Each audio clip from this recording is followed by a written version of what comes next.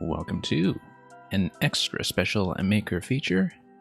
The first one we're doing of this sort, but certainly not the last. We'll be looking at a retrospective of sorts, I guess a recent retrospective of levels by a creator who is a friend of the stream and who has submitted many times before and who we have shown off on many occasions. This is Donkeymint.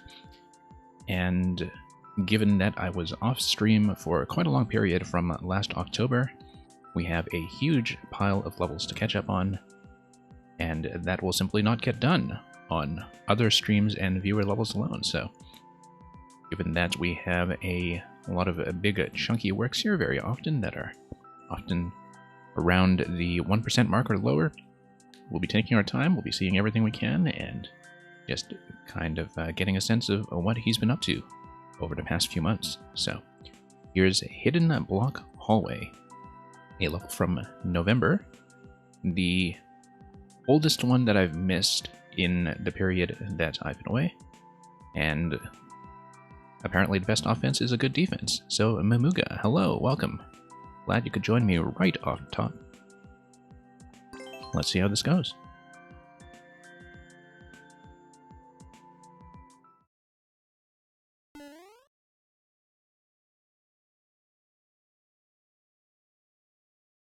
Okay, let's see what this concept is all about. Well, there's going to be a hidden block. It's going to block the skewer. And if we... I mean, we shouldn't do that, obviously, but we need to prevent the skewer from hitting the on-off switch, because if the skewer hits the on-off switch, then we are just dead because it drops the entire floor from under us. Okay. Very interesting that initially it gives you a very clear signal with the tracks around the invisible block, just to indicate what to do. And then after that, you kind of have to spot the targets for yourself. Oh, miss. And so it teaches you the concept right away. You have to learn it pretty much from the first screen, so... You've got important decisions to make, Sumumuka, but you don't plan for the future, so you're struggling, I see. Are they decisions, then, that are going to have a very long-term impact, then? Is that the implication? Nope. Need to jump on top of the mecha. Well, good luck with that anyway. I'm hoping that you get some thinking time in to kind of consider that carefully while we hop around and miss all the invisible blocks. But yeah, it teaches you everything you need to know pretty much on first screen. It gives you a sense of what the pacing is going to be. It's going to tell you that you really do need to hit the block, move on, get over to Spinies, not wait for any kind of second cycle. I didn't even see the winged block before hitting it the first time. And that's going to be a double hit, I think. We'll see. I haven't quite read that segment yet. But the thing I'm finding interesting about this level is how quickly I can actually get to read on a lot of this. I mean, sometimes I am kind of flying by the seat of my pants. It took me a moment there to notice that I am supposed to land on top of the dry bones, I think, in order to block the topmost skewer. But some of these, I'm just kind of flying by the seat of my pants. I see, so there are two invisible blocks there because that gives you a bit of a buffer in terms of accuracy, so you don't need to be totally on point when it comes to that jump arc. You can come in and have a little bit of freedom when it comes to how you're going to hit that specifically. Especially because you'll be aiming for that mecha on the lower level. Okay, yeah, because I aim for the coin here, I loop back to the dry-bone shell, and then I have to pop the blocks off the top, I think. I will have to revisit that segment a few times.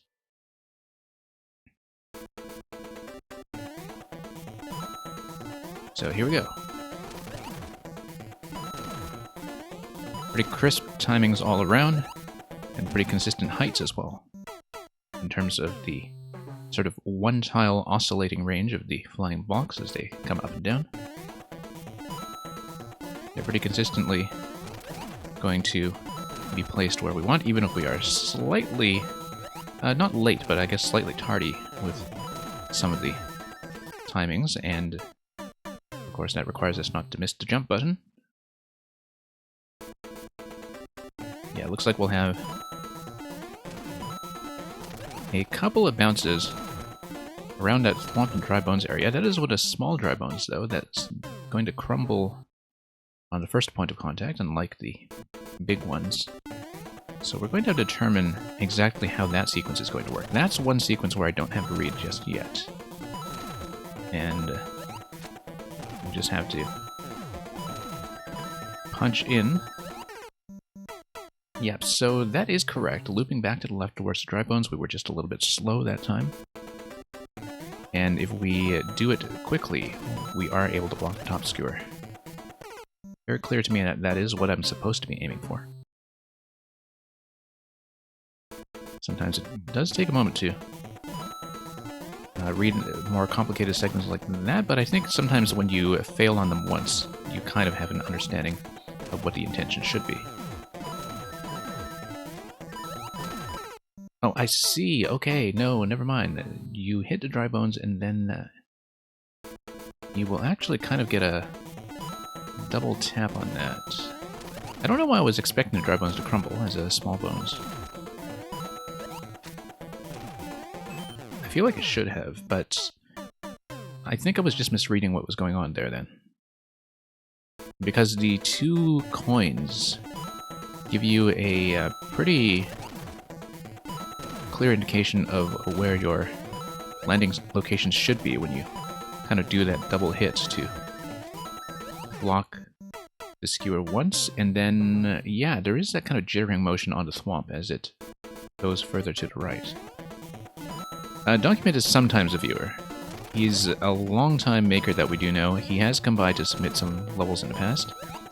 We're just way behind on the submissions, and so I've just been playing these anyway. And yeah, you can see the landing location on that coin over there.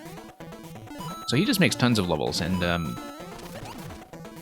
they tend to be long enough, and my viewer level streams tend to be infrequent enough that there's just no way I'll catch up on the last little while if I don't actually have a stream where I just blow through as many of these as I can, especially because some of them, I mean, they're all a fairly approachable difficulty, but they tend to have low clear rates because they really tend to develop their concepts over a very long scale. They're definitely on the lengthier side when it comes to elaborating on the original idea and showing off a lot of variations of what the central mechanic can do. And so sometimes it does take me upwards about half an hour to an hour to get through some of these, even if mechanically they're not that demanding. There's nothing here technically that you need to do that you can't do as a fairly standard traditional Mario player. We can look ahead already and see that picking up the POW is allowing us to get through the Muncher, which allows us to get through the door. So, I didn't actually tell him I was running this stream, but he does come by every now and then. And I'll be doing more features like this in the future, because as I've been saying, on my followed list inside the game, I'm kind of constantly at the cap of following about 100 makers, and so I constantly have to rotate people out and rotate them back in. Neat little 50 coin dropping off of there. Okay, pretty clear markings over here. The idea is that we need to fire the shell, but that we also slow the thwomp, and that it's carrying the boom boom up top. Interesting. Oh, that's neat, actually, because of the way it's like you're dropping into the cellar from the previous screen, if you think about where the door placement is, and what the kind of decorative element at the end of the first segment was. I caught a very fleeting glimpse of it, rather, with the 50 coin and a bomb. We obviously need to get a double hit here, hit the piranha plants once, hit the block a second time. Okay, here we go. No. Oh no, it did break through, we just need to jump over the shell. And of course it breaks through, it just cuts right through the piranha plants, hits the block. We just need to not get hit on a rebound. Okay. Oh, nope. Got trapped under a one-way panel. We do need to wait for the shell for an additional deflection, and we need to hit multiple blocks in the wide rectangle in order to slow the thwomp down further.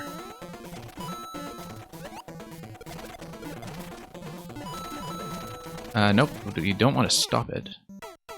That would be a bad idea.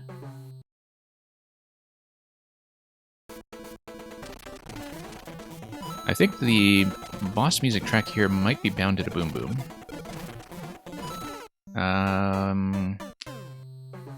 I think we need to let the shell go first and then hit some additional blocks there. I do kind of need to time that multi-block segment around what's going on with the shell. Okay. I think I'm only really going to have time for 2 hits there. Unless I'm bouncing back on the shell and firing it, which might be a possibility. I don't know if I'll be able to slow it down by hitting all 3. But we'll try it until we have a good sense of what to do there. Whoops. And of course, this is only the second segment. Knowing a lot of these levels, they really get full mileage out of often using both checkpoints for a kind of a 3-act structure of development. Nope, shouldn't have backed up there for the 3rd block. 2 blocks should be sufficient. And we'll just... Okay. Get over here. Not quite. Maybe we do need some kind of approach to get all 3 hits, but...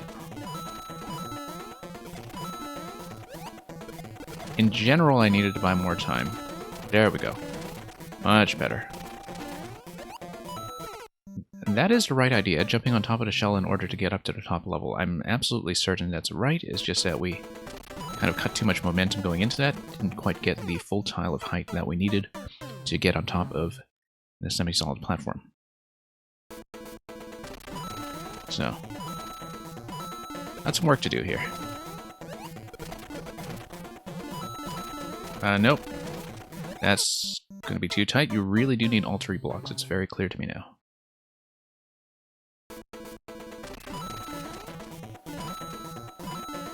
And of course, since we are small Mario the whole time, the boos work just fine as a bit of a death wall. The other thing I should be considering is falling into the one-way panel is just fine. I sometimes read them too instinctively as 2-way solids. Okay. There we go. And there we are. Okay.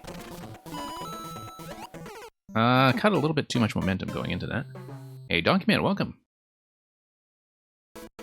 I figured that it would take far too long to just wait for you to submit 1 week at a time in viewer levels because I've been off, of course, since October until my recent resumption, and you have made probably about 10 levels since, I think, maybe more than that.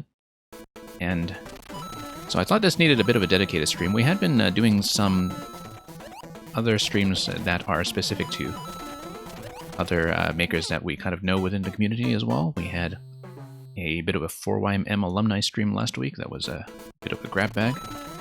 And we'll be doing a bunch more of these in the future, given how many very prolific makers we know that keep turning out really high quality work. So, glad you could drop by and see this. This is the first one of the night, and we'll be getting through as many as I can manage for the duration of the stream. I don't know how many that will be, given that sometimes I take half an hour to an hour with some of these, but... Mamuga, I don't think I have your maker code. But I know I've seen you on a lot of other streams where I hang out before, so... Some of them, anyway. Nope, that's a blank. But, yeah, there's one sort of in the middle, there's one to the right of the track. I don't know how many of those we actually need to hit.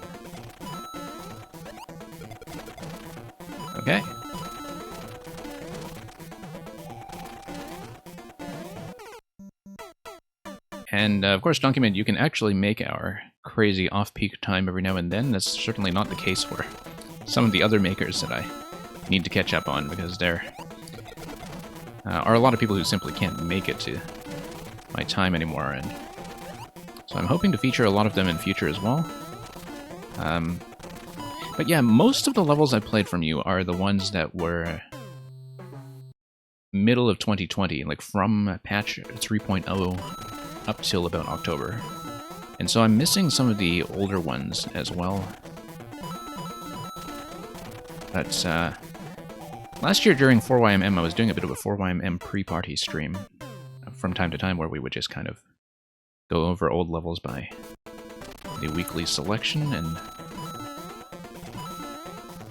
yeah, that was kind of my chance to catch up with some of the older creations as well. But I know that I'm still missing a lot of those, but I thought I'd prioritize some of the more recent work, just to see what you've been up to lately.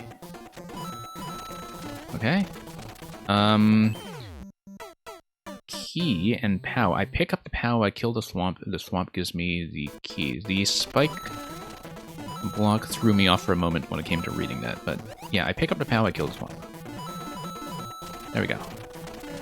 Okay, this is feeling increasingly comfortable when it comes to spacing. I'm just getting a sense of the flow. Okay. Yeah, I don't pick up the POW, I just hit the POW. I hit the POW to release the Muncher, and the Thwomp comes in, but then that raises the question of the key. Let's take a look at how that's going to work. I'm kind of reading some of this on impulse here. And Cordial Snail, welcome. Cordial Snail, I swear I just saw you over at West Second's Wheel of Fortune stream when I was dropping by to say hello. And I hope you kind of enjoyed the program there as well.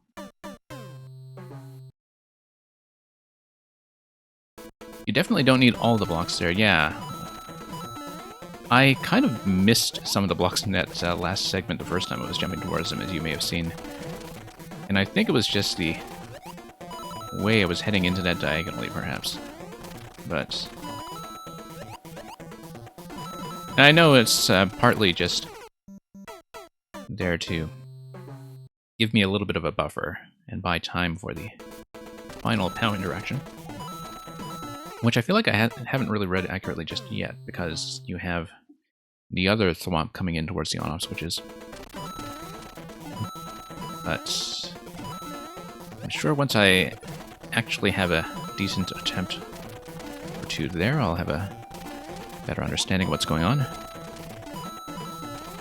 Okay. Ooh, losing a bit of time there. No, that's not going to go. I knew I was a bit behind by that point.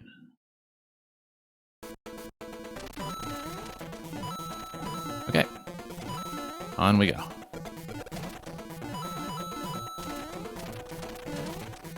And, yeah, here we are.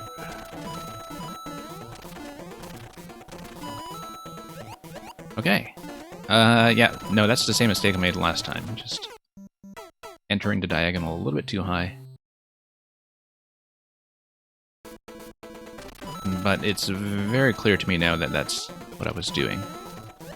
Whereas before I just wasn't sure if all the blocks were there as demarcated, simply because I was seeing that for the first time and a bit surprised not to hit anything, but it should be quite clear to me now that it is just an accuracy issue on our end.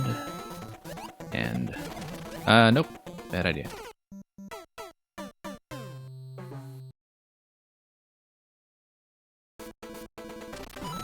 Okay.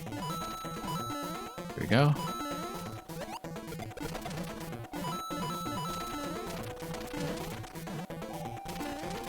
Nope. There were certainly some places in terms of timing where I wondered if I should just pop the shell and re-throw it, but I think letting it slide is probably how the timing is supposed to work. Or at least a timing that is workable, I should say. Because then... Yeah, because then you do want it to come from your left in order to nail that last jump there. Oh no. It's kind of flubbing the jump. Still still kind of looking at that. You released a muncher, the swamp comes to the left, and then... I guess the swamp from the right has a bit of a timer on its own as well, and that the POW... I probably just didn't notice what the key interaction was there with the POW activation, but there's a bit of a deadline on everything, so... Jump over. Yep, key is up. I was hitting the up button just a tiny bit late. I was off-center on a door, and off by the full tile, rather. Recommended technique is to not have to grab the shell again after you kick it, but Panga took it as a shell jump because of course he would. Yeah, what I certainly noticed just from seeing Panga and Pooh play a lot of the 4YM levels last year, and particularly my own, was that you can really tell just how much sort of invisible optimization is going on with how they play, where you just have tons of corners that they cut that you don't really realize they're cutting. Until you see just how much space or time they're gaining on you. Pretty intentional, yeah. Okay. It's gonna be a drop, I think. I just need to figure out my drop location here. No, I have throw and then I jump, I think. Let me just... Yeah. That looks right. Except I need to throw pretty much right at the claw, I think, where the arrow is telling me. Because then it's going to be bouncing to mecha, and then that gets on the on-off switch, which drops the munchers. Now, why would I want to drop the munchers? I should really kind of let go of the dash button there when I do landings like that. Oh, I see. So there are blocks above me for that blockage, and the on-off switches... I'm just kind of looking at how they're placed over the... whoops, decorative elements here.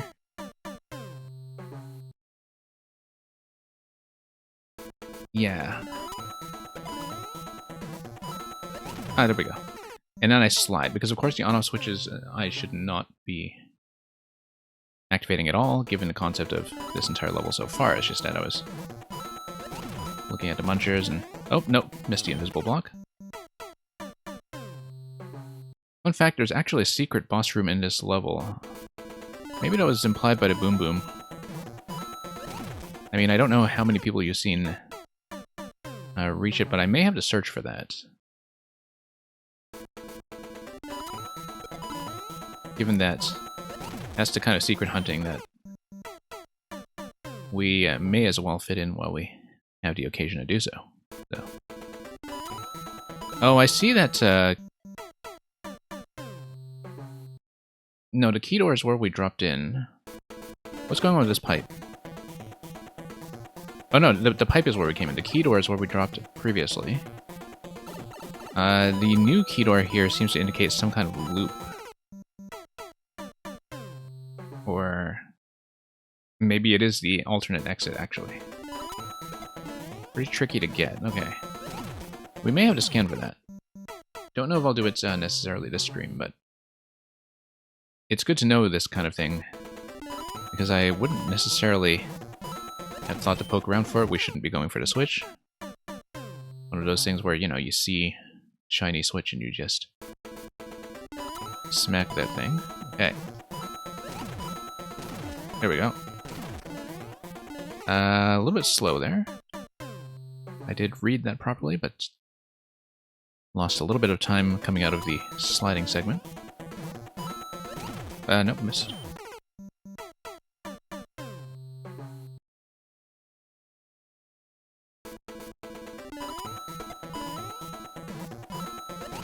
Secret boss room, yeah. Definitely think about a key door at the beginning of this segment. Of course, missed a jump there.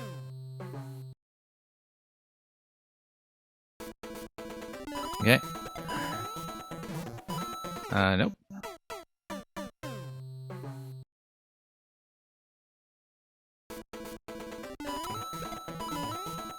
There we go, that feels much more comfortable. Assuming we can stick the landing.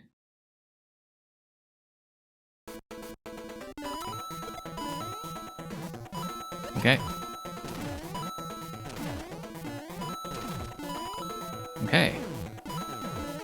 And I see the cannonball landing location. I just didn't have a very good jump arc aiming towards that because I was kind of reading that on the fly, but it is fairly clear where to go. Whoops. And also how I was previously losing time on a double slide. So, a lot of minor optimizations we can make as we replay this segment. That key door is the exit from the secret boss. Yeah, I figured. Because it's not like you're going to be coming back here. I was just thinking about the previous segment and what I might have missed going in, but I think it's one of those things where, you know, there's a lot that my eyes are not necessarily on while I'm making all the jumps there, especially with everything going on with that boom boom on top of the boost stack. And, whoops. Yeah, I thought I was a little bit ahead horizontally there in terms of position.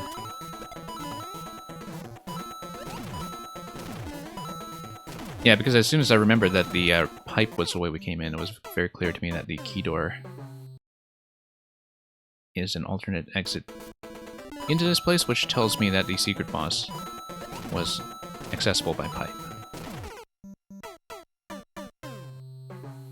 Somewhere after CP1, but before CP2. We might scan around for that. Didn't take me too long to learn how to get over to the CP1 segment, so...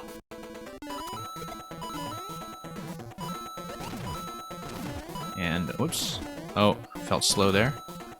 And somehow I made it. Didn't really expect that.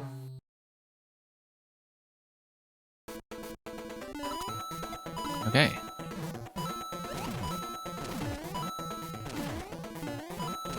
Okay, that felt a lot smoother. Nope, cut momentum there unnecessarily. I think I was kind of hedging on my position relative to the cannonball, and that was unnecessary. If I just properly committed to the jump, everything would have been fine. Nope.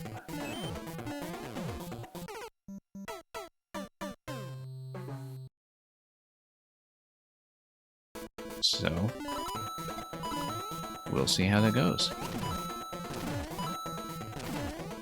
Yeah, staying crouched there does help quite a bit. Yeah, I pretty much need to go directly from block down to the next mecha. I was just a little bit out of position for the invisible block itself, and so took a little bit of correction that ended up being the end of me. Okay. Again, cut a little bit too much momentum after the shell kick, since I was kind of hedging on reading what was going on there with the dry bones and muncher stack over that swamp.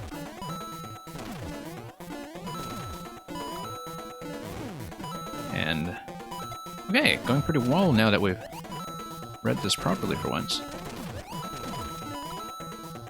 And yeah, pop that.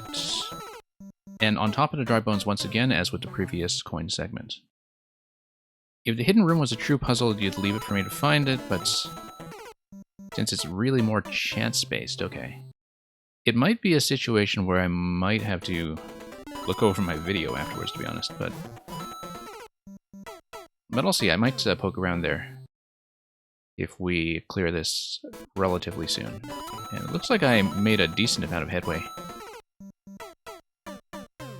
further along in this segment, so we'll see. Just need to clean up some of the early stuff here. Nope.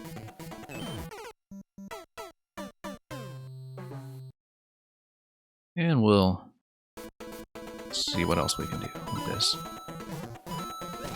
Okay.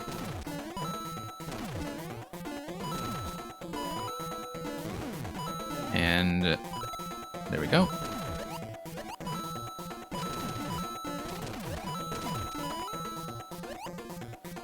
Okay. Dry bones. Yeah, that lurch there definitely tricks me out sometimes, but I knew that from the First time I was playing this, so... Okay, actually kind of above par for the sub 1% clear rate. Didn't take too long, but it looks of it. So yeah, let's actually take a look for that then. Let's take a look. See if we can keep our eyes peeled. I would be guessing after CP1.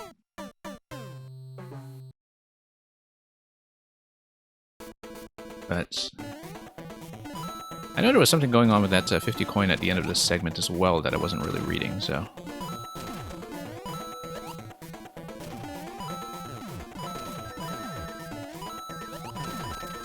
Okay. And... Oh, I see. Okay, no, it's just Muncher drop on the other Muncher. Has a bit of a coda to this segment.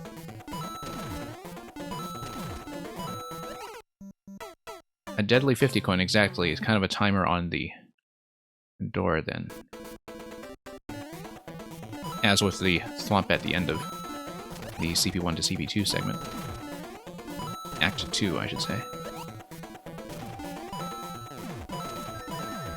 Funny how natural this feels after playing the latter part of the level.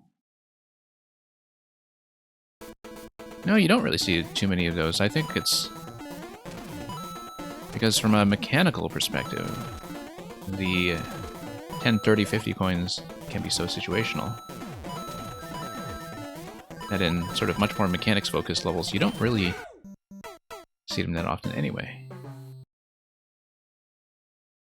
Okay, really do have to be careful about how we approach Muncher with that POW then. We can't have that much lag time on the POW.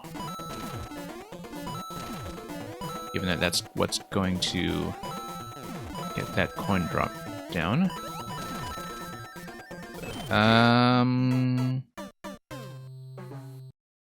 Let me see about this. I had no trouble with this earlier. I don't know what's catching me out now, but we'll just have to redo it until we figure it out. Wait. Oh, I just lost my grip for a moment.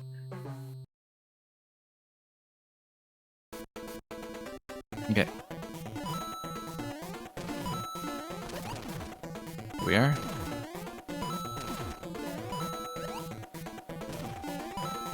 And once again. Feeling more and more fluent here now. Okay, let's keep our eyes peeled. While also jumping around this segment.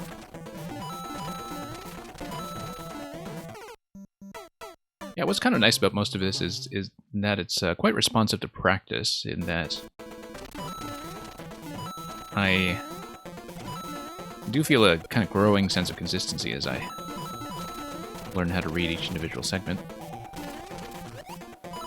which is always nice to see. Okay.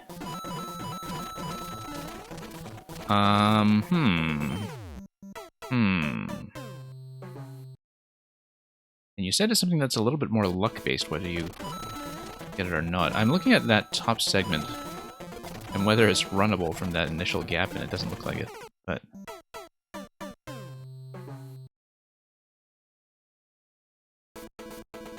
from where you drop in, yeah, because you drop in from the door... Just kind of scanning this carefully to see if we missed anything. I've been paying attention to the ceiling, too.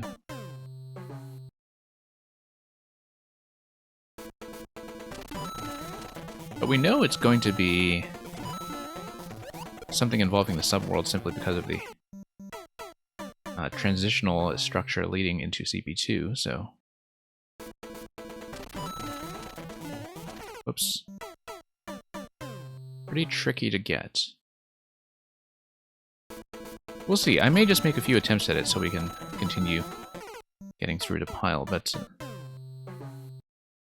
I definitely didn't pick up on anything unusual from getting through most of this segment to the end just now on the first and best attempt. So, we'll have to see if there's anything in particular I didn't pick up.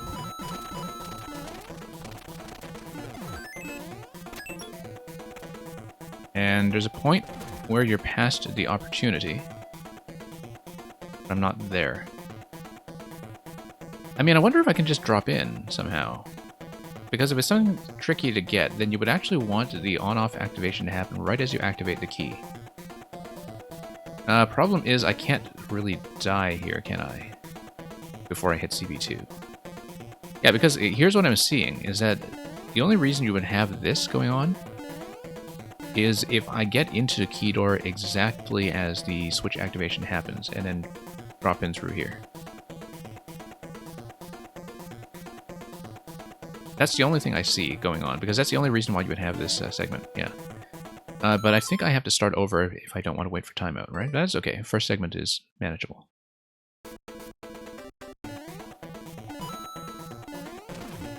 Yeah, because I was kind of thinking about that on-off structure in the transitional segment the first time as well, and that was before you mentioned that there was a secret boss, so that was just a bit of an enigma to me that it receded into the back of my mind as I played a little further.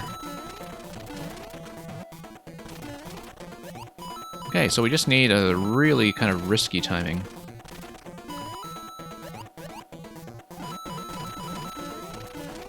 On this guy over here. Nope, too early.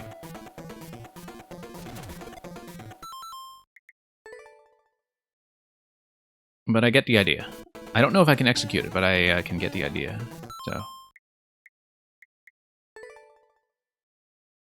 This was your way of taking unavoidable on-off jank. Right, in the event that somebody gets through in the off state, I guess. Yeah. Hang on. Let's start over. Always nice when you actually have the remaining entity space for that, despite having expended so much on flying blocks and the like. Whoops. Don't know why I hit that. That was not well advised. Okay. Up we go.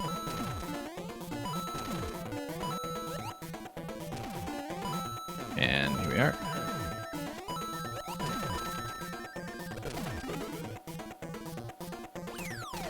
Okay.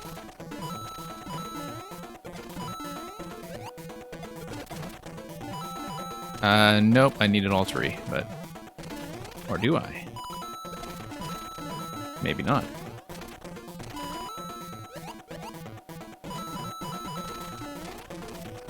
Okay. Nope. A little bit too late that time. I was also just out of position. I was trying to catch the timing, but I was a tile to the left of the door. So, that didn't... yeah, we're at CP1. Okay, good. Nope, let's not start over. Let's just die. Always have to take a moment's pause to kind of get my checkpoint memory straightened out. Okay, bop this. Okay.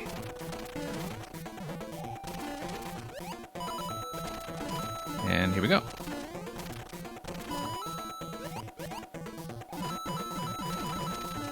Okay, going to stall that guy. Yeah, it was tapping up just as it made a contact. That's a very tight window, though, but... I mean, I know from experience that it can happen. It's just that actually executing it on demand is a little bit trickier. I don't know, nice to find out the hard way that hitting just 2 blocks in that 3-block segment does in fact work. Nope. Miss. Possible to hit the switch, enter the door, and then afterwards the on-off switch activates, huh? Yeah, I know, because I had somebody show me like an Uno Mas with that last week, in fact. Which I also had trouble executing.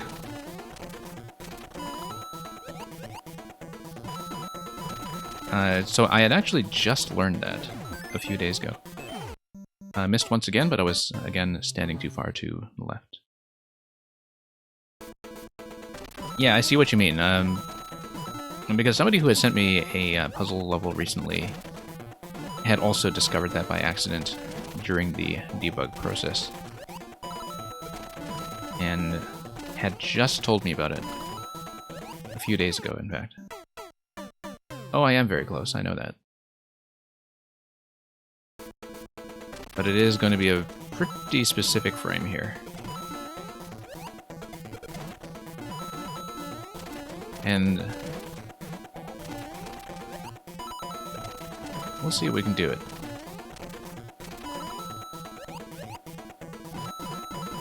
One thing to catch a potential bug, another thing to just try to handle these errors intentionally, so that's going to be a no.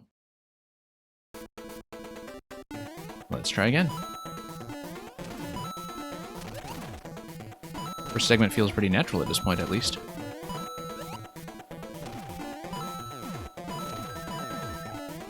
Nope. That was the only segment that kind of took me a moment to read. I think it was just before you came in. No. We'll see what we can do.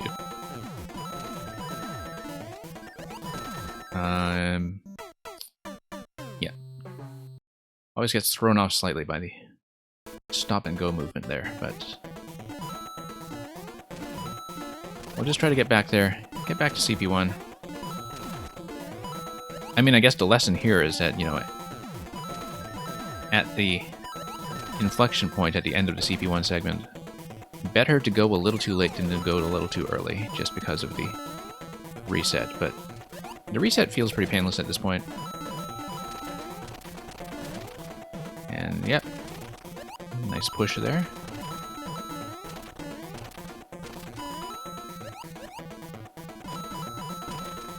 Four blocks. It's going to be a little bit risky. Nope. Too early. And hey, Greggy Spike. Oh, I actually got it. Okay, not too early. Greggy Spike, I'm not running the queue today, but I'm hoping to run some of your longer Metroid levels at some point, in fact.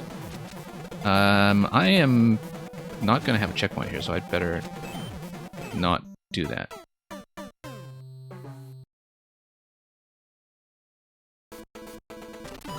I don't know if I'll be able to get back in there twice, to be honest, but let's see. Well, yeah, there it was. I don't know if I'll be able to get back there twice to beat that thing, but I'm glad I saw it at least. I mean, I see that it's kind of a survival segment where you just have to clear the bombs from the area, so I was kind of reading that as time survival, but at the same time I was not doing a very good job of getting the bombs off the table, so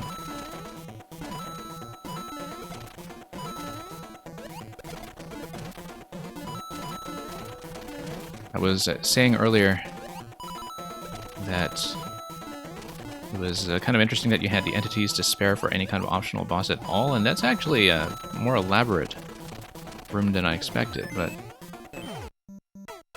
I guess it is in the subworld segment at that point. There's no reward for it, just a joy of playing it. Oh yeah, I know. But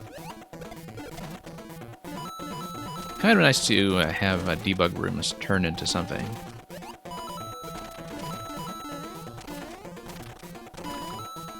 Yeah, I also had to make a debug room for one of my other levels, the Goomba Mask one. I think I've only ever seen a debug room on stream once.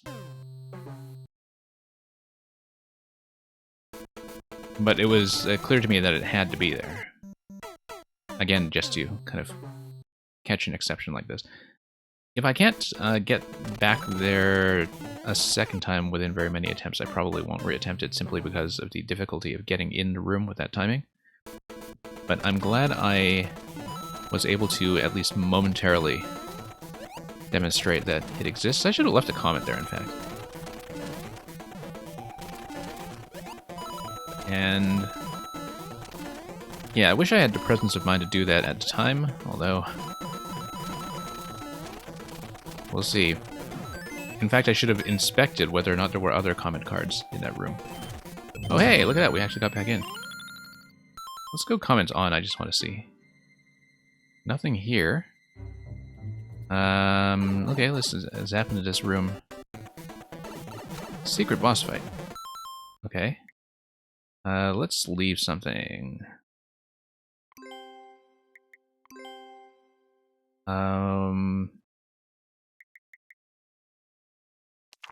So close.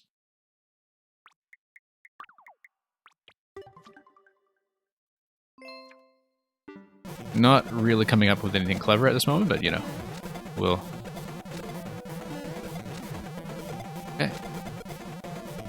Yeah, we can just pop these directly since they're already ignited. No, okay. Okay. Oh no. Getting closer.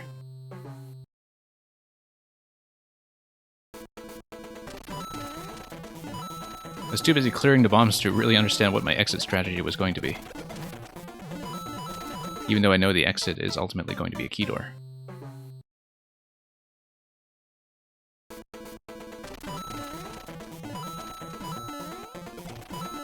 But, yep, pretty frantic little segment there.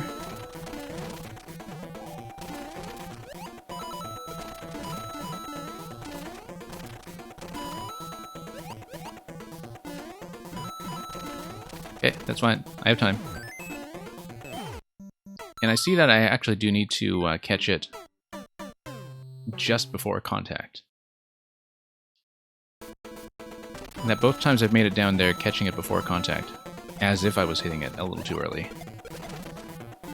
is how the activation is going to look. But yeah, don't know if lightning is going to strike thrice here.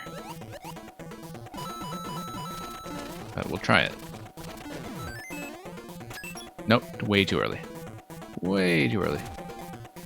Okay, you can catch it after contact as well. Yeah, since this is going to be a full restart, I don't think I'll be able to clear it, but I'm glad I saw it. I should probably look that over again to see whether that's, I mean, it feels like a shame to let it go, but I should look over it again to see what the exit strategy was actually going to be. Because I was just kind of parsing that as survival timer, and I didn't actually end up seeing where the exit door was, I think, because I was just too busy watching the bombs. But yeah, glad I could show that off on stream. Let's get through some more. A huge pile to get through. Yeah, I figured it was time survival. But anyway, bounce, pass, pass. Why am I not surprised that a bouncy level has a world record by Mang? Throw it at downwards angled arrows, and a running start can't hurt. And hey Merlin, welcome. Merlin, I actually caught a streamer yesterday who was playing through your Super World. I don't know if it was somebody you knew, but I saw that somebody was specifically playing Merlin World all stream yesterday, and they were levels I'd seen before, but I kind of dropped by to see a bit of that anyhow, so... And yeah, we'll have to do a catch-up on yours as well at some point, Merlin, because I still, at this point, haven't played your World 7. As well as possibly some of the revisions of the earlier levels that we had seen. Yes, it was Slide Neon, yes. Forgotten his name. Okay, looks like it's going to be a stump drop on this, unless... Hang on here. Okay, that's not going to be it. Let me see if I understand what's going to go on. Because I would need to kind of get a bounce, like a side bounce over there.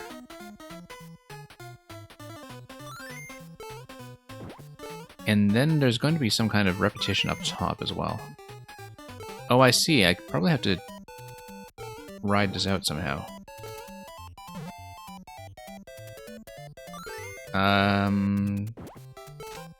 Let me think about this. I'm probably overthinking it. but I kind of assumed that it would be a throw and that you would have to kind of land on the other side and, you know, jump off the stump and get a bounce back to the left side. That's how I was reading it. Running start can't hurt. Yeah, I guess it can. Oh, interesting. Interesting, okay. Like I said, not surprised at the world record for Ming.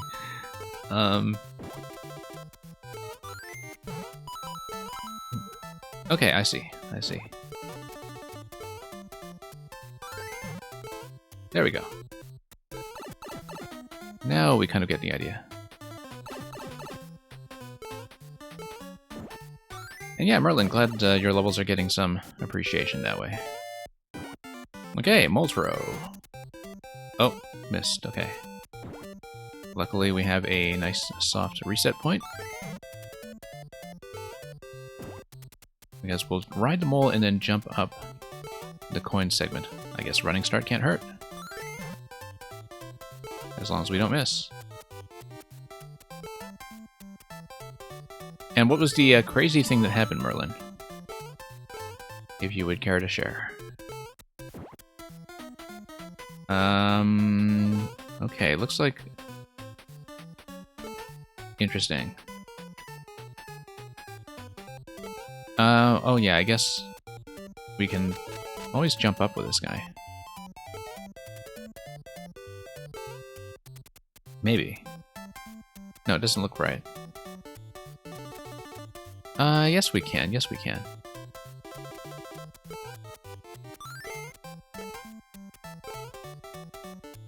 Except, yep, there we go.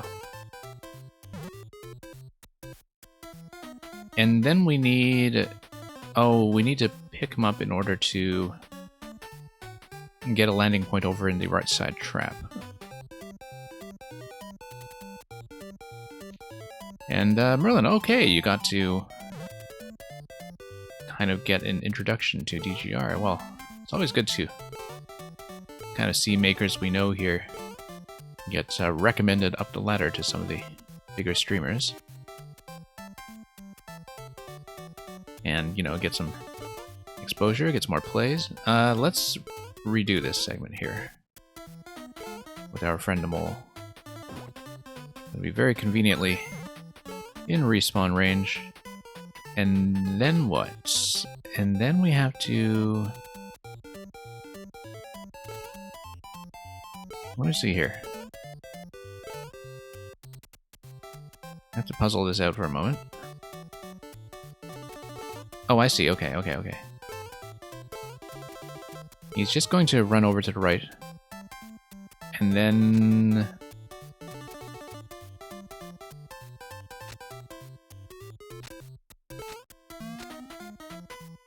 Huh. Because I'm looking at the other mole here and... thinking about like what we could actually do with it. Okay, clearly need to get a mole loaded onto this segment here. The idea should be to get a pickup. And yeah, I mean, the arrow is indicating as before that we need to dump him there the way we did previously. But okay, we'll just dump him on top then. And the way we'll do it is with the high jump. No, maybe not.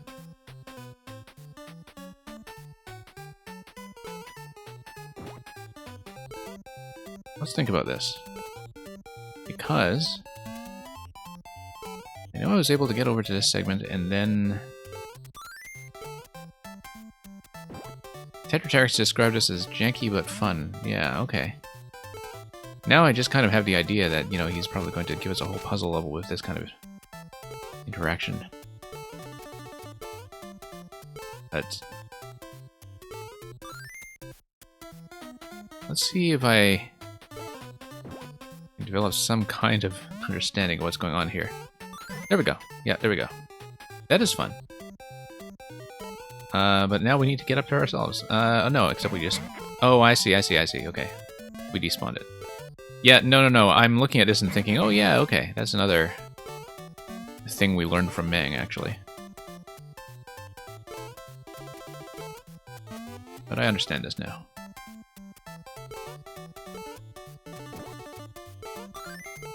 Whoops. Should have gotten a bit more of a running start. Whoops. And, Merlin, I don't remember if I've seen your getting over it level. I know I've seen most of your Super World, and of course I've seen the dedicated level that you made, but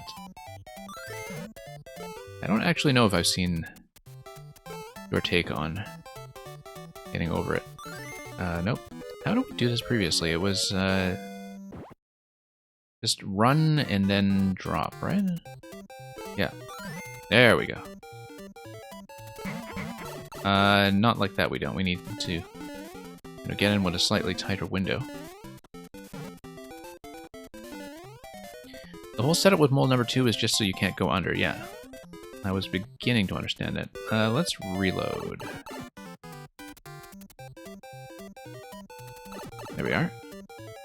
And see if we can actually clear this within the allotted time. No.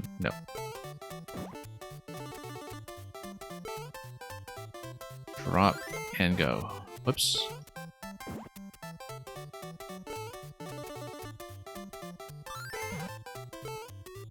And yeah, Merlin, I didn't actually know much about Sly Neon as a streamer until I saw him run through your levels the other day.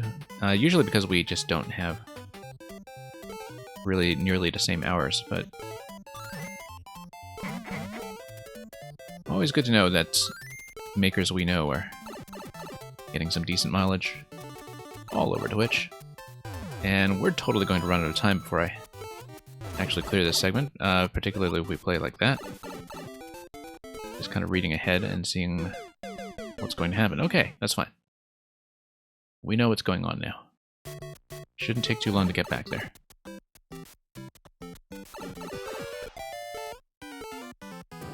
And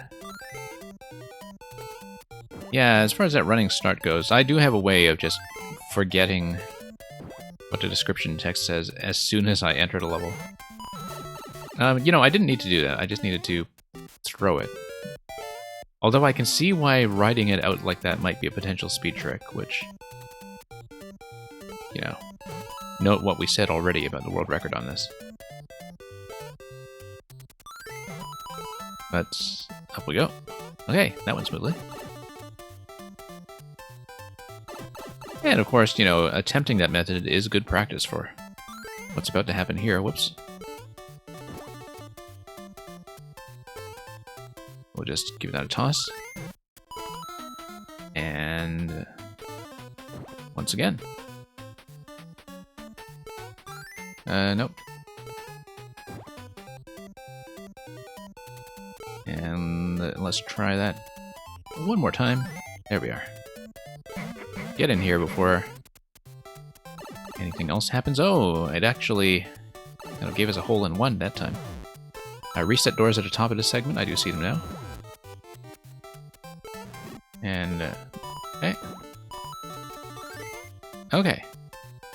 That went reasonably. Nope. Had to pick that up. We do, however, have access to a reset point. How much of a reset point? We are about to find out. Whoops.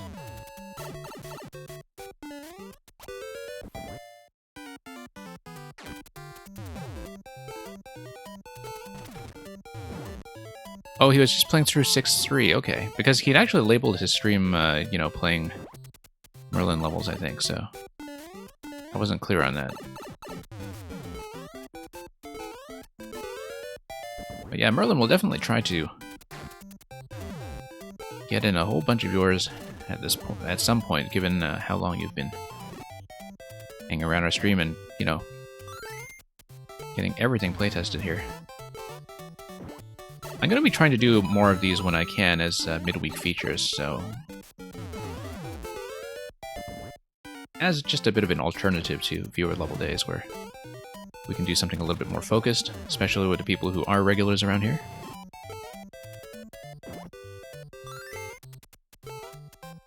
I think I was saying something similar to Greggy Spike earlier, because Greggy Spike makes these massive Metroidvania levels that usually take me about an hour and a half, and I'm 3 or 4 behind on those too, I think.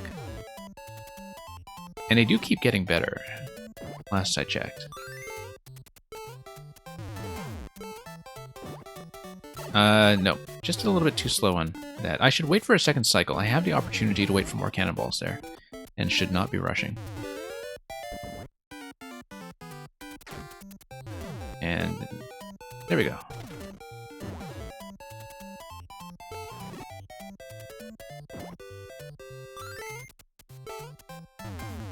Okay, let's wait again. Yeah, because Greggy Spike, you're up to what, something like 7 in your Metroid series now, right? If I'm not mistaken. Let's actually read what the pattern is supposed to be here. Pick up the high cannonball. And then there is the coin, and then, oh, no. I need to jump back over to the next one that's going to be on the left, because throwing the cannonball isn't going to do much for me. Okay. I get it. I've played a lot of sort of semi-puzzly levels that have that interaction with the cannonball maneuver. But I had some fairly regular puzzle submitters here who just loved SMP2 because of all the item handling possibilities. Whoops. Stop and think there for a moment, yeah.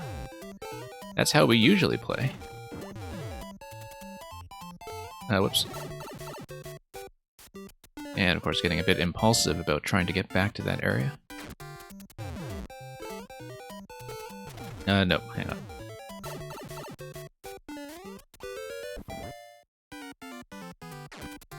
Okay. Whoops.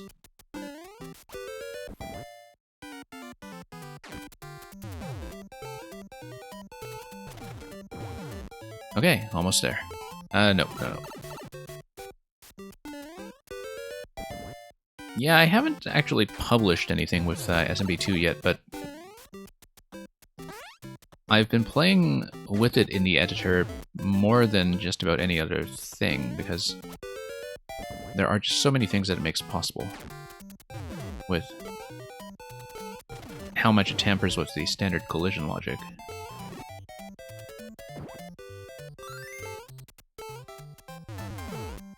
Okay, let's stop and think. Grab the top cannonball. And then am I able to maneuver back to the left? You know what? I feel like I need to preserve the top cannonball. Because otherwise I won't have it available as a platform. And I need to preserve SMP2 in order to get to the cloud that's further up. But I'm also not taking advantage of the rethrow on that. And I'm going to test something out very quickly, just to jog my memory for something I should know cold. Not like that, no. But let me just test this out quickly. Yeah, no, that's just standard throw. I thought so, okay. Just kind of making sure I'm not second-guessing myself about it having a bullet-like interaction, which it clearly doesn't. Yeah, I should maybe just slip into the bottom segment, like this. Why don't we just do things the easy way, ever? Okay. Because, of course, a lot of interactions just aren't possible if you don't mess around sometimes. Okay, I should actually check our headroom there.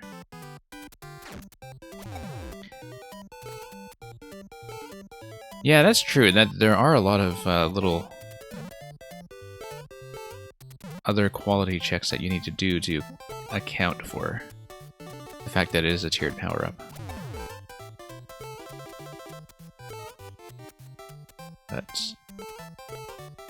But yeah, no, I'm supposed to get on top quickly. I'm just going too slowly. And I knew that from the last attempt. And...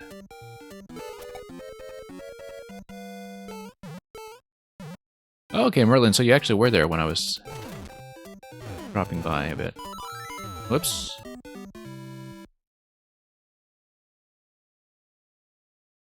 Everybody's first reaction is to always grab the cannonball. Yeah. Okay. Yeah, I need to wait a little bit longer so I actually have a proper falling pattern. It does. That's just how gravitational acceleration works in Mushroom Kingdom. I probably should have kept the stump. I feel like I need it. Or I should just sort of hedge on the possibility that I do need it, so...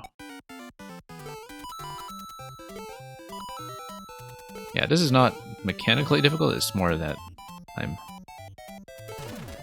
occasionally just kind of messing around. Whoops, just like that.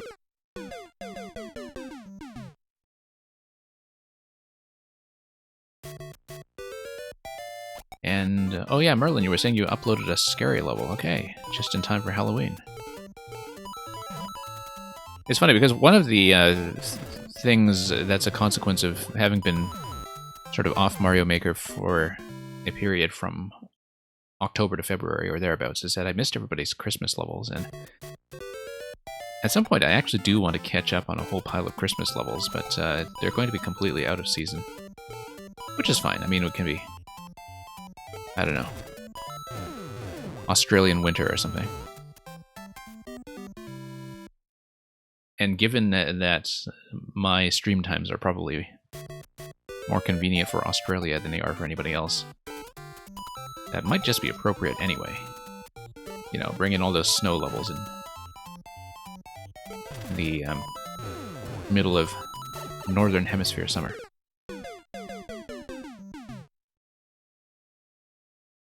But we'll see about that.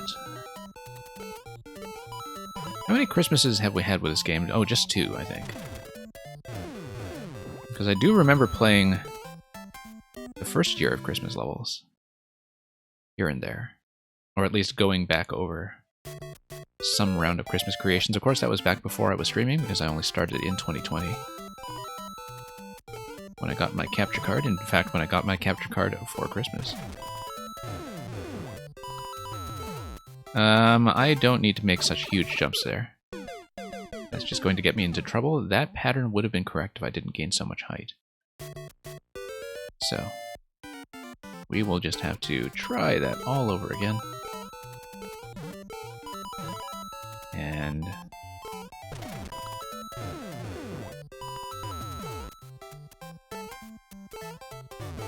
nope.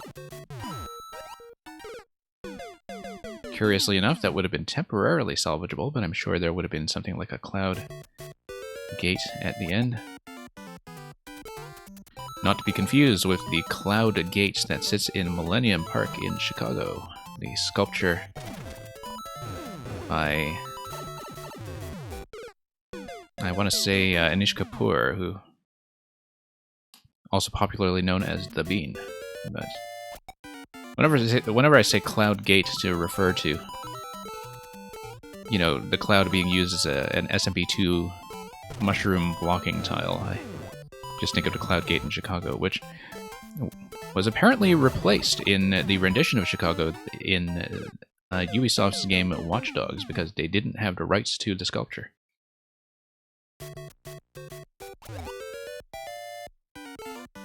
Yeah.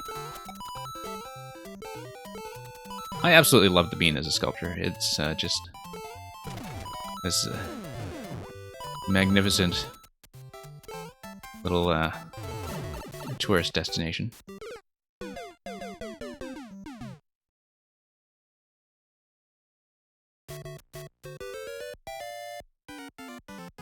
And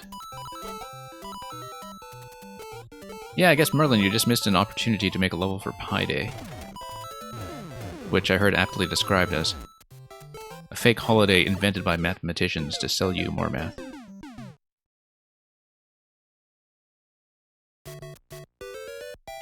We actually did get a pie for Pi Day over here.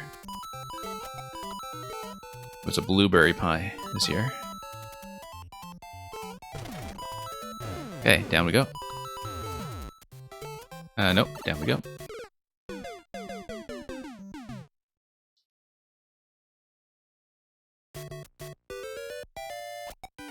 Okay. There we go. And round and round.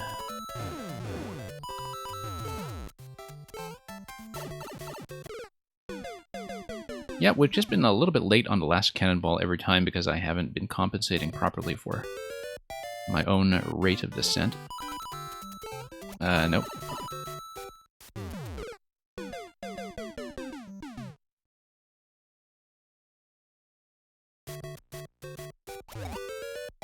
Okay. Losing one cannonball right off the beginning is not as bad as it could be. I guess that's why we have a margin of error. Yeah, I keep jumping way too high for the second one. I'm trying to do a short jump, but I have to be fairly quick about that, just to compensate for the speed of the red cannonballs. I think that's what's happening here, is that I'm not really treating them as though they are red, you know, and taking into account that heightened velocity. But we'll just get back over there and see what we can do.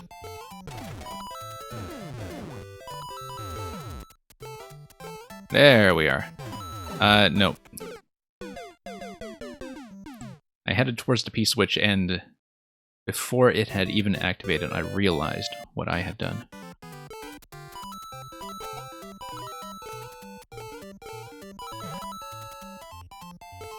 Okay. Here we are. And we'll ride this out. We'll ride, no. Well, we are kind of left here.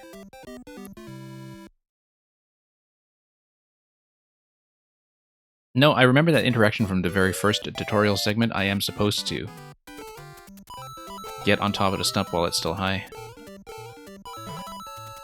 And the thing is, I did read that properly, it's just that by that time I had already decided to throw the thing, and so a bit of a delayed reaction time when it comes to pressing the buttons. Welp indeed. Whoops. Escape. Let's wait for the second round. Catch the next train.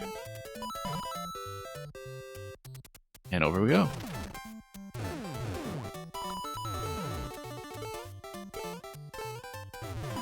There we are.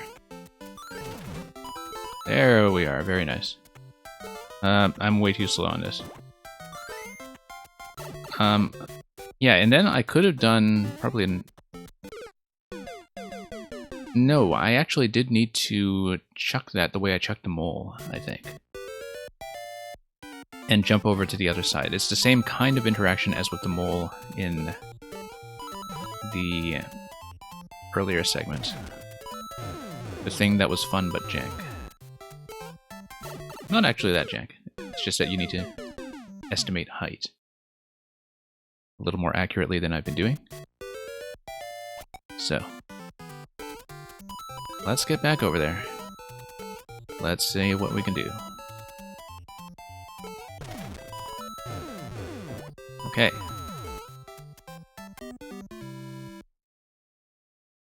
We'll have to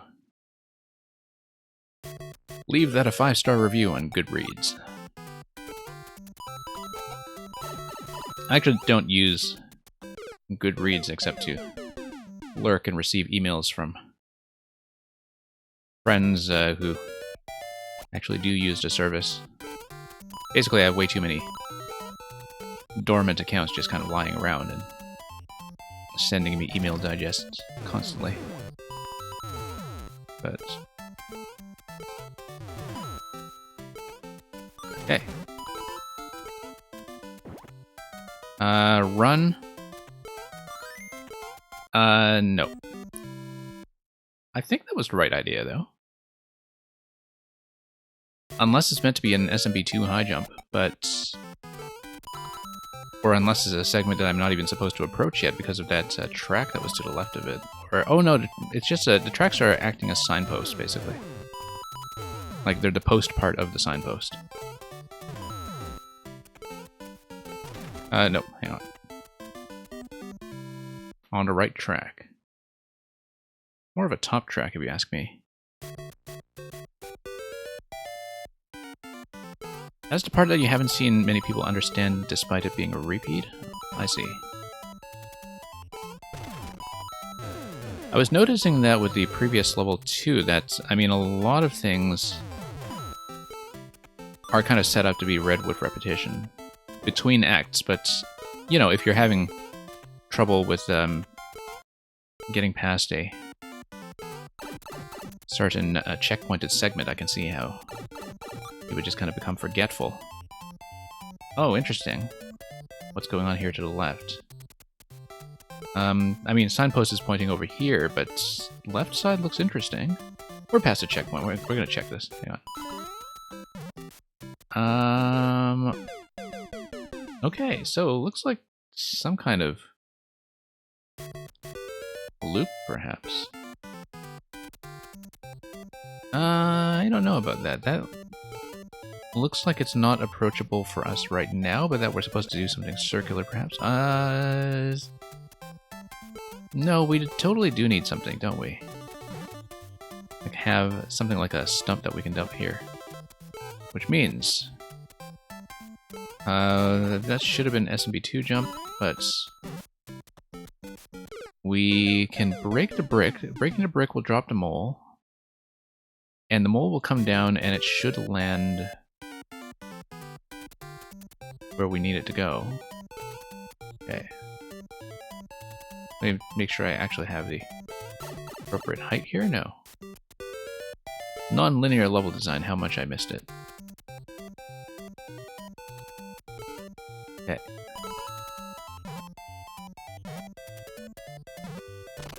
Not that I played a ton of Maker 1 in terms of actually keeping up with community creations until very late in the lifespan of Maker 1, but it definitely seems to me that the Maker 2 meta feels generally much more linear and much more guided. And has since its inception, I think, because, you know, people just had very well-established ideas of what their expectations would be when it comes to pacing, and when it comes to things like checkpointing, and directedness, and, you know, just overall clarity of signaling, I guess. It seemed like, you know, people came into this game with a very established community standard, and maybe a too established community standard in many ways. But I don't know if that's actually accurate. I just kind of get the sense that I saw much more non-linearity in what I was playing back in Maker 1. And yeah, you know, as somebody who might have seen a lot more of Maker 1 from a community side, I guess maybe you can vouch for whether or not my read of that is actually true. It looks like I'm supposed to let that bump back, grab the stump, get back on the mole, and then ride the mole and jump off of it once I'm carrying the stump. I feel like I'm standing a bit close to the mole for this right now, but... can I ride this guy back to the left a bit? Yeah. There we go. And then I throw, and then I get on the stump.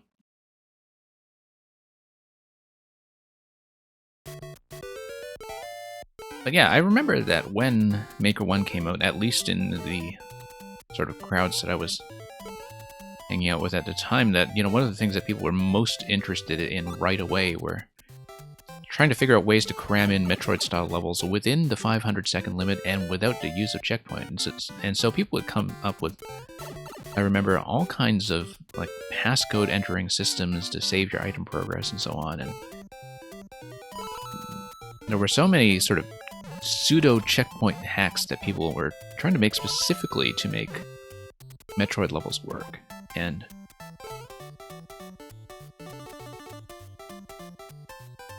you know, I've actually seen very few of those in Maker 2, apart from the Greggy Spike levels I was mentioning earlier, and also the Mini Barf Prince of Persia level, which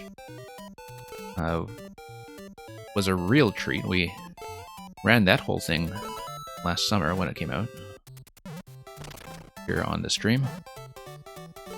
And that was very much the kind of thing that I felt was missing in this game. And I guess a lot of it is that, you know, at least from the side of the Twitch experience, that things have become so, you know, standardized around people having 15-minute limits for viewer levels, etc., which I don't do for various reasons. So you kind of see one extreme or the other. You either see trolls, or you see shorter platforming experiences that are more contained. And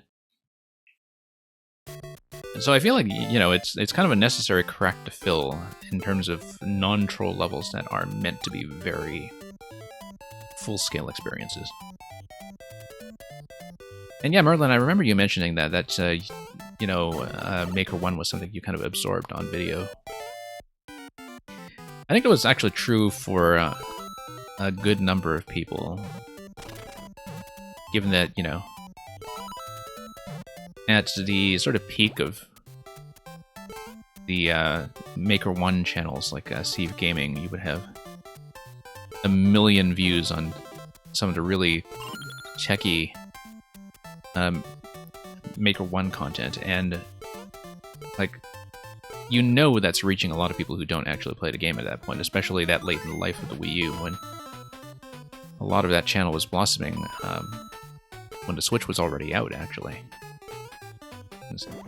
But also when Maker 1 was a very mature community by that point. I need to get a bit of a running jump off that mole, and I'm not setting it up properly.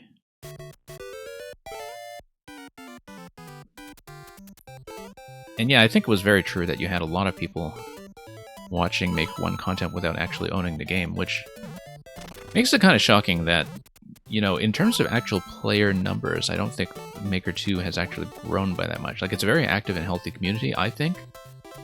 I think it's healthier than people give it credit for. But that there does seem to be a kind of limit on how many people were actually interested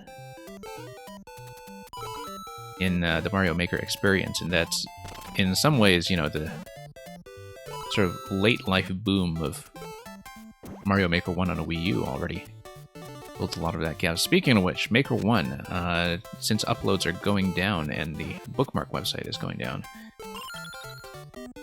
I am hoping at some point to do a Maker 1 retro stream. It will not be by the end of this month. It will be after the discontinuation of new levels, unfortunately, because I do not have my Wii U on me, and it might be a while before I get it back. But since I never actually got to stream Maker 1, I actually do want to get some of it on video.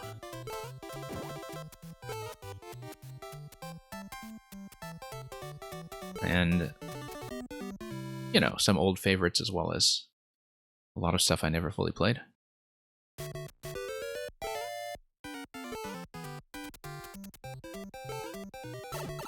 But yeah, there hasn't, I think, really been as much of a concentrated equivalent to something like Steve's channel for Maker 2. Like, you have a lot of YouTube content, you have some really technical stuff. Certainly lots of resources on YouTube for makers, but in terms of like something that really sort of popularized the kind of fundamentals of Maker Tech and is a very easy introductory resource to point to, it was kind of astonishing to me that, you know, for just simple stuff like the loading logic in Maker 2, that people are still kind of mostly pointing to things like the Maker 1C videos, because there hasn't been so much of an equivalent resource to fill that gap. Where, you know, you need something that's kind of like an introductory gateway to that content that's as entertaining to people who don't play the game, right? So.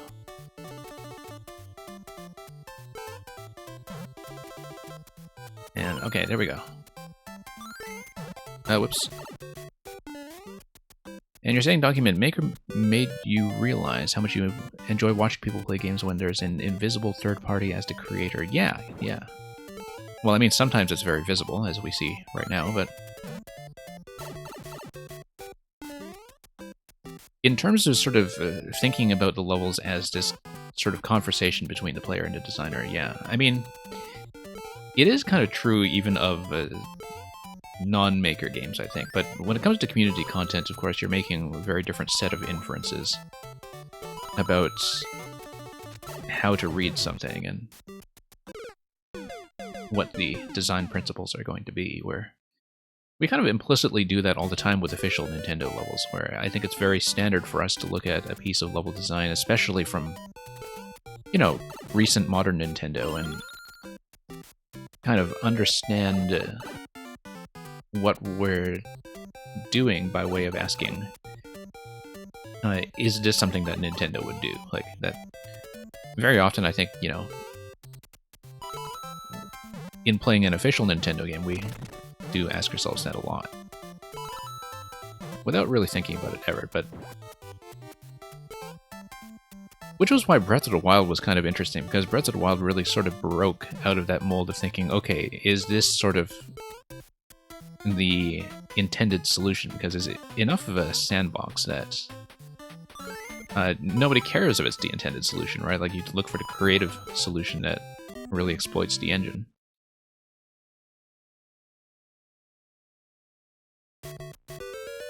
Although very often there would be at least one or two solutions that were maybe a bit more standard than the others.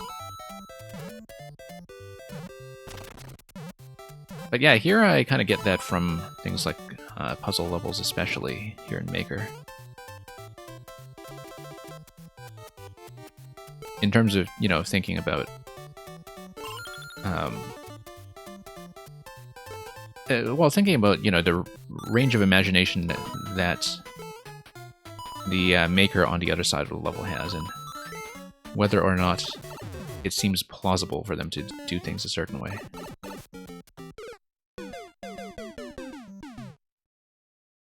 And yeah, Merlin, I mean, there will come a day when Mario Maker 2 goes down. Luckily, I think the success of the Switch commercially is going to keep it afloat for a while.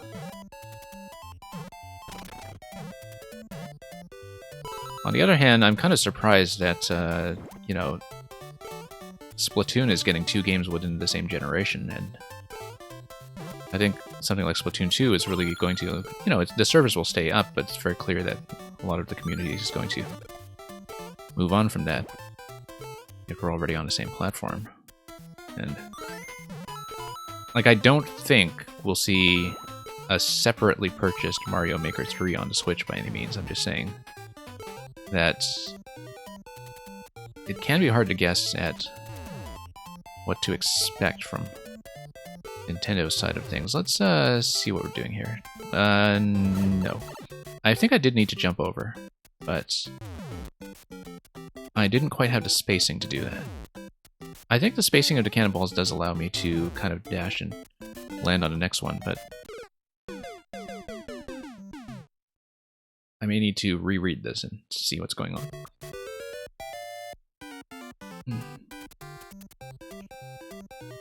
And you have to make meta design decisions based on who you make the, based on who you think the maker is. Yeah, exactly.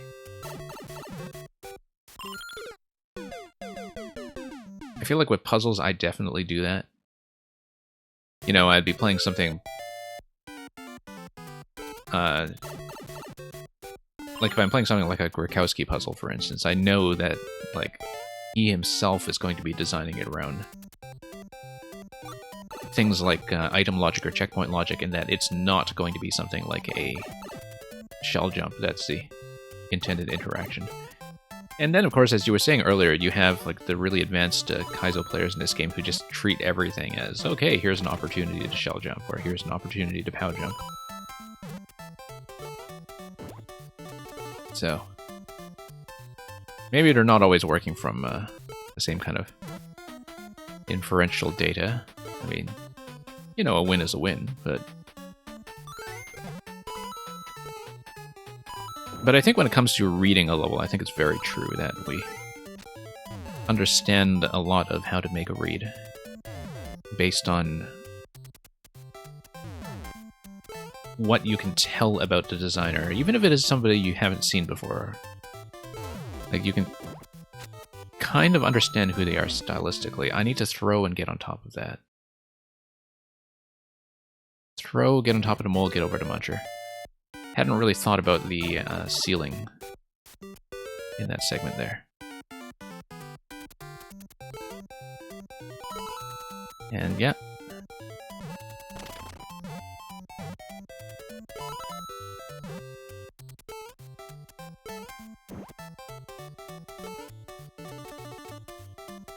Okay, here we go.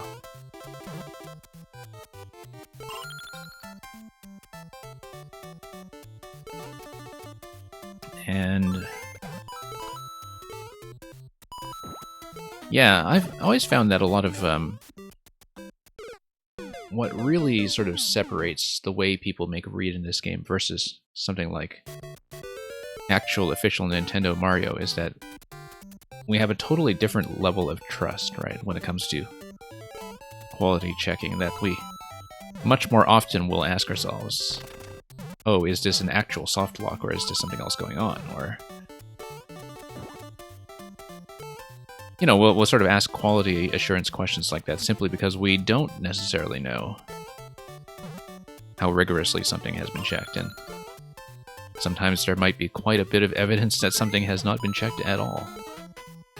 And... oh, whoops.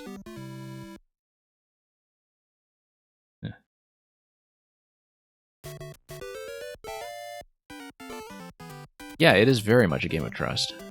And, whoops. Because the thing is, you know, when you see something that is clearly going to play a little bit unfair with you, you start looking for different clues, right? You start thinking, okay, where is a good place to hide the Dev Star? Or, you know, questions like that, basically.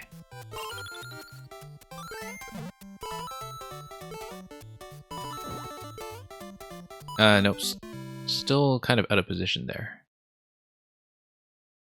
In terms of not bopping my head on the ceiling. I know how to do all this segment, though.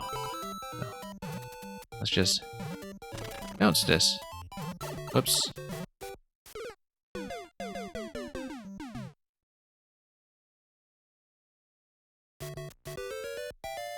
Okay.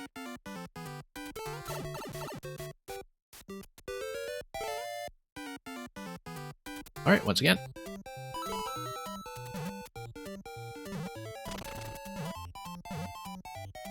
I haven't actually replayed any of SMB2 since the SMB2 suit came out in this game, and I think going back to it's going to feel pretty odd. Although I do like a lot of the way it was implemented into this game. I think, as I often say, one of the unfortunate things of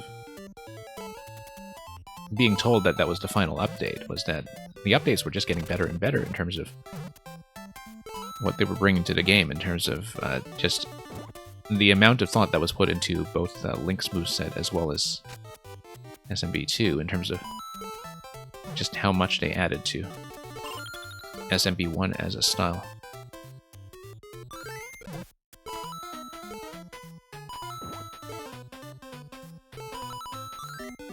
And yeah, I certainly think that from the perspective of streaming, particularly with things like viewer levels, that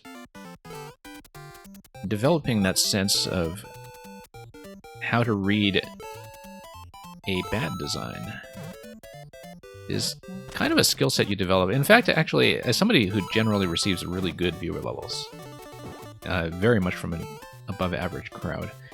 I probably get less of that skill set than somebody who's constantly grinding endless. Where I guess endless players, they are kind of constantly doing this risk assessment, right? Where they're wondering if something is going to be skip or if it's going to end the run or what.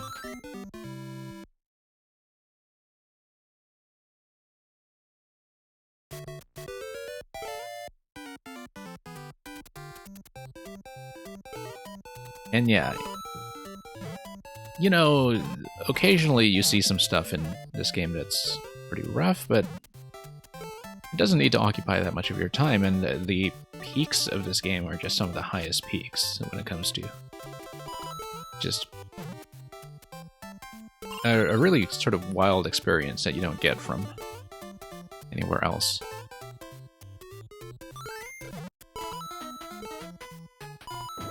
Like, I really feel like this game is a long way from running out of surprises. But then I have the privilege of knowing a lot of people who are pretty serious about finding tech and finding new ways to play with the engine. Well, I mean, Merlin, eventually you'll just hit 100 uploads and you'll need to at least start an alternate account.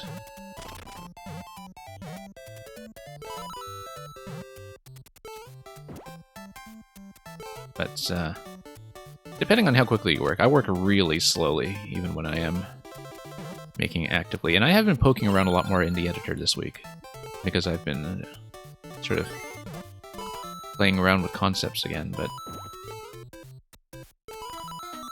Oh, whoops.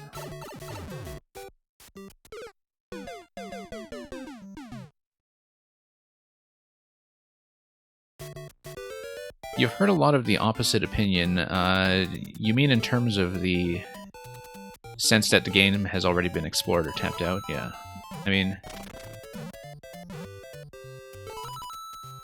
You know, occasionally I do see people really burn out on this game. Sometimes people we know, sometimes just content creators that we might be aware of, but... Like, people do burn out and they come and go, and that's just a normal part of the experience, right? But... when it comes to why they burn out, I find that very often it is just kind of a personal thing for them. That's... I guess the best way to explain it is that, you know, I would be asking myself, okay, do I have the same problems with the game? Do I have the same kinds of concerns? And sometimes they might be raising things that are, you know, pretty valid, but when it comes to the design space of this game and the level of creativity, sometimes it's just clear to me that they're just not seeing content that is as good as the content I'm seeing. And unfortunately, I do think it's a bit of a trapping of this game, and perhaps a fault on Nintendo's side, that it is just very effort intensive on the player's part when it comes to finding good content. Now, I happen to like doing that. I happen to really like the process of finding good content and realizing just how much of it there is out there. Just realizing that, you know, uploads could stop tomorrow and I would actually still not run out of genuinely good levels to play for maybe even years. But it does require a lot of active effort on the part of the player that's not really provided by the existing search tools or by Endless or anything like that, right? Like, it's not hard to imagine a lot of players just kind of struggling with the curation aspect of this game in terms of understanding where the good content is going to be.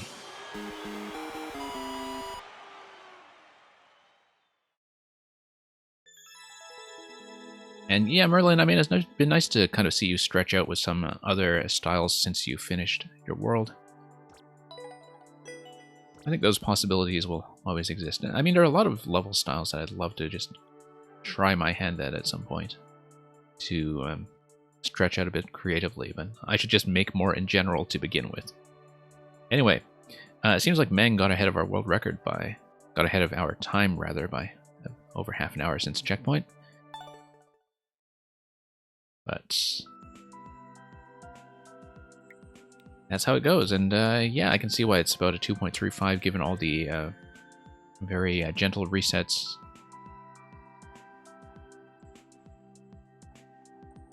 Okay, Stalactite Cave. And stalagmites, depending on which way you hang.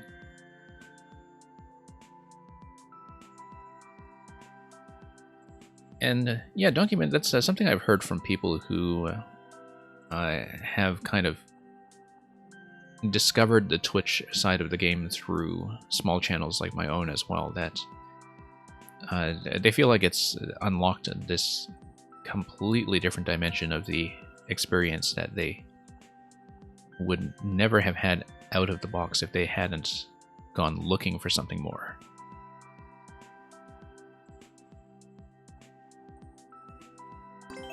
"44-second record from Vicky Boss." Let's see what this is all about.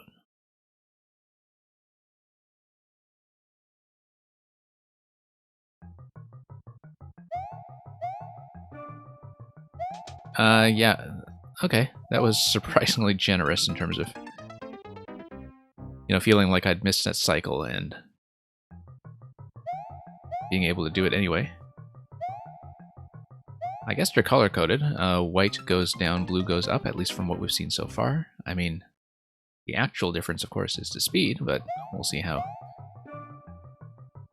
consistent that is. I mean, given that the arrows are giving me what I need to know, I don't think it's actually color-coded. But yeah, need to just ride this out properly and let it push us up when needed. I do think I read all of these accurately so far. It's just actually getting the jump arcs down.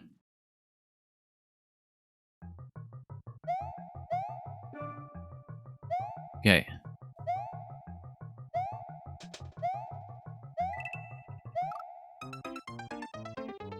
And yeah, Merlin, I first heard about Team Jump from various submitters here last year who were kind of involved with that early on, and it's been interesting but not surprising to kind of see that sort of take off as a tag, because I think there's a great deal of pent-up demand for levels that are hard but not Shell Kaizo. Because like that, there is kind of like this technical boundary for people when it comes to difficulty, I think, in terms of what they're willing to work on and master. And yeah, Merlin, I will be doing viewer levels tomorrow and the day after. They will be shorter streams than usual, so I don't know how long the queue will remain open. Because I do have a potential scheduling conflict this weekend, so I can't run as long as I usually do.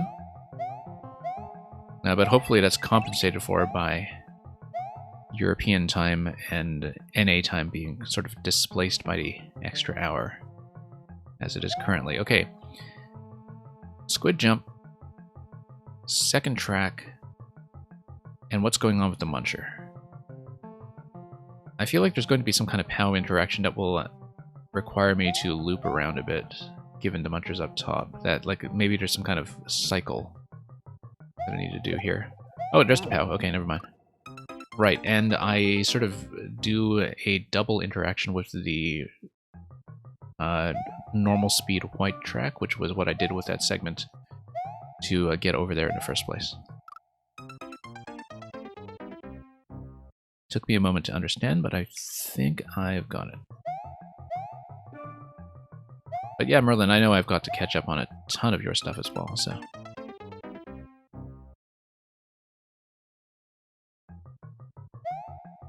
Yeah, it's taken a while to sort of figure out a working schedule, and I know my times are still equally bad for everybody in every region, but I think the weekend viewer levels have generally worked well. I know that it's a bit difficult in the EU if you actually want to get sleep on the weekends, so I may add another viewer level day again at some point, but we're still kind of working that out.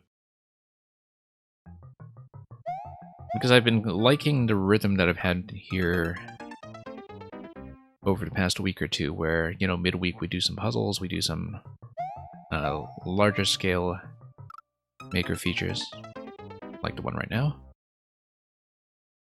And eventually, I am hoping to get back to doing some full super worlds as well. Because I used to do those huge weekend backlog streams for like upwards of 6 hours sometimes, where sometimes we would get through like a full 2 or 3 hour super world, but I think at this point that will probably need a separate stream of its own. And whoops. Because really so much content has been coming in my absence, and there's a lot to see. Okay. Yeah, so that segment teaches you the second jump on the white platform. We one-shot that the first time there, which is kind of a good sign when it comes to readability. Kind of a bad sign when it comes to choking on further attempts.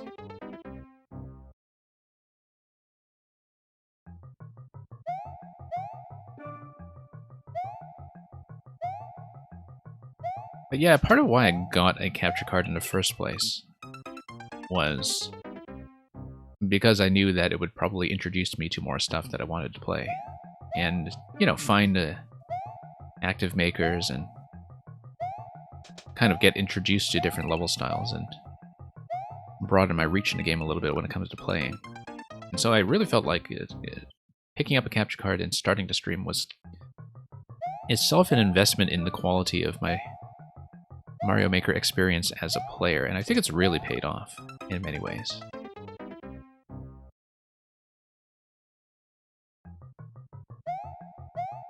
I mean, it's sort of strange to think about now, but I don't think I expected to wind up playing as many puzzle levels as I have.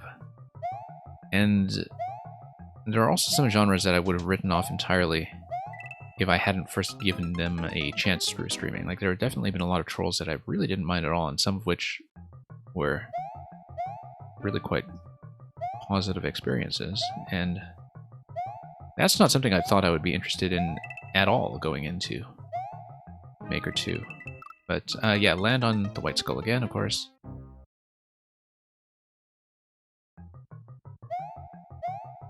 And that's not even getting into, you know, the many, many individual makers that I've met this way and who introduced me to a unique body of work. Yeah, probably falling into the one-way platform now instead of just treating that as a hard collision every time. Yeah, a little bit late on that. I should have gotten up into the top left towards the on-off switch much faster. Kind of remarkable that I did one-shot all of that last time. The first time, rather, I should say. Whoops.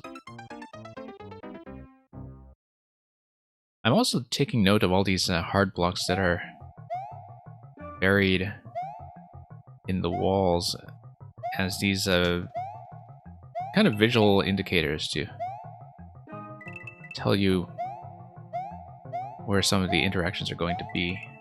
It's very subtle, but they definitely provide some minimal visual information when it comes to, you know, visualizing where certain arcs are going to be. I knew I was going to be too slow in the turnaround there, even as I was making the approach.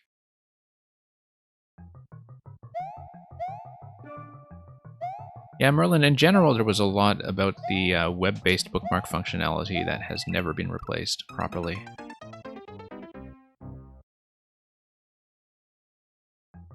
I do think on the infrastructural side that there's a lot on Nintendo's end with Maker 2 that felt underdeveloped.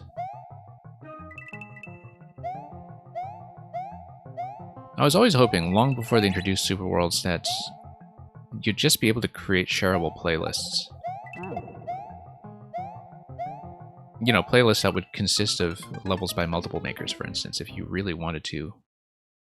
I mean, I basically imagined a system that was like the Super World system we have now, but for one where you can assemble lists of levels that you source from multiple creators, that you kind of put together your own set of codes that are out there in the wild, and then you tag like a maximum number of lives on them, and then you can have something like a sequential challenge that you kind of personally remix from other people's creations, right? And I always thought that that would be a much better way to engage with other people's content and present it. Where you can say, okay, you're interested in this kind of level, plug in this code, and this is my kind of greatest hits sampler platter of that style. And there was one thing they implemented, of course, that was sort of on my request list as well, which they actually did do, which is just that you can actually see recent levels by your followed makers in order of most recent, like a social feed. I mean, that was one of the things I most wanted from a player's perspective going into this, so they got that down at least. Because the followed makers feature in Maker 1, as I recall, was comparatively not that useful. Whoops. And yeah, that was something that stuck out at me right away as I can't believe they actually did it right and exactly the way I wanted. I do find that only being able to follow 100 makers is a bit unfortunate because I have been at cap for a long time. That's... whoops.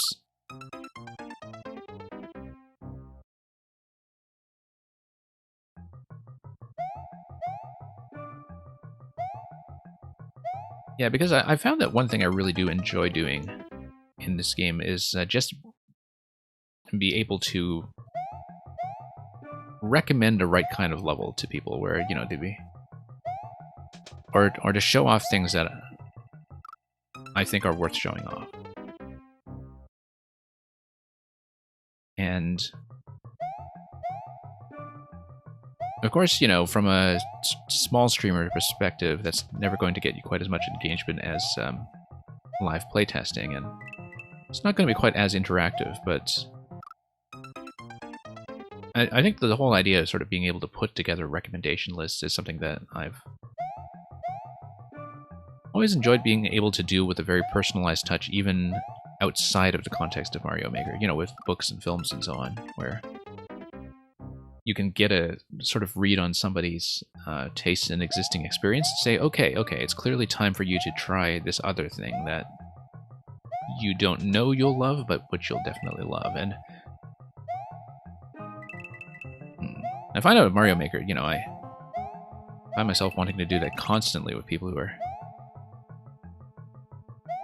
trying to look for some kind of enhanced experience with this game and who don't know where to start. And Terminator, welcome, by the way. Terminator, I'm not taking levels today, but viewer levels will be up tomorrow and the day after. And you do have sub-priority now, so at least for the first emission of the day. So I would definitely look forward to doing a bit more shelf surfing. And yeah, Merlin, enjoy the playtest on your newest level. I'm hoping to see it soon enough myself.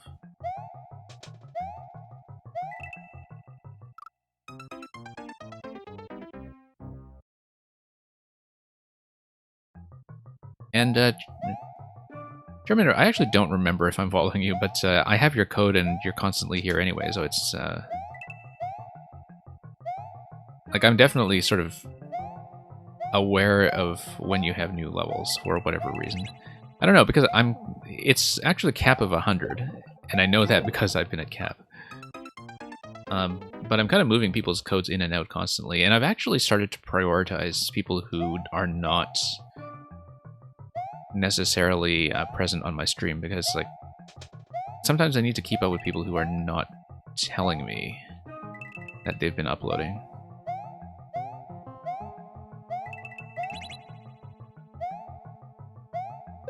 But I actually don't remember, because there are some people that I will just kind of follow in and out.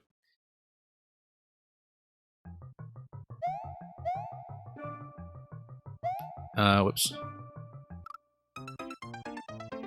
So yeah, Terminator, you work really quickly. I don't know how far you are in the shell surfing series now. I think last we checked you were at number 4.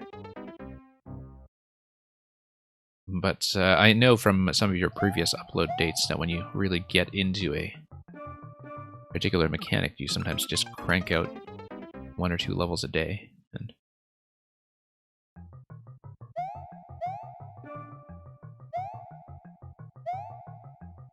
okay, here we go.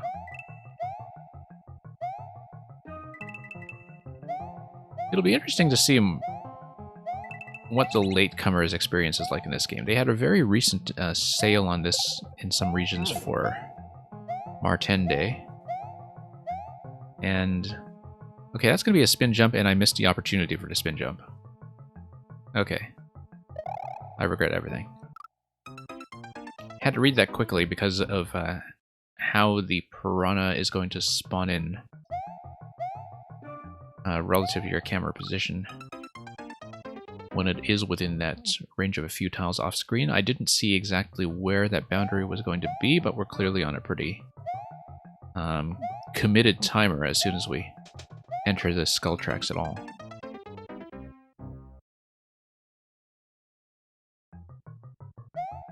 Okay. Nope.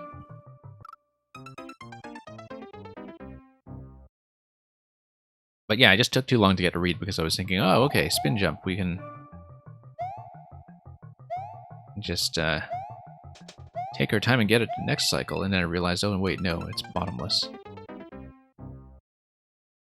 Bottomless like a soft drink.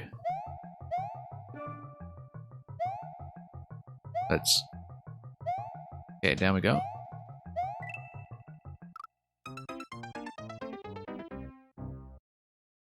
But yeah, no, I think I understand that accurately now. It's just the momentary pause of seeing it for the first time. I do have a habit of sometimes reading new material a bit too cautiously. And so when it comes to levels that do have mechanics with a lot of forward motion, that can sometimes lead to some additional attempts.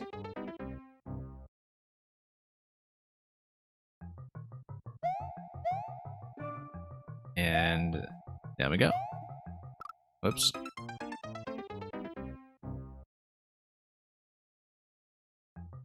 And yeah, because I have my maker list at about following 100 people constantly, I do have like a separate notepad of maker codes that, you know, even when I do remove somebody from the list to make room for somebody more active, for instance, I do jot down tons of codes. But Terminator, when you finished the Master Sword series, you didn't think you had a new gimmick? Well, no, it's just a matter of playing around in the editor and seeing what really clicks for you in terms of an idea that has a lot of potential for lots and lots and lots of level design.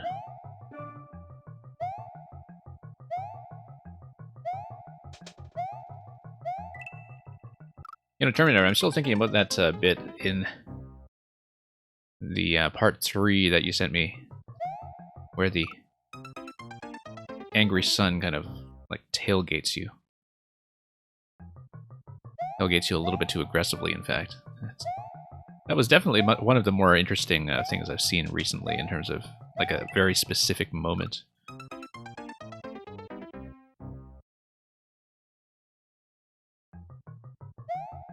But yeah. I'm sometimes kind of surprised at my memory for very specific things in this game. Even from levels I played months ago. There'll be a lot that is just a blur. The blur of lots and lots of Mario Maker, but occasionally, like, there's this interaction that I'll just kind of have in mind much later.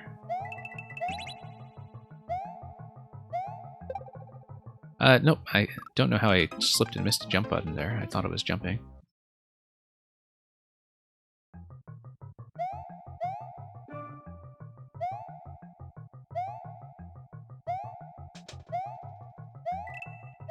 Okay, here we are.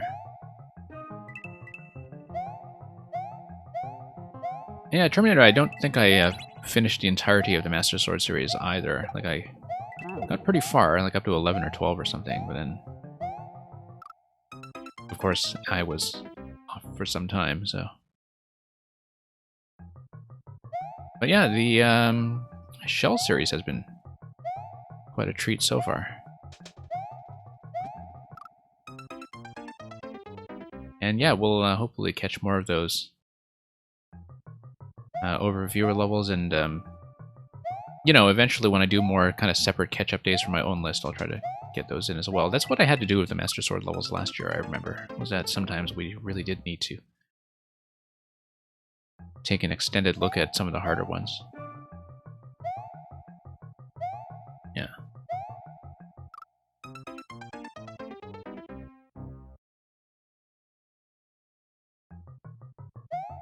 Okay. Let's get back into the zone here. I'm just letting up on a lot of the jumps much too early. That's a consistent problem I've had when it comes to navigating this level, and I think it's partly because the ceiling spikes do have me getting in the habit of shorter jumps. Lots of tiny controlled jumps here, and so every now and then I'm kind of under-committing. Whoops. And also just failing to jump up if I'm being pushed by the skull platform, where sometimes I'm just kind of sliding onto this corner of one of the skulls, and so I get into what looks like a bit of a falling state. And this is something I've known from some of these skull interactions before, is that sometimes if you just kind of tap them in a corner, you get into a falling state and you miss jumping entirely, because you don't have that initial takeoff. One of the finer points of the engine, I guess. And one that I've definitely run into as an issue before. Whoops. Once again, just overcorrecting a bit when it comes to the height of that jump. Could you skip the queue on a non-viewer level day? At the moment I'm going to say no, but I'm going to think about that further. Usually probably not, because there will be days where I'm doing Super Worlds and such specifically, but I'm going to keep that in mind as something I might have to rethink when it comes to stream policy, but we'll see, because I definitely want some days where I play like some very thematically specific content, in the way that I've had some puzzle days recently that were just 100% puzzles. And so it wouldn't necessarily make sense to have skipped a queue for those days, but your request is noted, and we'll see. Like I was telling Merlin earlier when he was here, I may add an additional viewer level day like earlier in the week once I have time. Recently, though, we've been balancing a lot of different content here, and so we'll have to let things calm down a bit first. Like, I won't necessarily be doing, you know, puzzle time every weekend. So occasionally I'll hopefully get a bit of a bonus stream in for longer levels in general catch up, where skip to queue is perfectly fine.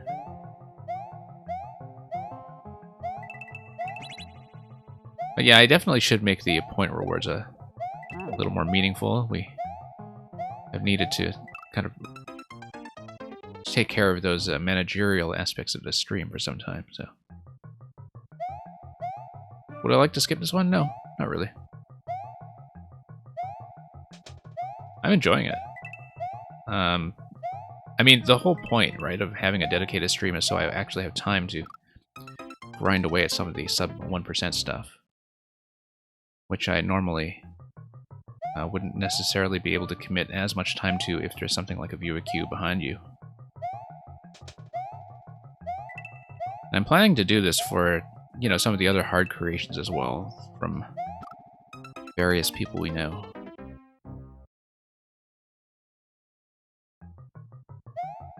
Because when it comes to a lot of, you know, levels that are sort of in that zone between 0.5 and 1%, I can clearly do them. And I absolutely have the technique to clear them, and sometimes they just take a little bit of time to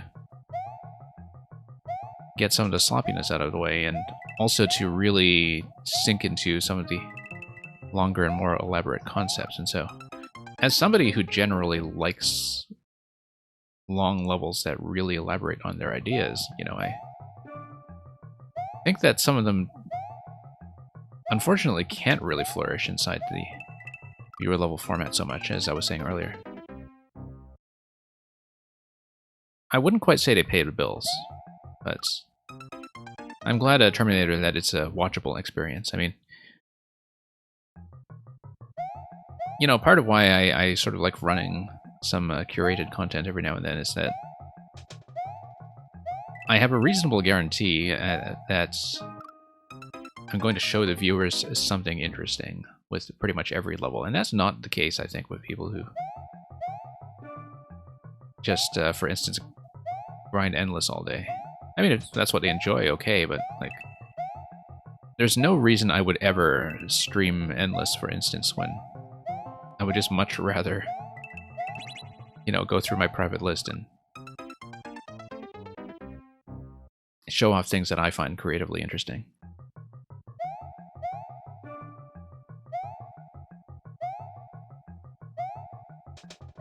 And yeah, beer and coffee between the bills, yeah. That's always a helpful supplement.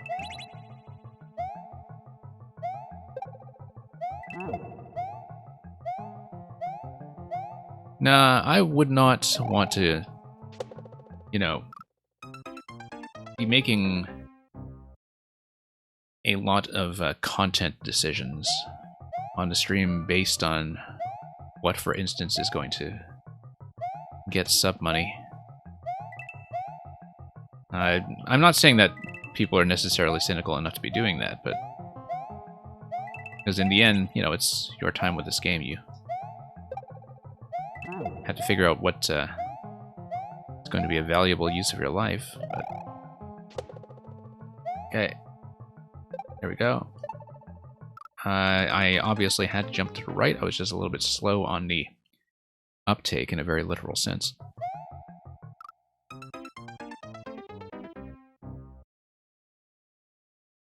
Okay, gonna get that attempt out of my system every now and then.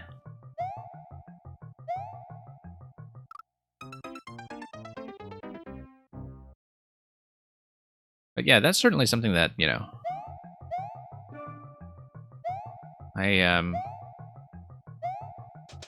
definitely don't have the same perspective on as some other streamers, I guess. That, like, I am not particularly interested in running endless. Like, if you're running something that's not going to be viewer content anyway, and I guess this is kind of viewer content, but like when I feature, say, makers who I may or may not know, but who aren't able to make it to the stream, for instance, like that's, you know, something that's non-viewer levels, but if you're going to be doing something that, like, isn't necessarily going to be interactive from a playtesting side, I mean, my view on it is that it should at least be content that, you know, so far as it's within your power to make it look interesting, should be fairly interesting.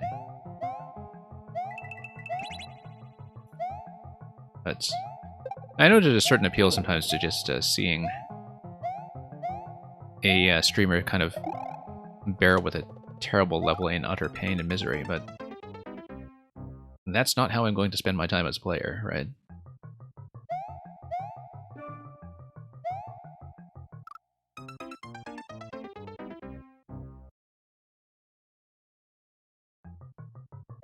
But as I've been saying, you know, I think my viewer queues tend to be way above average when it comes to quality, and I can see why, you know, some of the bigger streamers in particular, they would kind of be more liable to play endless or versus or whatever when at a certain critical mass of viewership, you're not really necessarily getting good content off viewer levels, you're getting stuff that's like attention-seeking content. And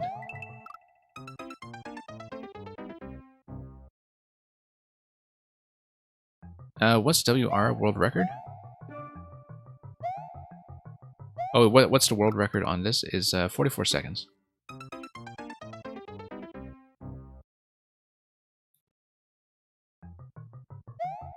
You know, Donkeymint, and I appreciate that people like the commentary here, but I was always kind of surprised that so many people have commented that they find this style of commentary comparatively rare. I mean, it's not like I've personally seen lots and lots of it or anything, but that's not what I necessarily expected to be kind of bringing to the table when it comes to the streaming ecosystem. But, you know, I'll take it.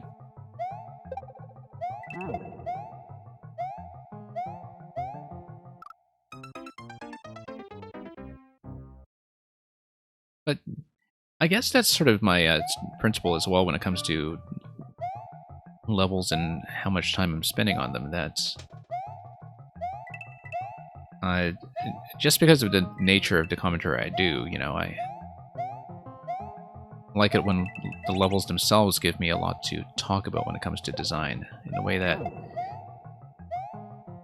like, a lot of the spike precision stuff, for instance, which is all just like dodging hitboxes all day, you know, they definitely have a target market. They definitely have players who genuinely enjoy them for some ungodly reason. But from a commentary perspective, there's not really anything to talk about, right? As a level design, like very often with some of those levels, you either dodge the hitbox or you don't, and it's not like there's going to be that much more interest other than the pure pass-fail. And maybe I'm just kind of judgmental about that content because I don't necessarily enjoy those levels, but there are definitely levels that are a better fit for certain kinds of commentary. And I think that's very visible with things like Trolls. That, you know, Trolls, puzzles, Kaizo levels, etc. Like, they're all kind of the best fit for a certain kind of streamer in their own way. And a certain kind of approach to playing this game. And very often it's just a matter of finding like a really good match for one's personality as a player, I think. And that's true even if you're not a streamer. I think it's just a player generally. Like, this game is so much about figuring out who you are as a player and understanding what you are personally liable to enjoy. I totally misread that. I saw the down arrow. I didn't really understand that the note blocks were going to be there, and so that just kind of caught me off for a moment. But I understand it now. Okay.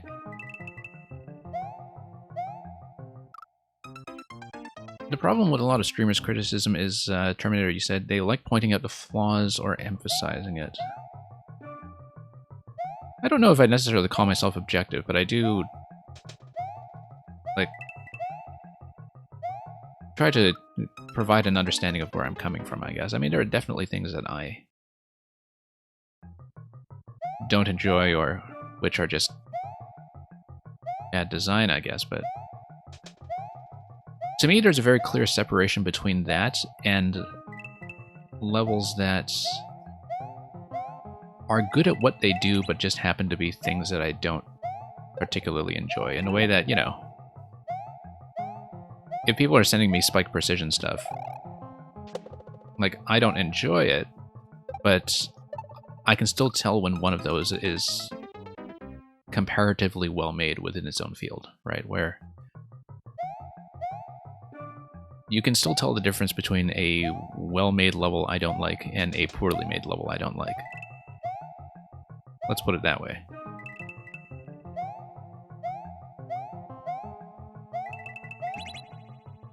And so, you know, I think it's important to try to be fair about that stuff. And the thing about streams that are much more oriented around playtesting and commentary, and I kind of knew this from my own experience as a viewer level submitter long before I ever actually started streaming myself.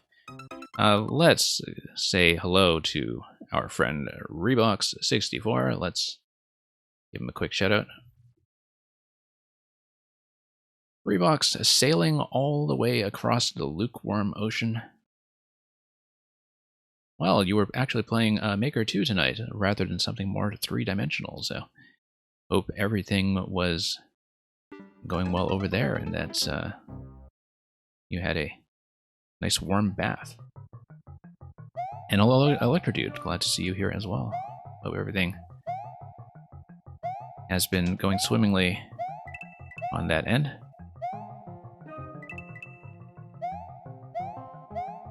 And as you came in, I, of course, just totally lost my train of thought about what we were talking about. I was saying something about, we were having a conversation about, you know, styles of commentary when it comes to streaming this game and how they mesh with different kinds of levels when it comes to personality, I guess, where, like, certain kinds of levels are definitely just much better fit for playtesting related feedback. Oh, I know what I was going to say, actually. I was going to say something about how when you see streamers that are very playtest oriented, you can really tell the difference between people who have spent a lot of time as makers themselves, even if they're just kind of, you know, experimenting much of the time, and people who haven't necessarily, in terms of whether or not as a player they are willing to look at things from the maker's perspective. And I think that's usually the approach I try to take to this stuff is, you know, even if it's a level that's not my style, am I able to see it from the maker's perspective and what they put in, so. And, Rebox, you played 3 hours of Odyssey runs and they went bad. Okay, I see. Well, that's unfortunate. Are you doing a particular category in Odyssey these days? Are you still doing World Peace, or are you doing a different completion format?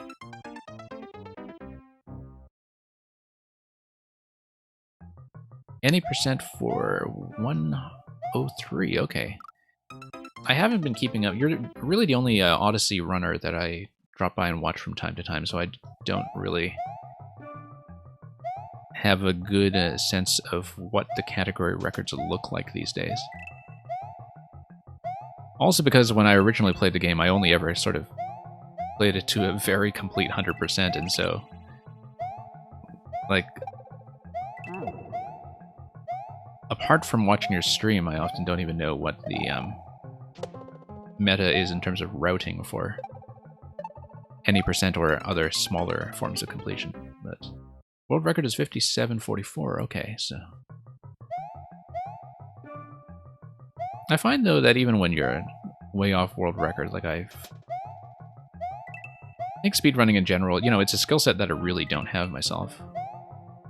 And so it's always kind of interesting to see people sort of chip away at that from, I guess, a greater distance from the world record. So you're not just watching world number 1 all the time, but you're able to see how people are working on that skill set and polishing off their runs.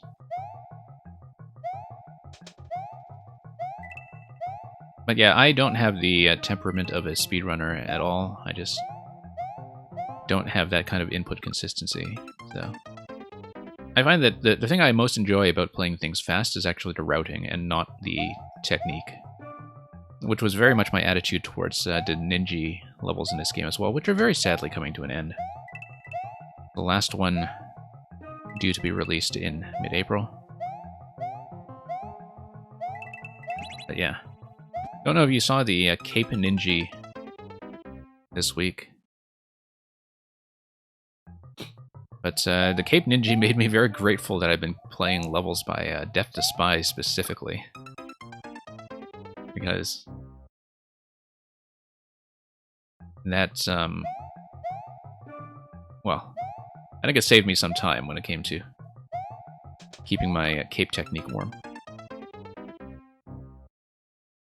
Yeah, Reeboks, I pretty much do the opposite thing, where like I know I'm not going to be somebody who's going to be competitive when it comes to world records, so I try to route them blind, and I usually end up in top 1 or 2% from just routing it blind.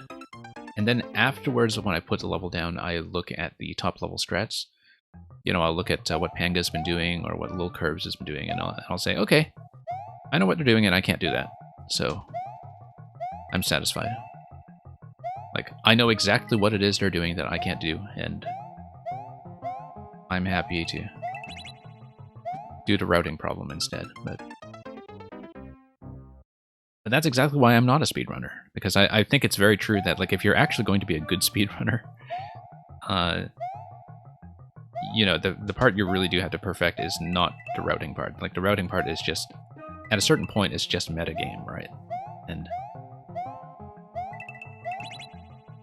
which is why I think the ninjas have been so interesting to watch. That's, like, even when the sense of a meta is established very quickly and the routing problem has to be done within the space of a week, that the people that you generally expect to be the top speedrunners are still the top speedrunners because their technique is just so polished, right? Like, there's just no substitute for really solid technique the way that the players who actually know what they're doing can pull off. So yeah, Reeboks, I don't know how else you've been doing with 3D Mario lately. I know that you've been kind of doing a little bit of derusting selectively across the series. And I don't know how much you've looked into Bowser's Fury as well. I know we had talked about that when you were playing it previously, but I don't know if you'd been pushing on that very much speed-wise. Because I certainly found that Bowser's Fury was just something that, despite not being a speedrunner, I could just see it scream speedrun potential. And certainly looking forward to seeing where some of the runs go with that. It's cycle-based mechanic, yeah, because you really do have to kind of pick out... And I assume that with a cycle-based mechanic, you're talking about how you sort of unload from a zone and reload back into it, right, to get the... Oh, no, you're talking about the Bowser cycles, I guess, in terms of when Bowser is respawning.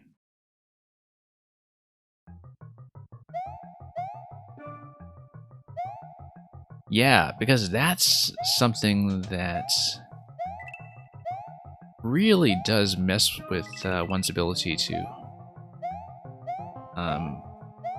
kind of plan out an optimal approach, doesn't it? And it messes with the route, yeah, exactly. Because it's something that is going to be timing dependent, where, like, if you... I mean, not that I understand this, I'm just kind of making this up as I go along, but I would reason, from what I know about Bowser's Fury, from playing it, that it's something that makes speedrunning extremely sensitive to minor variations in how you're doing. And 1 second time loss actually costs more than 1 second. Yeah, that's exactly what I mean. Yeah. Yeah, because it just could have the consequence of completely throwing off what the overall pattern is going to be when Bowser decides to come in and interrupt whatever it is you're doing.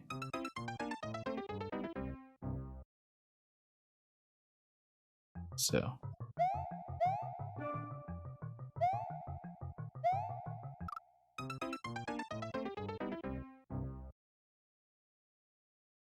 But yeah, I mean, I haven't been following Bowser's Fury running very closely as a viewer. It's just more that when I played it, that was something that immediately stuck out to me.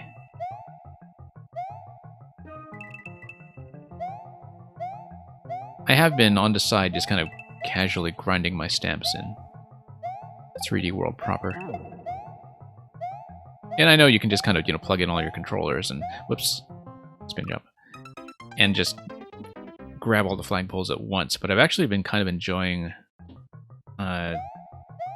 sort of casually learning to play the levels briskly. Like, not as a serious speedrunner, but just learning how to, you know, play reasonably fast in 3D World. Whoops.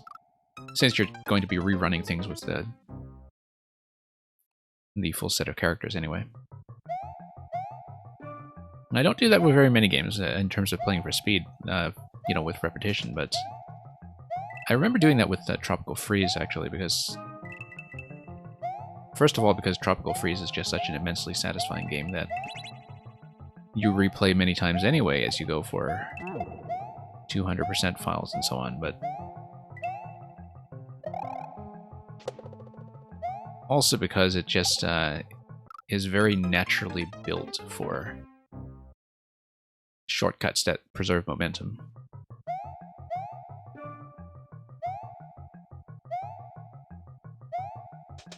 In fact, it's incredible how well built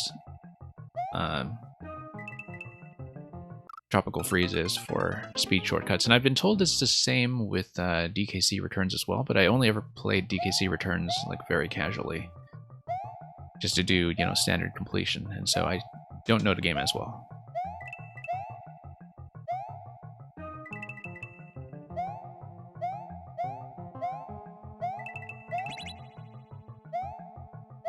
Okay. But yeah, one thing I definitely want to do at some point is, you know, learn all the proper speedrunning tech in games like in the Metroid series and so on, where, you know, I've always been kind of interested in a lot of the sequence breaking methods, but without any expectation of nailing them consistency and without any expectation of posting a good time, just being able to pull off the sequence breaks at all is, I think, something that would be an enjoyable thing to work on. And I've been thinking that about Hollow Knight as well, actually, because Hollow Knight is just so incredibly open when it comes to routing. So the point would not be to actually post a decent time, the point is just to know a lot of flexible routes. And have just enough execution to get them some of the time.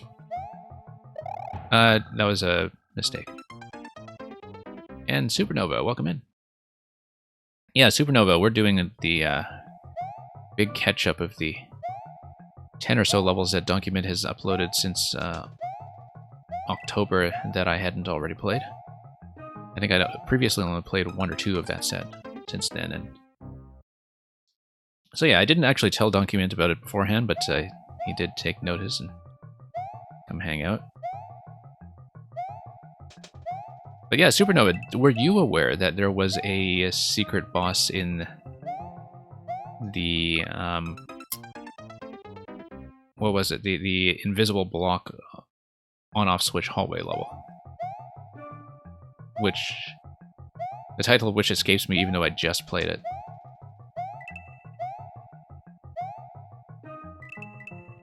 Because I would not have known without having, you know, developer commentary at my beck and call.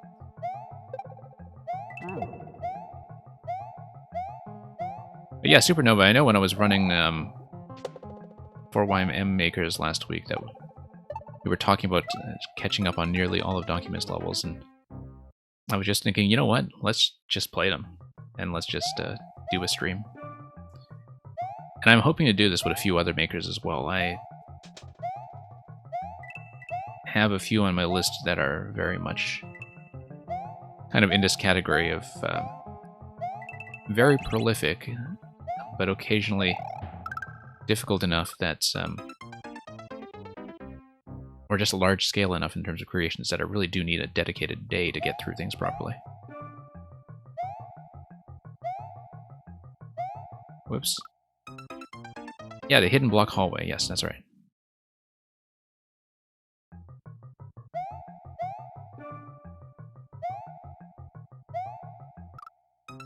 But yeah, before I ever started streaming, you know, the thing I most enjoyed doing in this game was really kind of going straight down an entire maker's profile. And I had very rarely done that since I started streaming, except with, you know, very short profiles for the obvious reasons. Like there would be people I'd play completely, but over a very large scale of time through viewer submissions and other kinds of catch-ups. But I find that, you know, the most high-quality experience I get in this game is when I just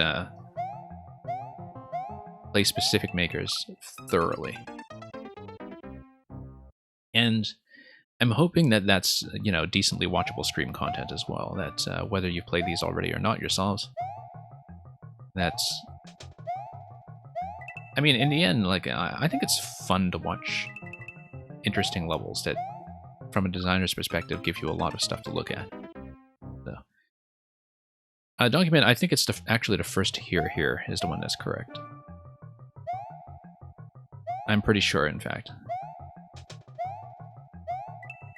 I learned that when I was quite young, because I was the kind of person who would correct others on stuff like that, to probably nobody's surprise.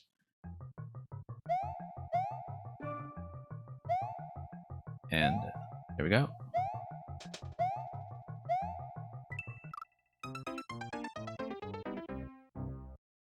And, you know, Supernova, I don't think profiles need to be perfect necessarily in that way. Like, I sort of like seeing the course of development. Like, I've always been like that, even with books and films and such as well. That, like, you know, part of why you would go through a catalog very exhaustively isn't because you just think it's going to be an excellent experience 100% of the time. It's because you think it's going to be an excellent experience most of the time, and at least a very informative and illuminating one the rest of the time. Where, you know, you can tell yourselves often, oh, I don't know if I necessarily click with this minor piece, or even this beloved popular piece that everybody else seems to like better than I do. You can say, like, I don't know if I click with this thing, but wow, is it ever kind of fun to talk about and think about. Where...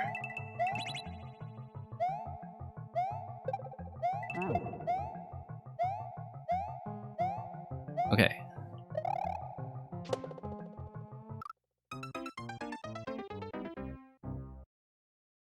And you've had people go down your profile and have probably less and less fun. Whatever. I mean, you know, sometimes you need to...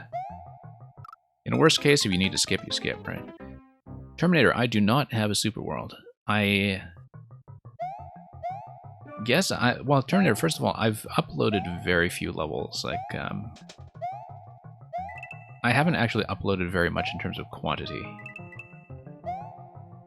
And moreover, the levels are different enough in terms of difficulty and style that putting them together in a super world for the sake of just having a super world would not really be the most coherent thing. I'd like to have enough levels that are kind of coherently packaged enough to make that a possibility at some point, but at the moment I have not done it. Okay. No, missed. I was kind of pulling back too much on that jump out of fear of the ceiling.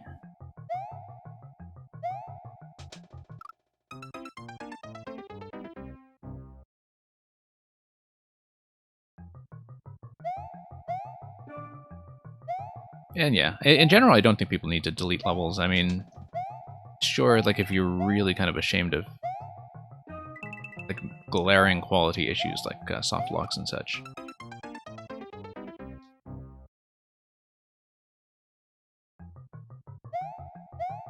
But whatever, in the worst case, you know, people just plaster your profile with booze.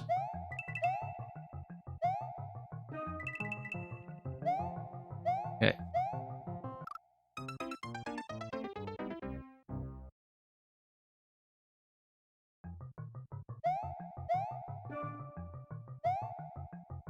But whatever, I mean, you know, in the end, it's your own profile.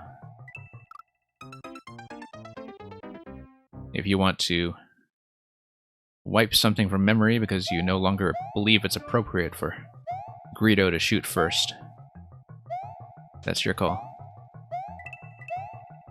But, I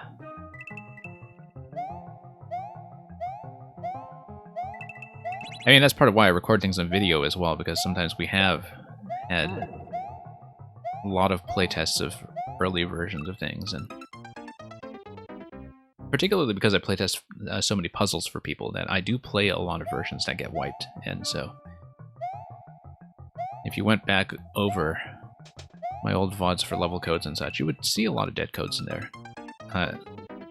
Mostly from the puzzle makers.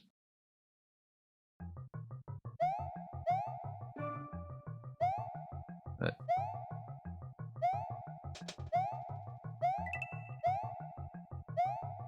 okay.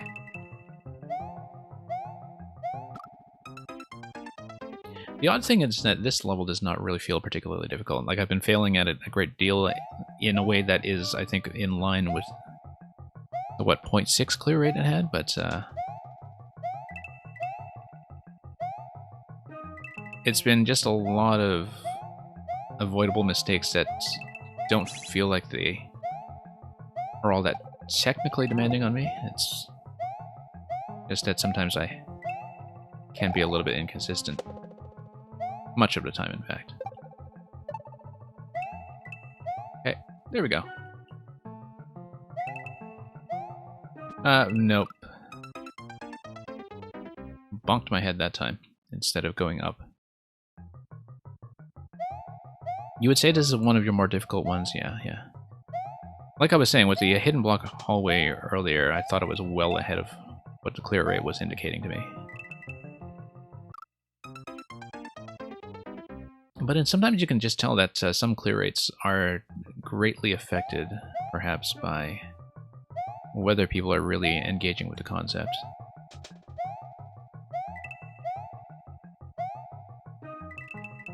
And also, as I've been saying lately, like, it's been interesting to see all of my clear rates go up with time just because of changing demographics within the Maker 2 community as it settles in. And no individual part is that hard.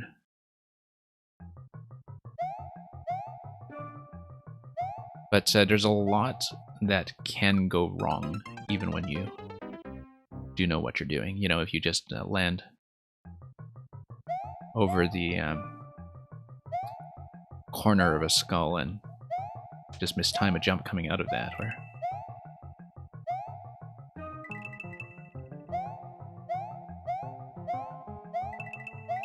subjectively, it doesn't actually feel like I spent that long on it, despite the fact that I've put in quite a few attempts on it already. I just sort of had a momentary lapse there.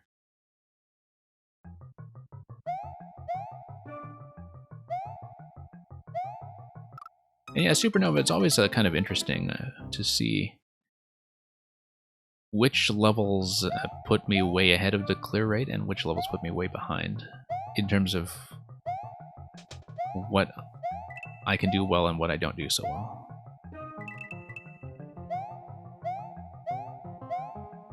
I think it's like that for a lot of players, that, you know, we all have particular strengths. In the way that I know that I'm really, for some reason, weak at those super linear music auto-scrollers and such, for instance. Like, I tend to be consistently under clear rate for those, or at least Not necessarily under clear rate, but like subjectively they feel harder than levels of an equivalent clear rate.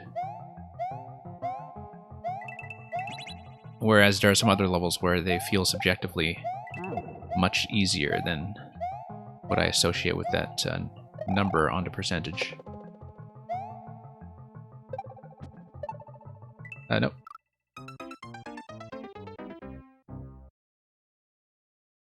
And Electro Dude, good luck with the assignment grind.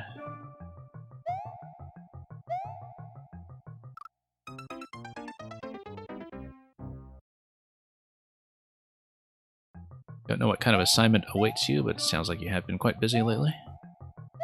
Oh, whoops.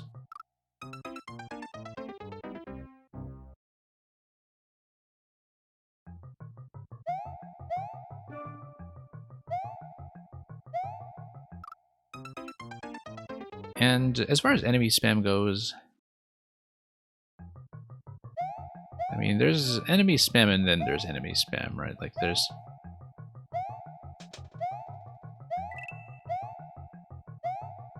You know, we kind of usually associate it with just this noisy mess with lots of projectiles coming in everywhere and such, but there can be good dense levels, I think. I don't know that I see them very often, but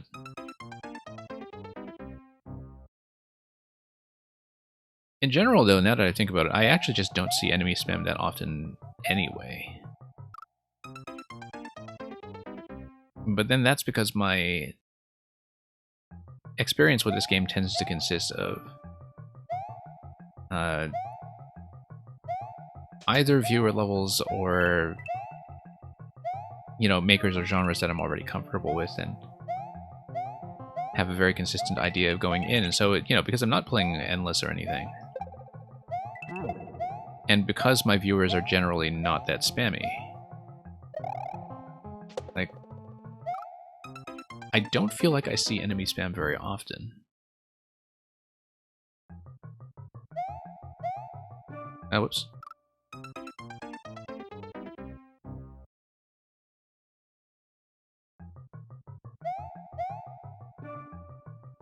And yeah, I'm glad that I'm able to provide this stream, you know, even for those of you who are busy and multitasking. And I mean, I would say that maybe most of the Mario Maker that I've watched has kind of been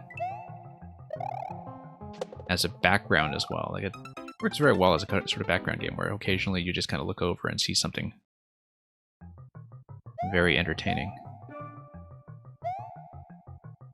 But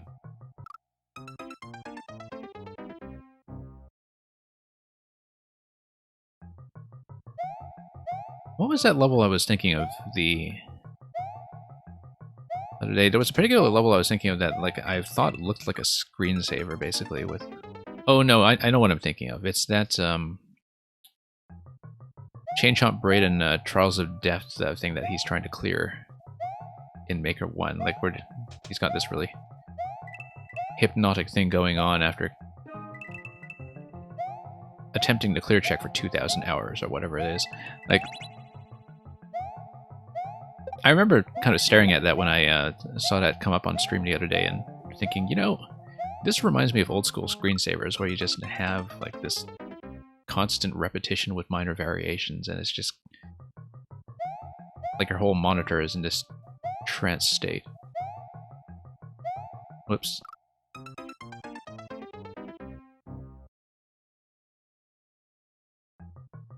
Yeah, Electro Dude, the timing on like the sort of double usage of the White Skull track has been something that has stood out to me here. Like, I've seen it before, but not in as controlled circumstances, perhaps. And Electro Dude, yeah, he has until the end of the month.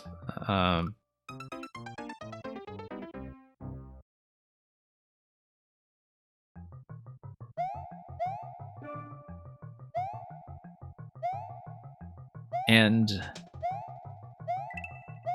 at this point, I think he certainly has too much pride in the current state of the creation to be doing anything like nerfing it just for the upload. I think he's just kind of going to take it as uncleared and just share the layout publicly. But I haven't been following that very closely. Like, I've just occasionally dropped in to see how that was going, and just to observe the whole mess. It's actually a pretty interesting viewer experience, I would say. You know, it's the kind of thing that, yeah, even if it were uploaded, I'd never wind up playing it, but it's something to watch with tons of repetition. It's definitely got a certain spectator value. And Supernova, you've been wanting to make some Kaizo with cool ideas, and right, because you want to take advantage of the POW and Spring interaction that preserves the POW and keeps it alive, right? It took me a long time. Like, I never completed a level using that concept, but it was one of the first ones I played with in Maker 2, actually. I don't know why Maker 2 specifically, but in terms of keeping the POW alive with a spring, like, I remember early on in this game I was playing around in the editor for a while and trying to make some kind of concept work with it, and I never got it done, but I remember seeing some puzzle concepts, or like puzzle platforming concepts that really made good use of it.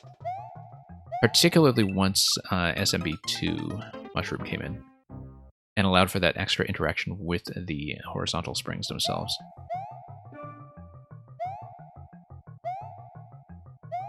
Okay. Nope.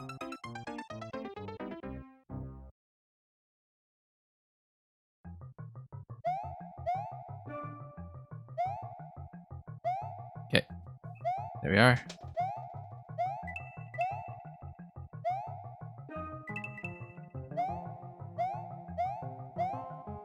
Yeah, thus far, I mean, throughout this whole thing, I've been feeling like this is easily within my ability. It's just a lot of cleanup.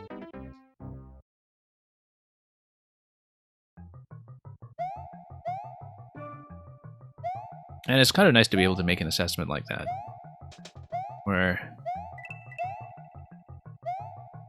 sometimes, you know, you'll look at the technical requirement of a certain level and say, okay, this is probably going to take a lot more practice before we make any headway. And sometimes you look at something and just say, we have the skills, it's just the consistency issue.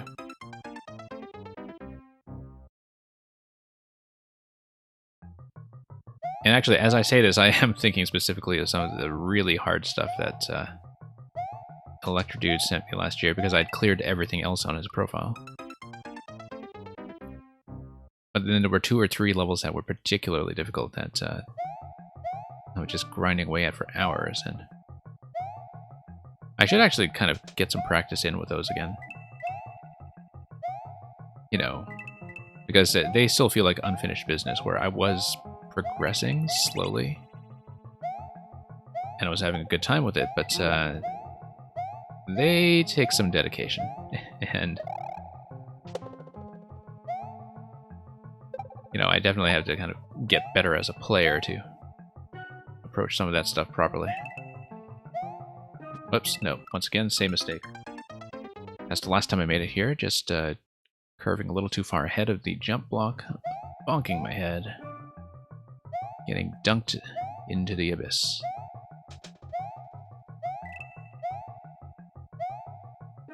Okay.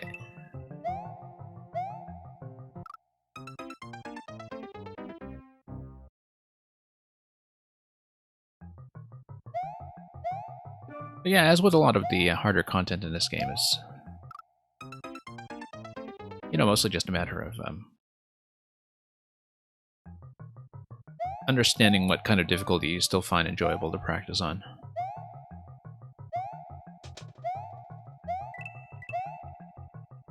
And newer, harder challenges will always await. So, you know, if I eventually wanted to go through the Team Shell list or something like that. But again, it's a matter of how you want to spend your time in this game, right? Because there's just so much content that you have to make a lot of selective decisions. And so the time that other people may be spending on something like Team Shell, I would be spending on staring at one-screen puzzles for an hour.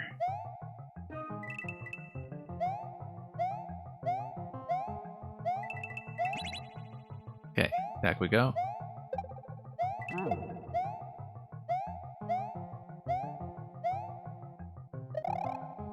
I actually didn't play very many one-screen puzzles back when the game launched. That was one of those things that I took an interest in after streaming.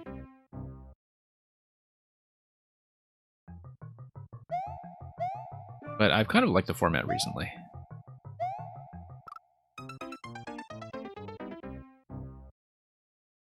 And part of it is because I've just found some good makers of those as well.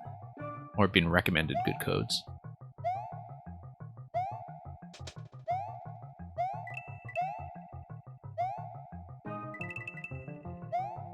Okay.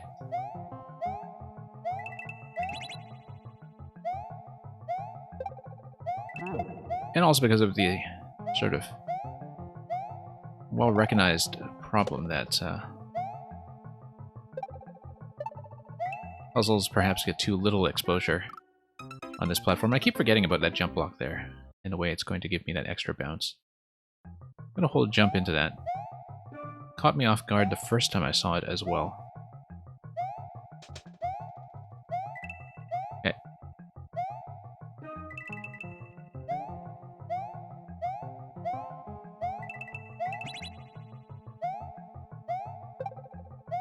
Okay.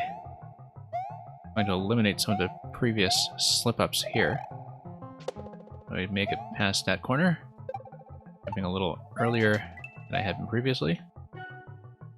Nope. Bending the jump back down a little bit too early.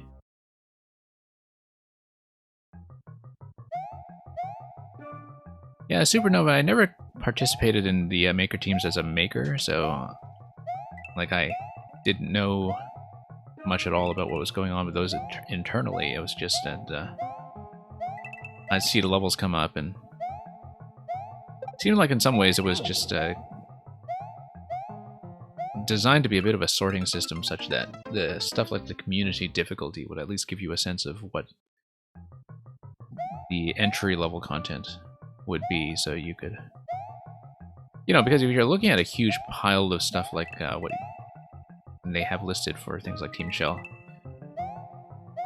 as somebody who's kind of a novice to that, it's very difficult to say, okay, in this massive pile, what do I actually start with? Unless you have something that you can really sort of search by.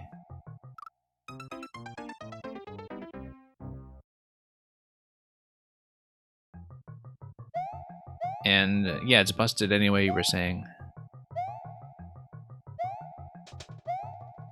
Yeah, so it's too bad if it's not a particularly informative metric. I mean, I guess the difficulty with people doing difficulty scoring for things like that is that the people who are doing it are the ones who are playing shell levels to begin with, and they aren't necessarily the ones with a perspective on how it feels like to be bad at that again, right?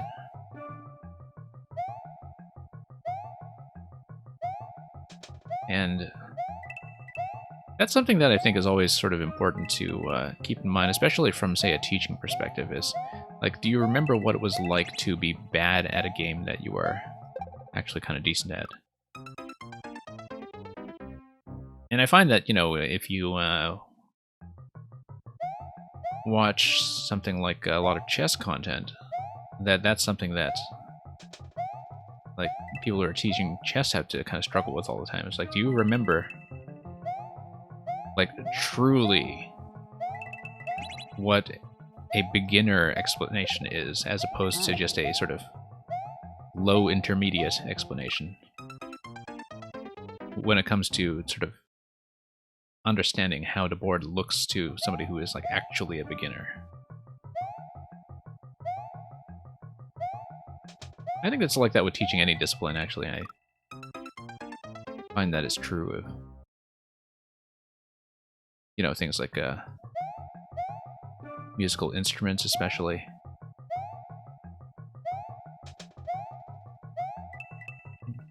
But certainly some things that people take for granted, like shell tech.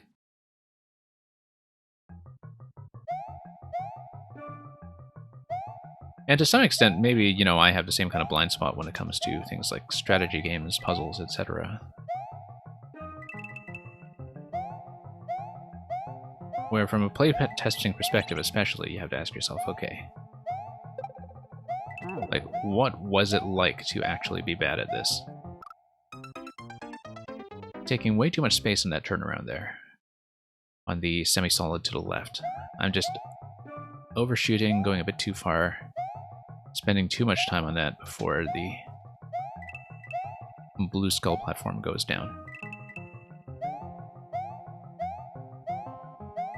Up we go.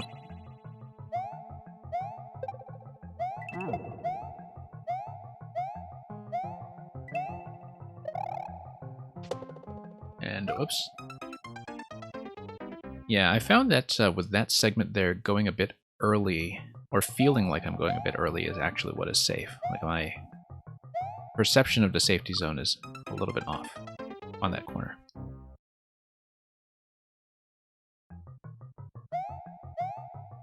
And yeah, I think it's very true that,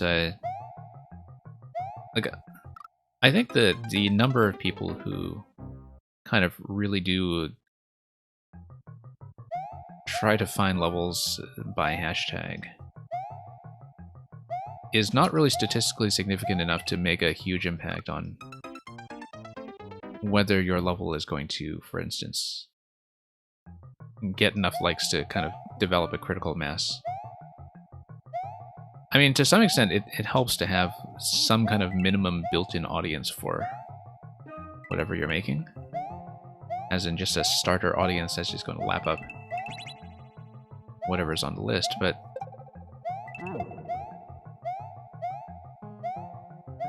I have my doubts about how impactful it is to rely on that as a mechanism for being big. But there's no one mechanism for, like, having a popular level that is particularly useful with any consistency, right? Like, you know, my level with the Goomba mask was something that I posted on Reddit after release, and it was like the top post on Reddit for the day, and I was kind of tracking how many plays I was getting from that versus other sources, because it was a little while after it had already released, and being the #1 Mario Maker level on Reddit for a day gave me something like 5 plays, or 5 completions, I guess, from people who were actually bothering to engage with the level, because it was very clear to me that very few people actually source their level selections from that. It's more that they're just kind of, like, casually upvoting stuff that looks entertaining without having played it.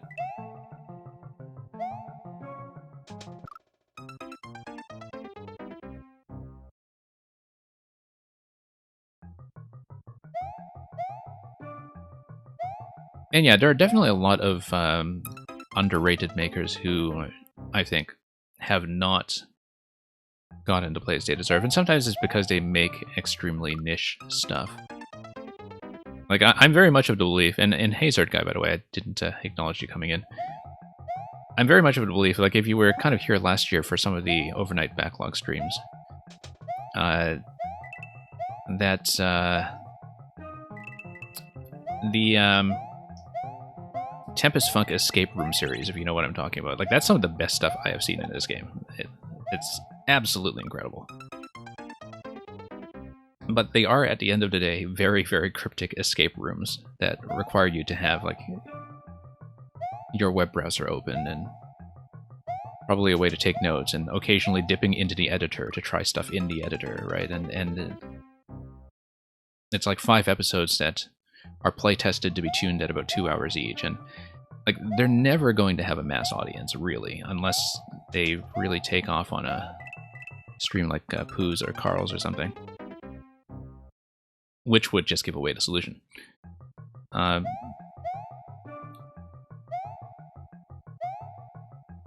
But yeah, like occasionally you'll just have levels that are just inherently going to have a pretty limited audience because they require a certain amount of investment from the audience that anonymous players aren't necessarily going to give you, that you sort of need some kind of direct relationship with a player in terms of being, say, a viewer level submitter or somebody who's kind of sharing the same spaces in the community.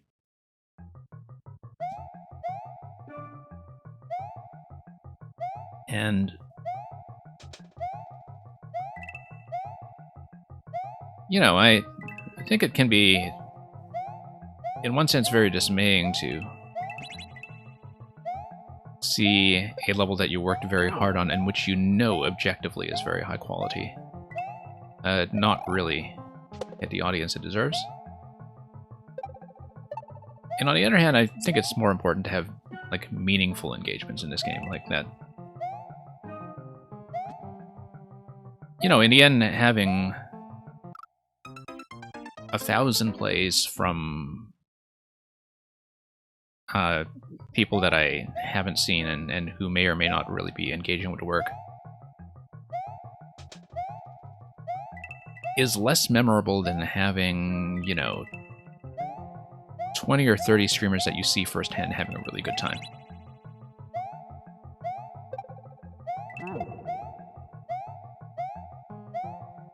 At the end of the day, though, I think it always does feel unjust when high-quality content gets buried. I do agree with that, and there's, you know, no kind of justification that's going to take away from that sense of disenchantment that comes with realizing that. Oh, whoops.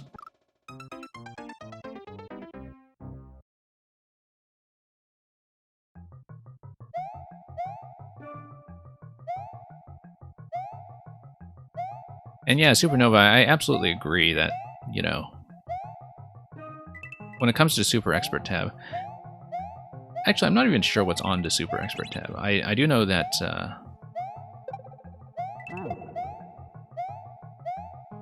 you know, there's some, well, I mean, some Donkeymint levels are very popular. And then you have makers like Bufflin, for instance, who kind of get under constantly because they already do have like a very good baked-in following where they just kind of manage to find the right audience and keep it. But it's kind of true that, like, I think the last time I really paid attention to the top list at all, it was during 4YMM when, like, we kind of took it over. I actually remember when Electrodude and I launched our levels in the same week, and we were kind of occupying position 2 and 3 for a couple days. Anyway, we've got a reward redemption. Here's something satisfying, number 76. Okay, let's pull up number 76 for a bit of a reward redemption break so I can give my fingers a moment's pause. And let's pull this up. And here I'm wondering, like, why 76 specifically? And then, oh yeah, I've read this one before. I know this one. No, okay. 1 second. There was an update to my Shakespeare app where they intersperse like a paraphrase between every line. It's like, why is every second line not Shakespeare? Let me do this again. This is a... And so I'm just kind of reading this thing on autopilot, and it's just a complete disaster. All right, we're giving you a redo, okay? Because I know this one, and it's like, why? What are all these extra lines doing in here? Anyway, number 76. Let's try again. Why is my verse so barren of new pride, so far from variation or quick change? Why, with the time, do I not glance aside to new-found methods and to compounds strange? Why write I still all one, ever the same, and keep invention in a noted weed, that every word doth almost tell my name, showing their birth and where they did proceed? Oh no, sweet love, I always write of you, and you and love are still my argument. So all my best is dressing old words new, spending again what is already spent. For as the sun is daily new and old, so is my love still telling what is told. Anyway, very important one to know for makers. And yeah, well, okay, that was a very strange moment there of like reading something that was half Shakespeare. So let's mark that as redeemed, and probably eventually clip that bungled attempt out of the eventual VOD. Let's mark it as complete and get back to the level. I'm going to catch up a bit on the chat, actually. Zerdguide, you were saying one of your favorite things to do in this game is to just binge a bunch of levels from the new tab. I'm glad other people do that for me. But, you know. Let's actually remember to reset the screen as well. Sometimes I just leave this thing for minutes. And the thing is, I'm looking at what was going on with the app now in terms of like having all these lines interspersed and thinking, you know what? Like,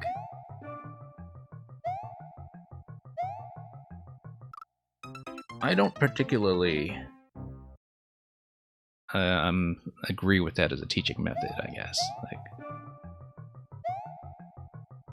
maybe I'm just used to it, but I actually don't find, you know, Shakespearean English particularly impenetrable. Like, there's a...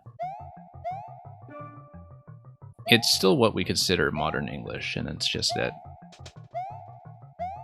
sometimes it's just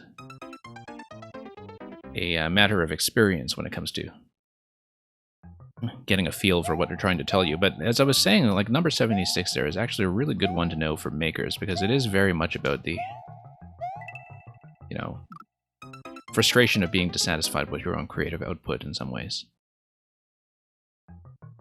After that, I need to hydrate. Yeah, I'll sip my coffee. But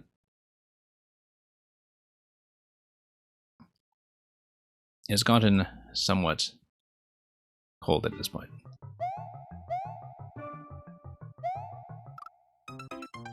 And Supernova, you were saying this will leave a better impression on you than a standard hold jump level. Yeah. Well, I think so, because it feels more like actually playing Mario, right? Like, it feels more like an extrapolation of the skill set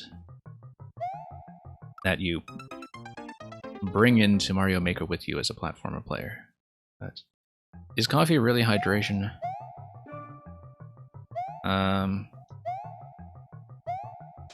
Let me show you something for a minute. This is going to blow the attempt.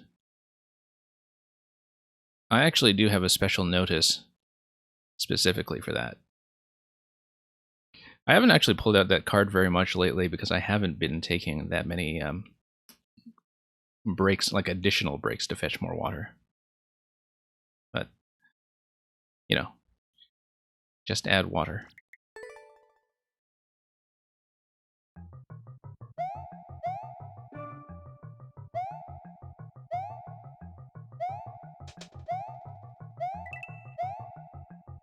Okay.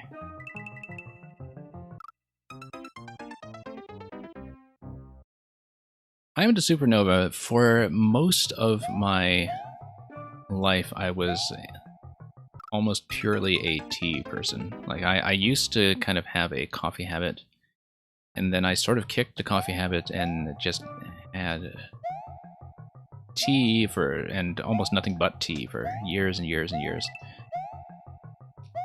And then in recent years, like, I just sort of started binging on coffee again and redeveloping a dependency. And there's maybe a story behind that, but these things come and go.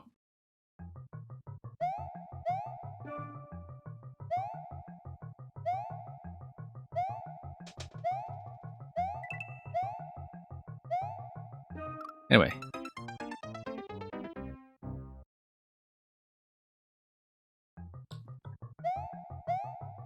Electrode. I would say that tea is terrific.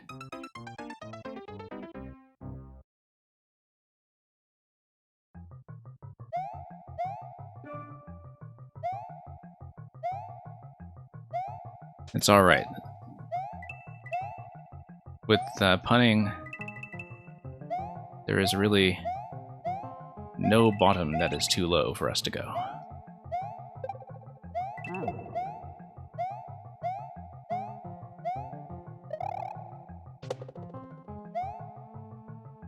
But, okay. Here we are.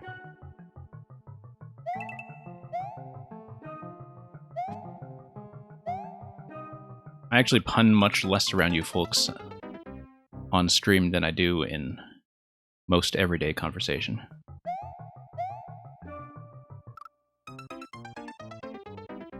Hot coffee, I mean, as opposed to cold coffee?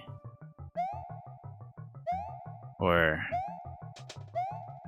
unless there's something else I'm not catching on to. You know, when I see hot coffee, one of the first things I think of is the... I don't know if how many people remember the in Grand Theft Auto San Andreas scandal of leaving like inaccessible explicit content onto discs that caused this moral outrage back in the early 2000s, but that was actually the thing that came to mind when you said hot coffee. Oh, iced coffee. You know, I do occasionally enjoy iced coffee, but you know, in the heat of summer, like if you have a caramel ice cap or something really creamy, but I like that well enough, but hot beverages most of the time, yes.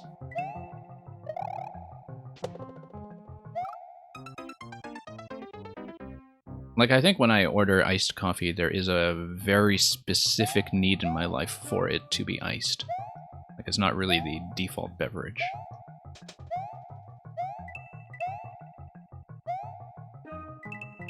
And here we go.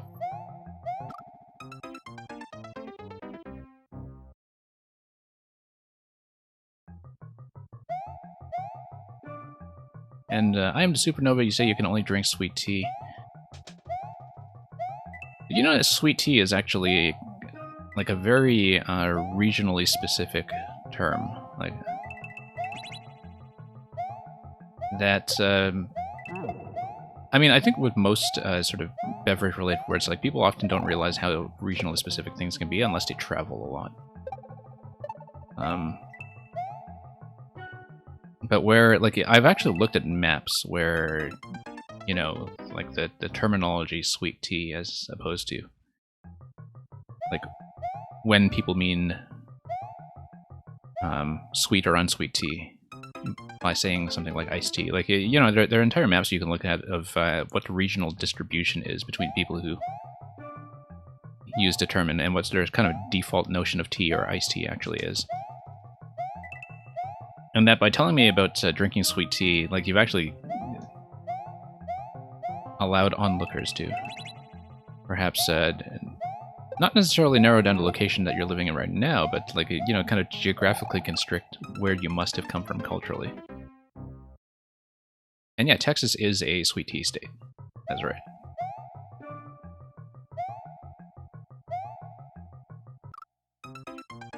But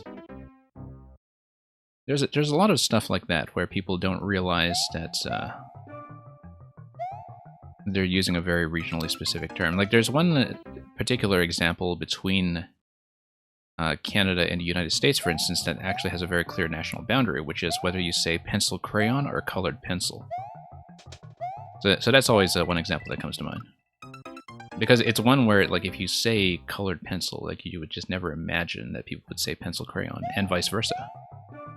Because it's something that you're mostly encountering only in the context of school, for instance. Unless you're really, you know,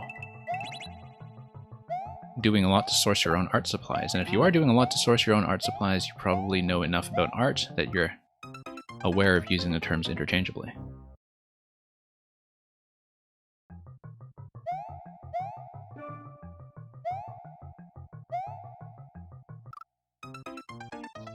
I feel like I've been on this one for a while. I've probably been staring at it for quite some time, like an hour or so, and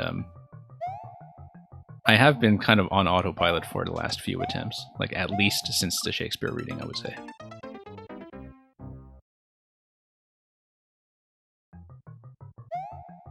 But it's been nice to have this as just a background to conversation, I suppose.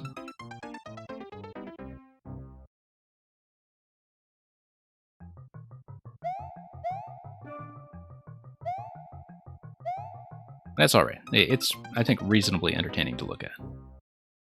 As well as play, for sure. Definitely a lot of fun to play, but I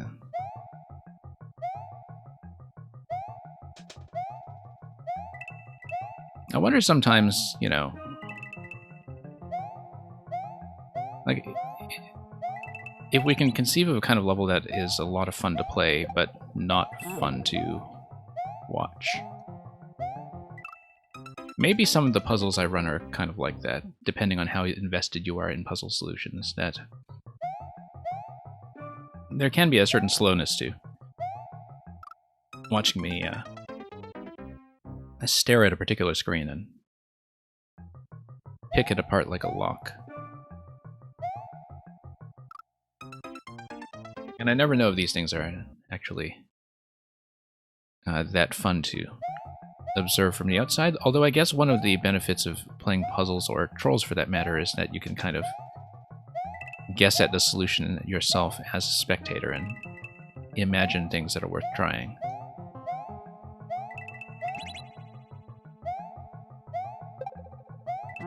I think there is definitely such a thing as a level that is fun to watch but not fun to play.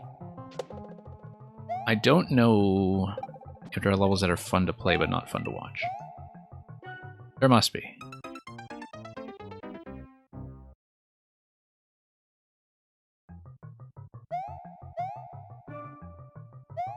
And yeah, Supernova, this doesn't feel like a grind. As you probably know from your experience of clearing it in 10 minutes, as you were saying.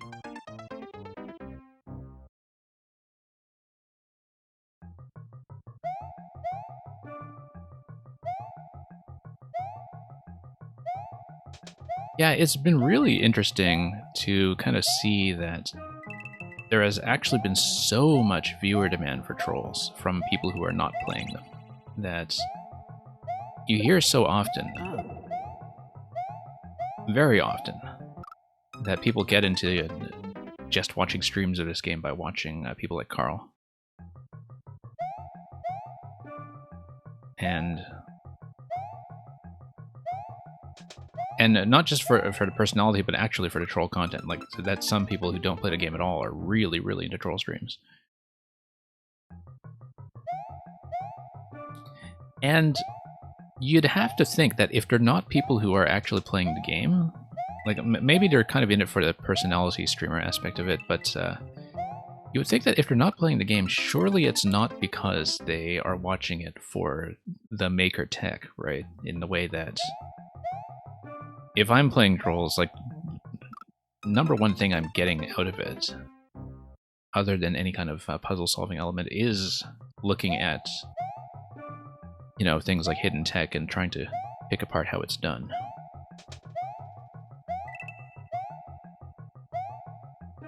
Which is something that you can get off non-trolls as well, which is, I think, the caveat when it comes to troll levels is that, like, there's a lot of stuff.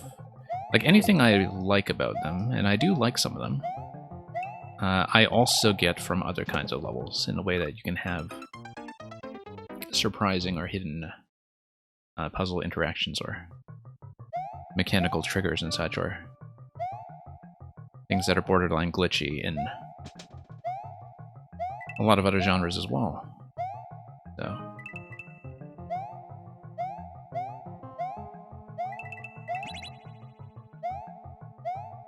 but there's a lot about spectator value that I will not claim to understand.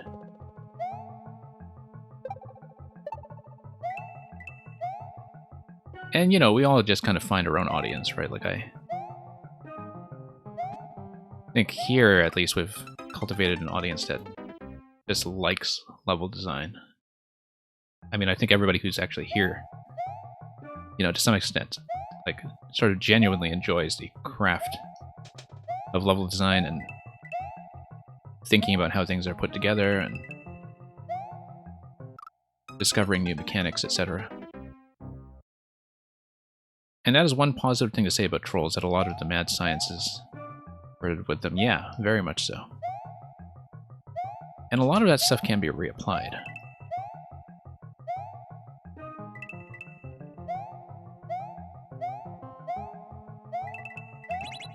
Oops.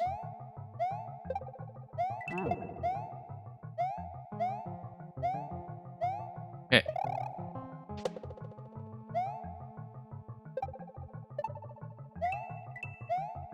But I definitely have trouble sort of understanding, like, what the viewer experience must be like if you're a non-player. It's very difficult for me to get into that perspective, because my form of engagement with Mario Maker, other than just playing it, of course, is largely about just trying to understand the decisions behind how things are put together, not just from the tech side, but also the design side, of course.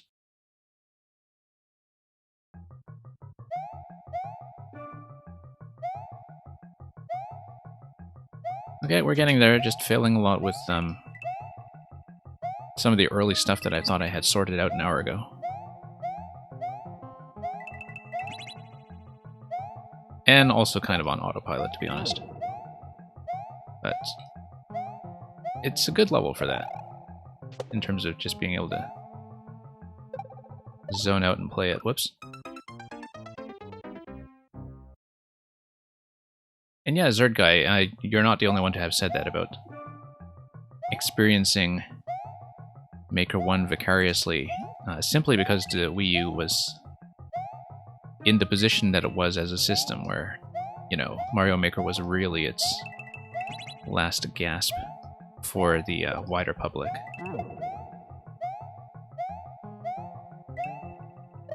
And actually kind of its last gasp generally. Like, I look back at 2016 on the Wii U, and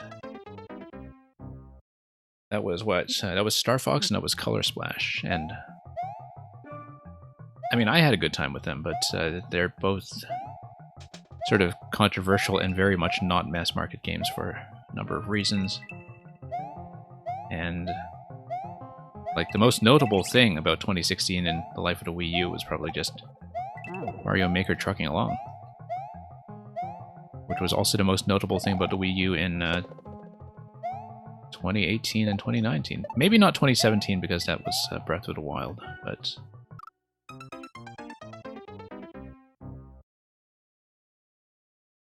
for the most part, I don't think Breath of the Wild even necessarily registered with people as a Wii U event, even though there's so many aspects of it that were kind of vestigial from clearly being designed for the tablet controller. Like, every interaction with Ashika's slate was just very obviously originally designed for this hands-on engagement with the slate analog in your hands.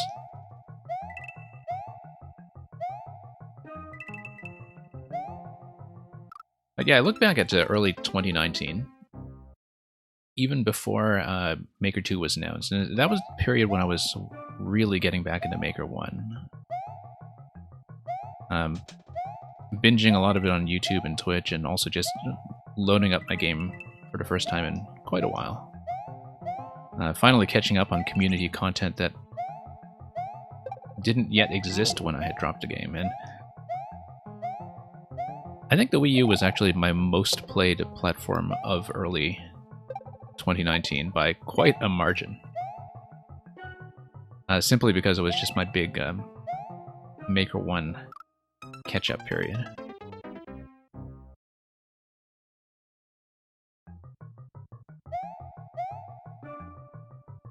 I didn't know that Etherpie's linear checkpoints were founded in trolls. I have seen them in the context of a troll. I didn't know that's where they originated.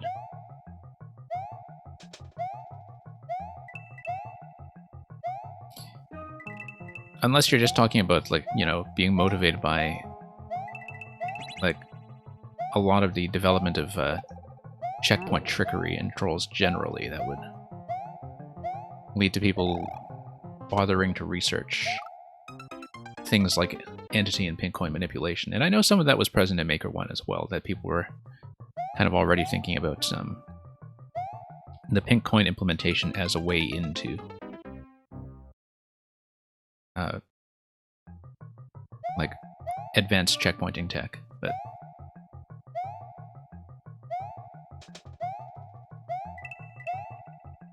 that's the thing that's always a sort of fascinating question to ask yourself when it comes to glitch hunting, is how do people even get the idea to look for things like, not even glitches, but also just edge case behaviors, like, you know, the pincoin and entity counts interactions that permit things like anti-key death.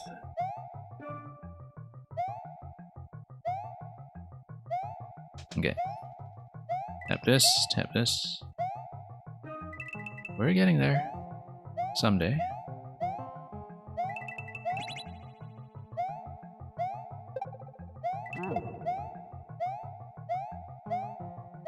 And yeah, Donkeymint, I didn't know that about the static cling mechanic either. I just forgot the spin jump.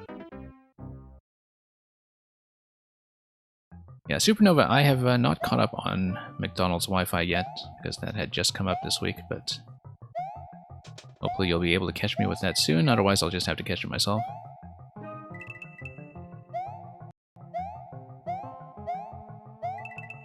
But I did see it go up. I just haven't played it yet.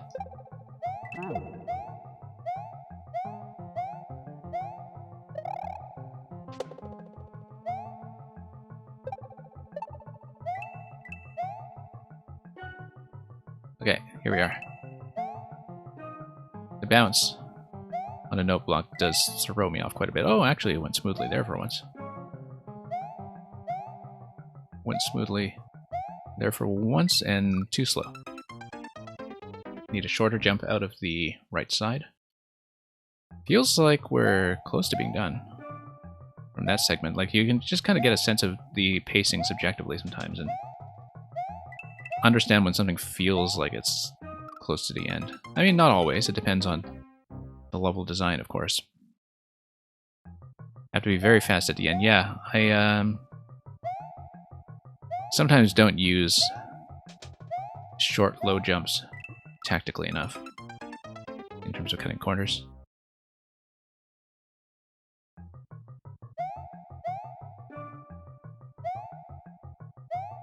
Whoops.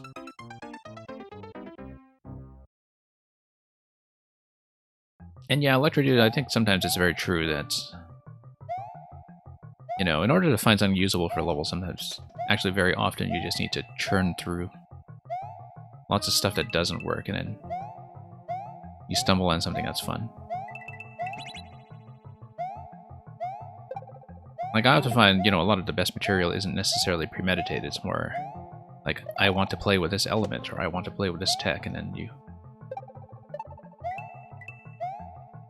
then click with something.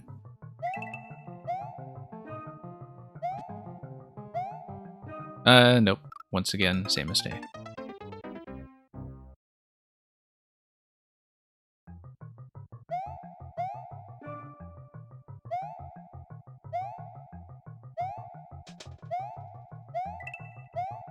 But yeah, I mean, when it comes to the kind of, you know, technical development of what makers can do in this game, that's something that does make me grateful for a very active troll community. It still has a lot of discoveries going on, a lot of contests, certainly a lot of viewer and maker interest in their own right. I don't keep up with it very closely myself, but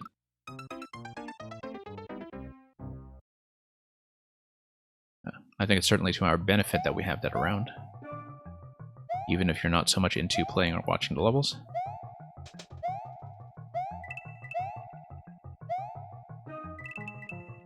Okay, here we go.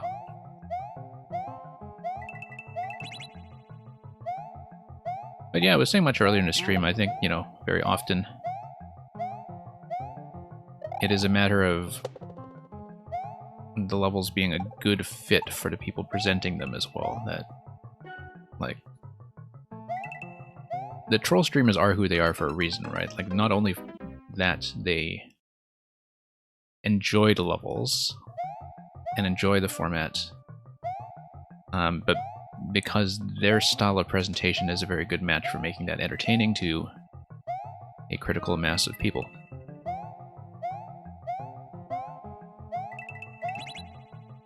Anyway, pop that. Pop that.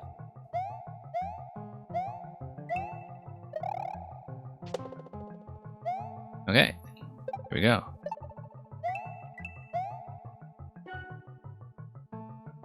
There we go.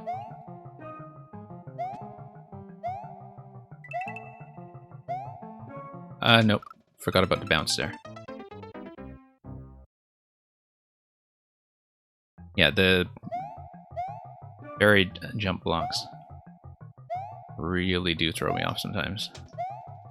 Even when I know I should be expecting them.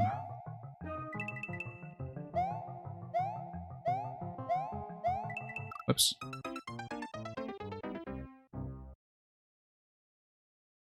You got good at making mobile devices. For a moment, I just sort of imagined you assembling smartphones in a factory or something.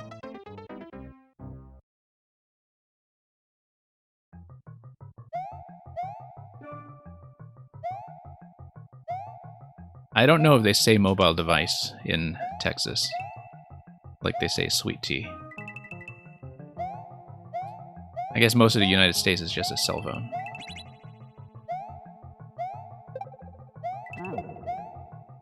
Depending. I mean, it's actually kind of interesting, like, how not homogenized American English is. Like, how much is still regional despite the degree of global communication these days.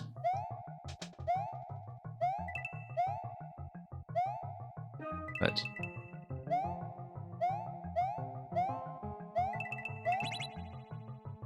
okay, here we go.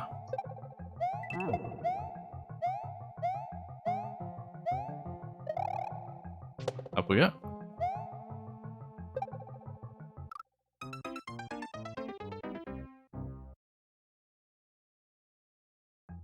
Mobile devices like the Boomsday machine. I don't know if I've played that. I feel like I haven't, actually, now that you mention it.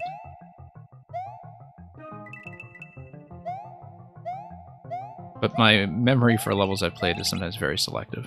Sometimes it reaches back months and months. And sometimes it just doesn't. Sometimes I remember things by title. Oftentimes I don't. I don't think that rings a bell, though.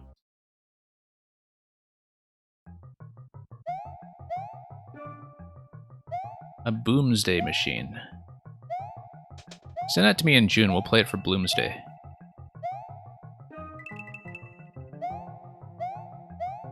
I mean, you can send it to me earlier as well, but, you know. It would be interesting to play a Boomsday level on Bloomsday, because it's not like Mario Maker is going to give us our fix of James Joyce otherwise.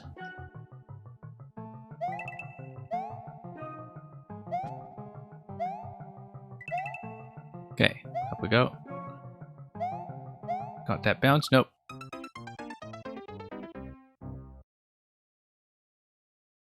Yeah, because Electrodude, you probably thought he was talking about mobile phones as well, didn't you? I was kind of thinking about that as well. Bowser Jr.'s Boomsday Machine from Galaxy 2. Yeah, because now that you have jogged my memory for it. I was actually watching somebody else I know play Galaxy 2 last week as well.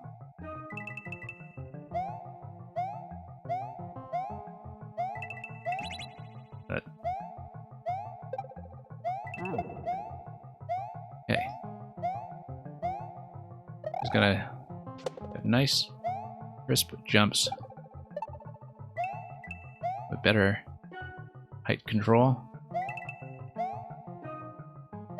Okay, get over the block this time. There we go. Nope, just slipped. Hey, we're getting there a little more consistently. A little more consistently. Inching our way there.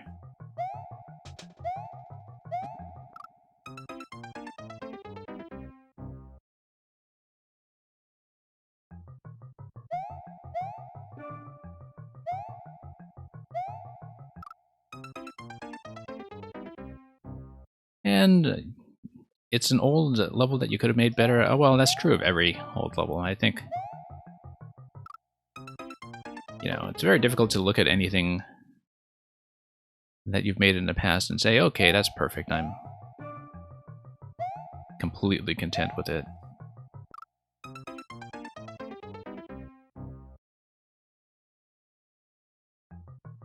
Actually, I can kind of say that about the Goomba Mask level. Like, it's the happiest I've been with something I've made in this game, for sure. But, just about anything else, though, right? Like, there's always going to be stuff that you kind of realize afterwards, okay, this isn't a problem, it's not big enough that it's going to need a re-upload or anything like that.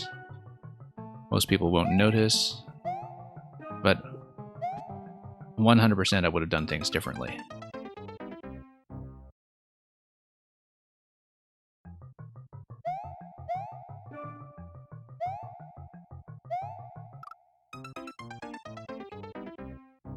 On the other hand, it's also nice to just have a lot of distance from something you have made in the past and see it with fresh eyes again after some time away and realize, okay, you know what, this is flawed in ways that I would have approached differently with what I know now, but my goodness, this was better than I thought I was capable of at the time. Where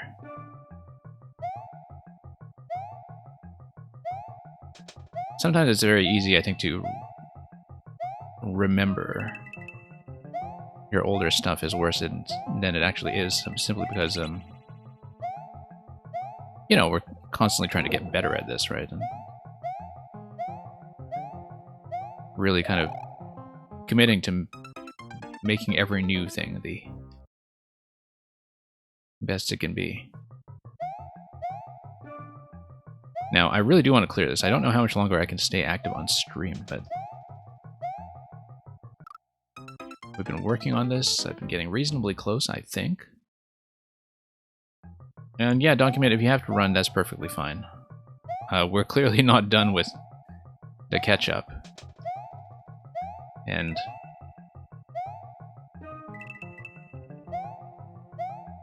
you know, we'll have the VOD available afterwards. We haven't played anything with the Super Mario World Castle music yet tonight, so I don't think my audio will get muted the way it was for, I think, the past 2 puzzle streams that I did here. They really have to do something about that, given that, you know, they're implementing even more copyright enforcement systems now, and so long as they have that false positive, like, every time Super Mario World comes up, it's just going to be a massive pain for everybody who's streaming this game.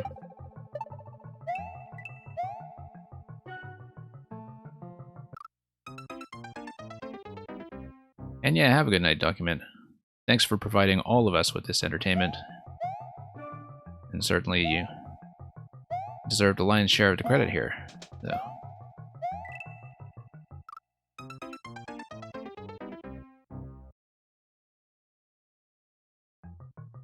You really hope they leave Super Mario World Underground alone.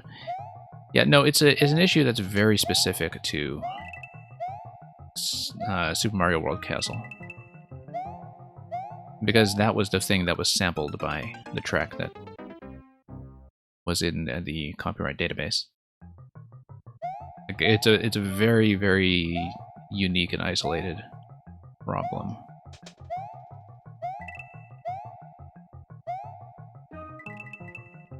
Whoops. Oh. Glanced over at the chat for a minute and I thought I had died in this level, and instead I died an entire jump later than I thought. So...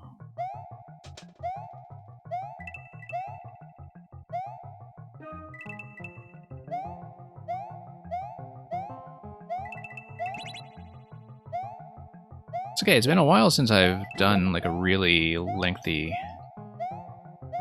non-puzzle level grind on stream. And so it's nice to have something that's actually deserving of the attention.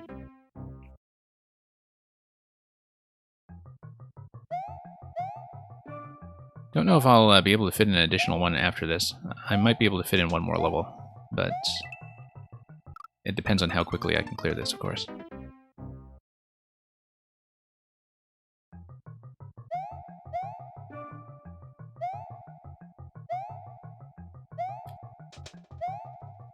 And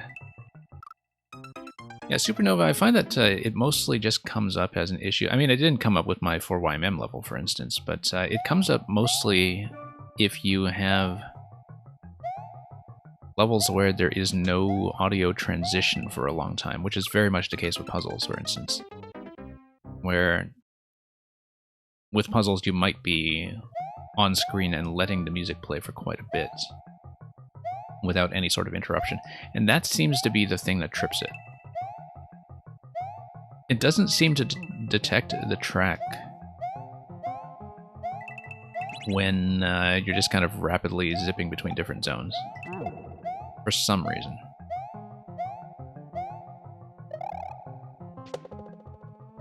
But regardless, it's a massive pain.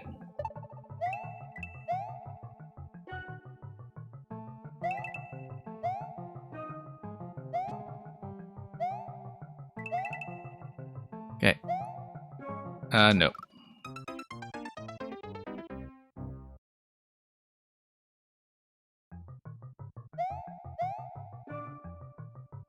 Okay, here we are.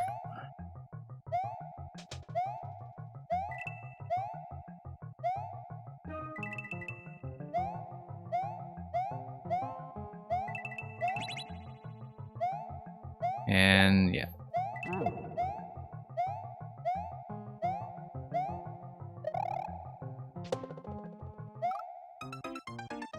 Some locations are deadlier than others. That's one of them. But there's, I think, pretty consistently a good stretch of this level where I do feel like I'm in the zone. And the botched attempts are just kind of bouncing off of me.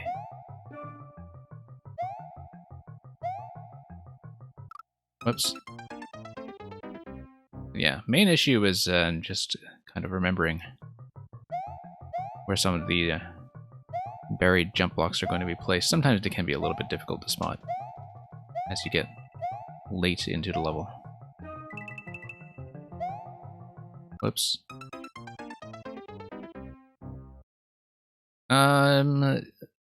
As far as the music detection thing goes, I've not tested that systematically. I'm just saying that the audio muting tends to happen much more often on things like puzzle levels for me where I am staring at something uninterrupted. Like if it's really kind of playing long. Like it's a particular portion of the track that is an issue.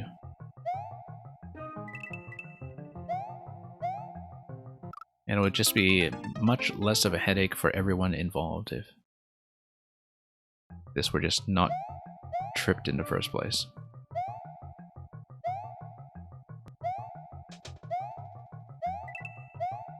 And it's one of those things where, like, you know, by the time I noticed it, right, like, it was something that was actually very well known among other streamers when I brought it up with them.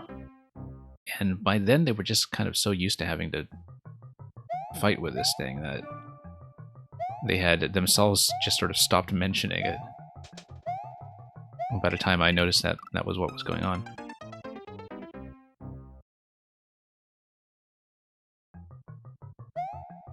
But, you know, you bring that up with anybody who's been streaming this game for a decent amount of time with the in-game music, and they'll recognize that problem exactly. Okay, thumb's beginning to slip a bit on the controller here.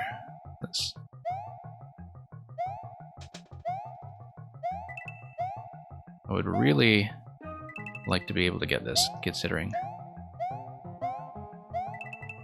how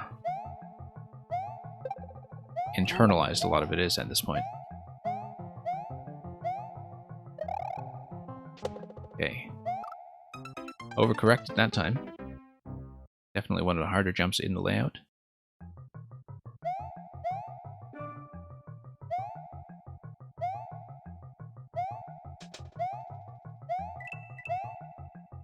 I mean, this is easily one of the hardest ones in a set, and if I don't do it now, when am I going to do it, right? So.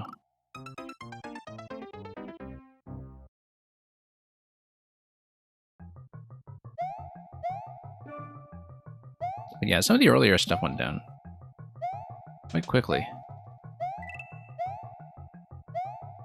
Like I was saying about Hidden Block Hallway earlier, I was quite surprised to find afterwards that it was all the way down at like something like 0.7%.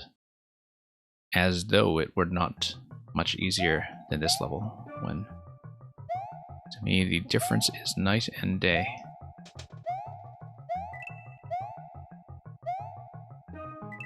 But I think sometimes, you know, I wonder how much of it is because in certain kinds of levels that I'm making up for the perceived difficulty by making good reads. Like an oboist making good reads.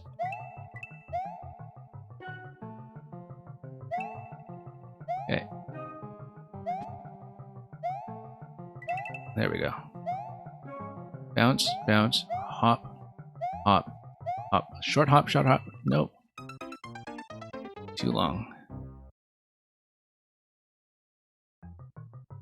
I bonely gotta beat it. Yep.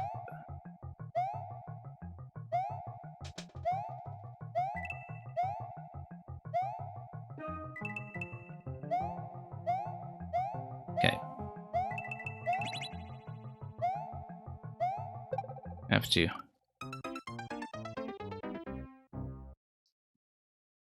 really demonstrate some skills on these skulls. And here we go.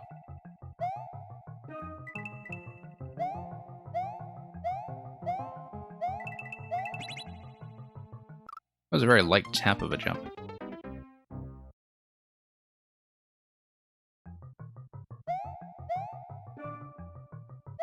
Okay.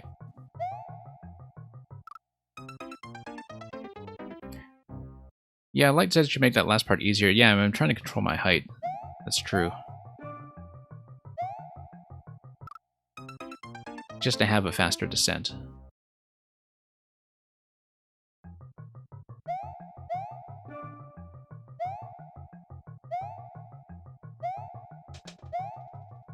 I mean, a lot of it is just, you know, forgetting to go low with it when I do see it.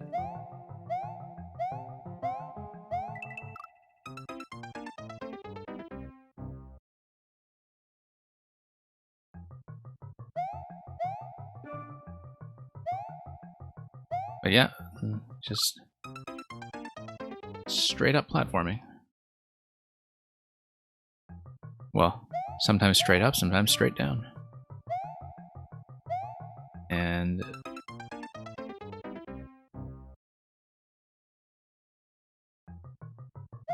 we'll just have to see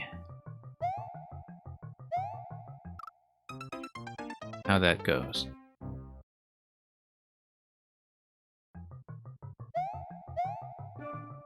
Yeah, I've been on this for an absurdly long time at this point, and the thing is, it will not be reflected in the clear time because there is no checkpoint. but you will all have seen the video evidence and you will know that this was a battle. And we'll see how we come out at the end of this.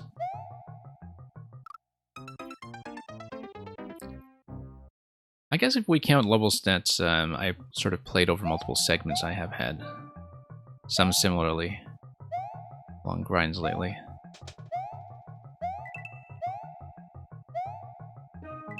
It was definitely one of Mang's that I had to kind of continue past fewer levels, and I think that probably maybe didn't quite add up to 2 hours, but I definitely spent a good deal of time on it. And sometimes you need to do that to really kind of appreciate what a level is doing.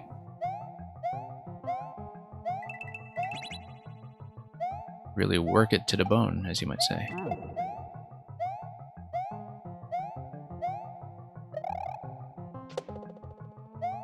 Okay, there we go. Always that corner that worries me the most, so... Okay, went too high off the block this time.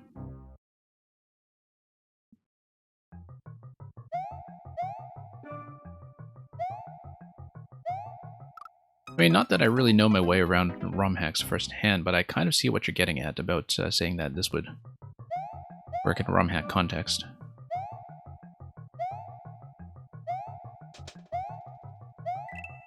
Whoops.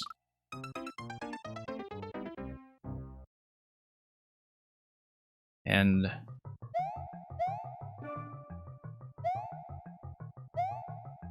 yeah, electric... dude, I mean, you know, that's... kind of a built-in pun in many ways. It's just... it was only called the funny bone to begin with, as you probably know, just to permit you to say that, as if all of history was bending to your will. Okay. Okay, nice wraparound arc that time, for once.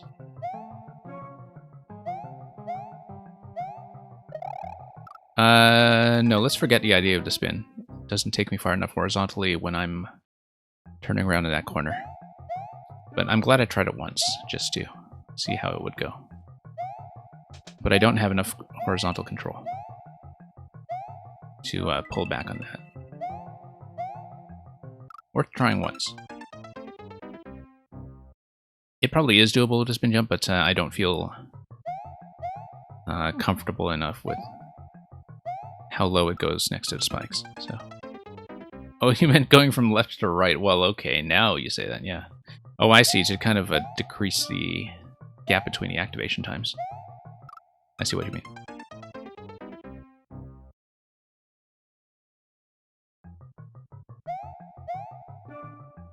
Yeah, because if I decrease the gap between the activation times, then I just get on the first platform faster. Okay, I kind of see what you're getting at. I don't know if I will have the presence of mind to do it the next time I reach the end segment there, but... or what looks like it might be the end segment. We still haven't hit checkpoint 1.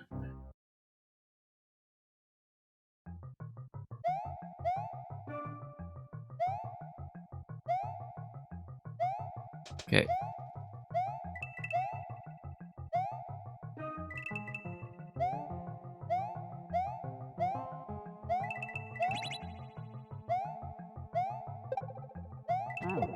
And tap, tap, tap. Okay.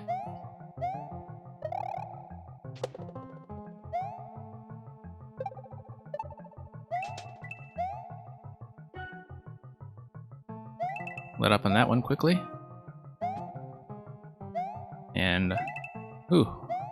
Barely made that time.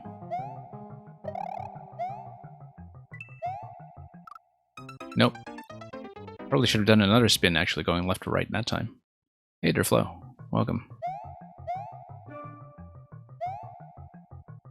That's still further than I've made it before, though, in terms of actually being able to land on the left side skull. Which, previously, I was Too far behind to do.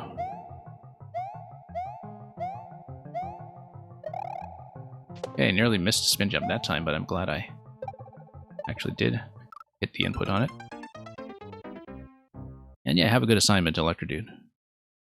Thank you as always for just leaving the lurk here and joining us for all this colorful and vivid conversation. Also for requesting Shakespeare earlier, so we can see what hideous thing the app had done to my reading material.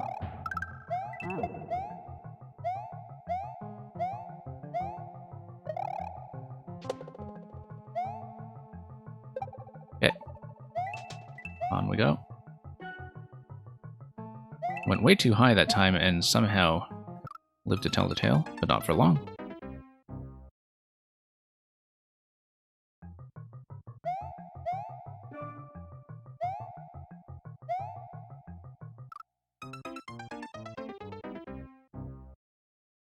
Okay.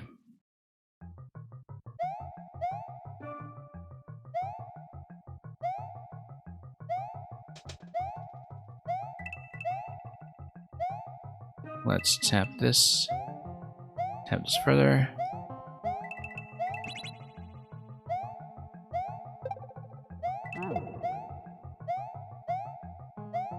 Yeah, no, I didn't like that jump that time. And I knew I was coming in a bit slowly on the wraparound.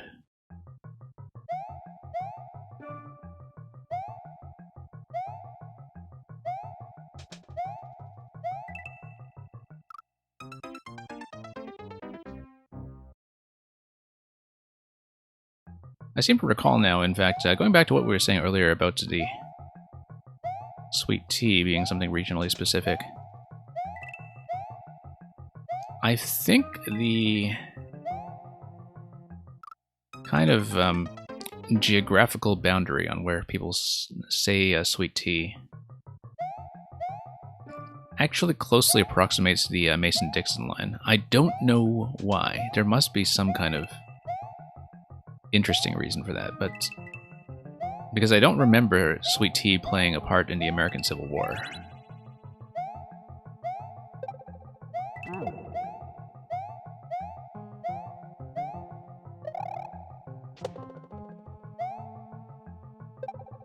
But that's just something that jogs my memory. I feel like I read that somewhere once.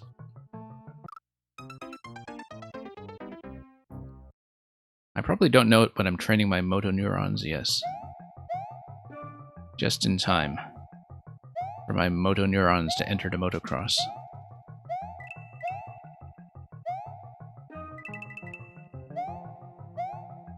And eventually it'll be like that if we bother to learn things like shell levels that have all kinds of misleading difficulty ratings.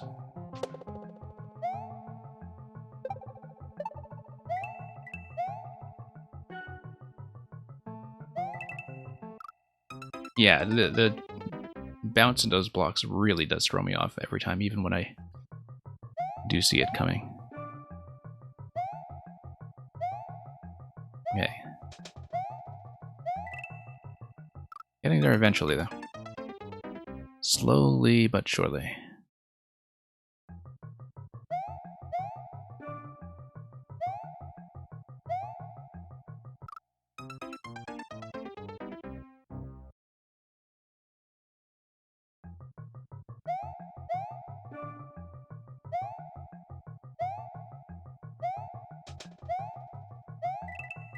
And record on this was, what, something like 44 seconds? Yeah.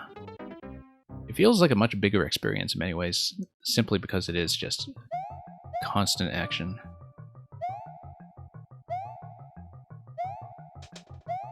It's densely packed enough that it feels like levels that are many times the length.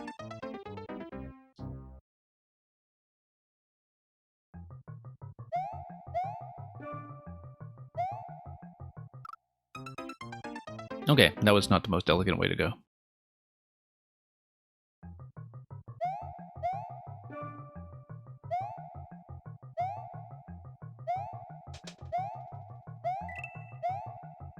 It's alright. I have to learn how to platform again after too long not platforming.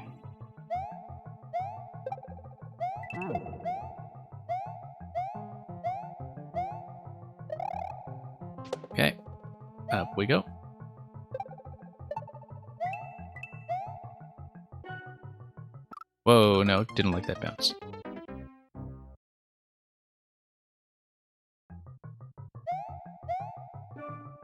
I don't know why it catches me by surprise every time. I think it's just that I'm not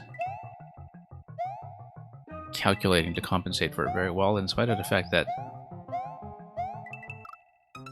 the concept of having the buried jump block under the skull platform is introduced fairly early, as you can see.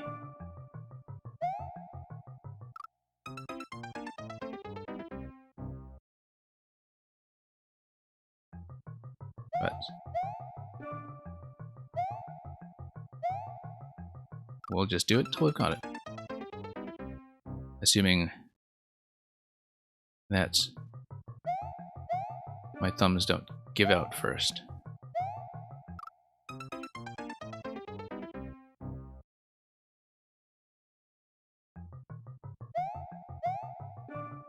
And hello, Donkeymint from tomorrow, says Supernova. By which time, we'll hopefully know if we actually have to clear.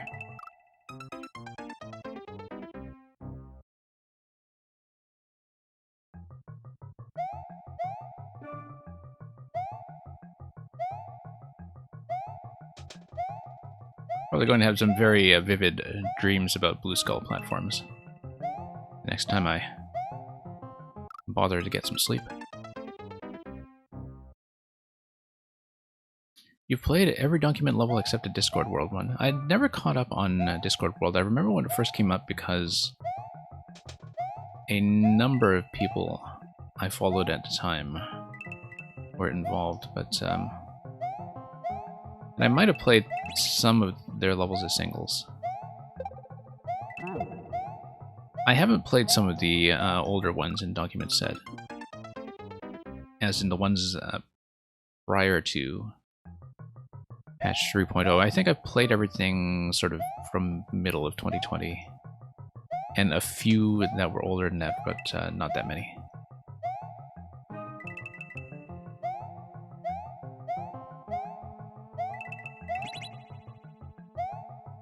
Okay.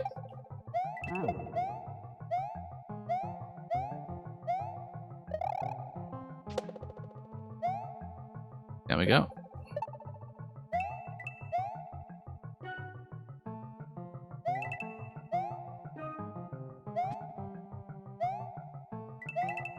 Okay.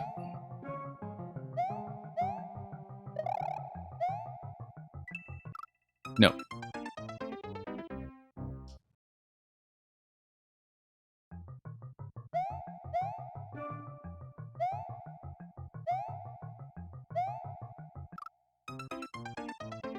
Yeah, that last bit may take some work. Because I still don't quite have my estimation of speed down yet when it comes to spacing my own descent. But I have to go pretty much as tight as possible.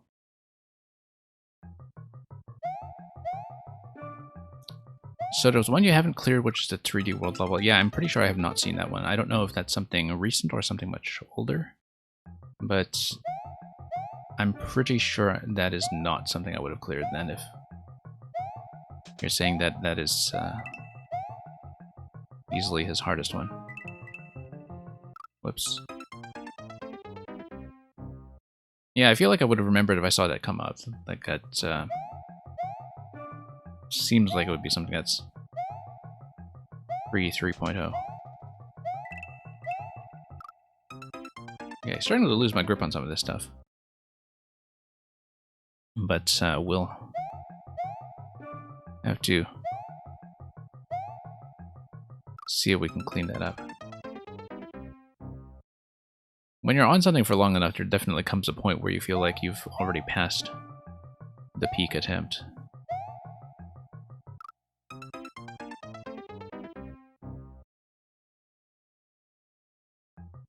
But we'll see. I feel like I just haven't learned the spacing on the last segment yet, and that, you know, until I get back there consistently, not much is going to become of this. A very specific throw in that level, okay. Let's see. Or I perhaps will see when I eventually get around to playing it.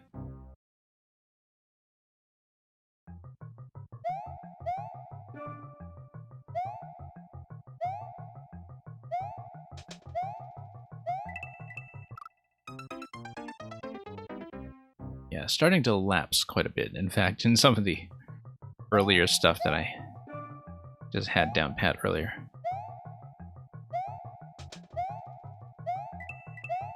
Okay. But every now and then, a worthwhile attempt. Not that one.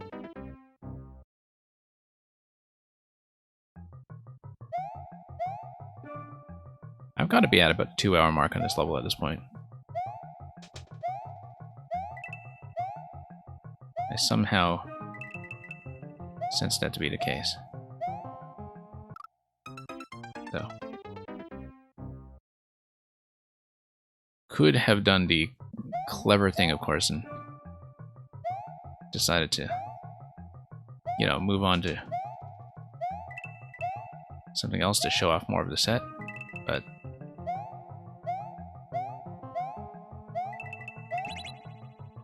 this is how we'll do it.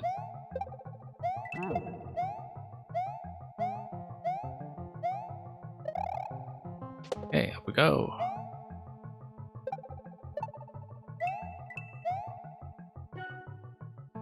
Fall accurately for once, okay. Alright, let's not hit the jump block, and that's exactly what I did, as I anticipated it.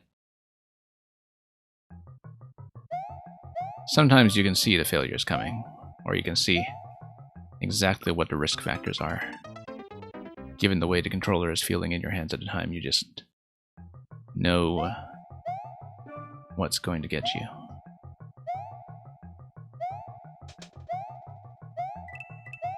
Okay.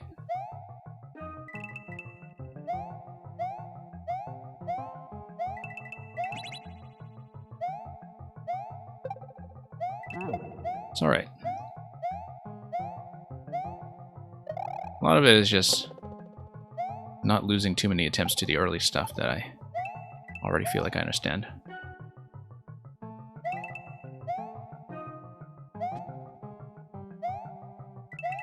There we go.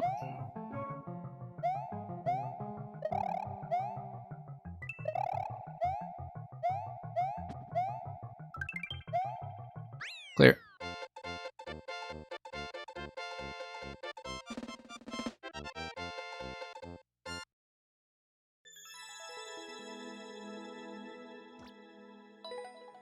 Well, 48 seconds. That didn't take us long at all. Very brisk experience, actually. Just, you know, losing about 4 seconds in there, which tells you how well optimized this has to be. Scratch that, the worst kinds of deaths are the ones where you think you're dead so you give up, but actually make it, then die because you gave up. Yeah. I kind of get that with puzzles as well, where sometimes I write off a solution much too early because I feel like I've already tried it. So on a bit of a longer scale, that's, I think, an analogous idea. So, thank you for the GG Cordial Snail as well.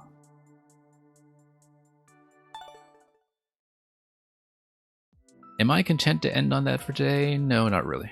Let's see. 0.83. Let's take a look. I might not finish this, given that the last one wore me out a little bit, but sometimes clear rates can be deceptive, so let's at least take a peek. Just so we can end on something slightly different. Mount No Put Foot. It's a long climb to the top. 2 minutes long with no CP. Okay, oh, very interesting. A long climb then. Let's preview it.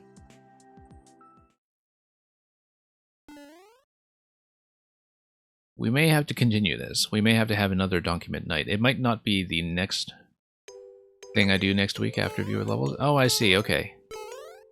Similar concept to Static Cling. Yeah, it's reach the goal without leaving the ground. I'm just scouting ahead. So. And then that's going to be hop out.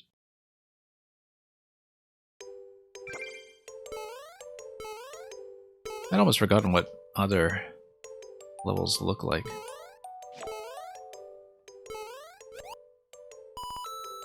Okay. And then I kick this guy, right? And then... I actually kind of like that I have time to read things once again.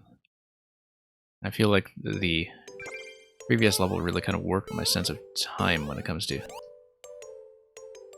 you know, how quickly I was having to respond to everything. Nope. Bad wraparound. I don't know if I'm going to wait for next year for Donkeymint Day.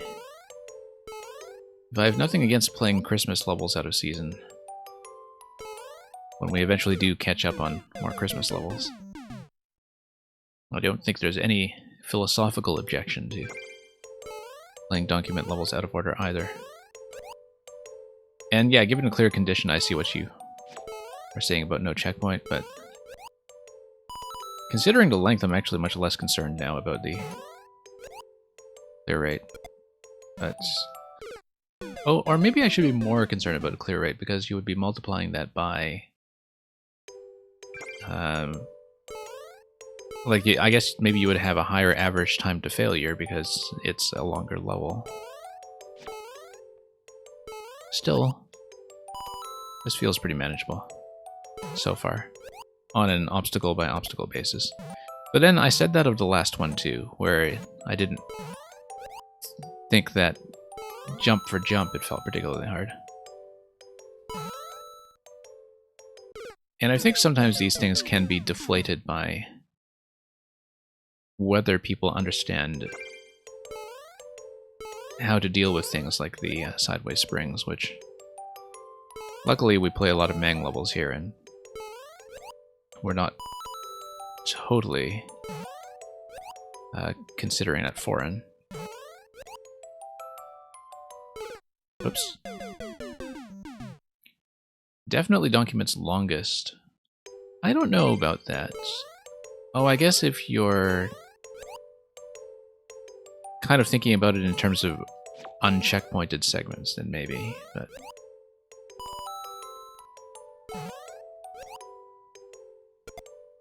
we'll see. Might not complete this, but we will at least take a look, and even if I do fail the condition, if I'm alive, I may look ahead anyway and see what we're in for. Oh, whoops. It is quite incredible how second nature a lot of the original SMB1 themes have become. Just from playing lots of Maker, you know, it's kind of easy to momentarily forget that this was something that was original to Maker 2, and which had not been around with us for very long.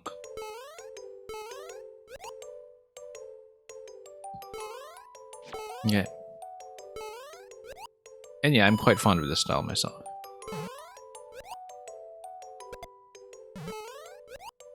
Okay. Let's wait for the dry bones to come back up on the next cycle. I guess it's timed to be efficient on the first cycle, but... oh, interesting. So that's going to be a drop, and then what? Not above the soft lock ceiling, I would assume. Probably invisible blocks there. I mean, you're failing the condition anyway if you go up there, so that's probably nothing. But it does make me wonder.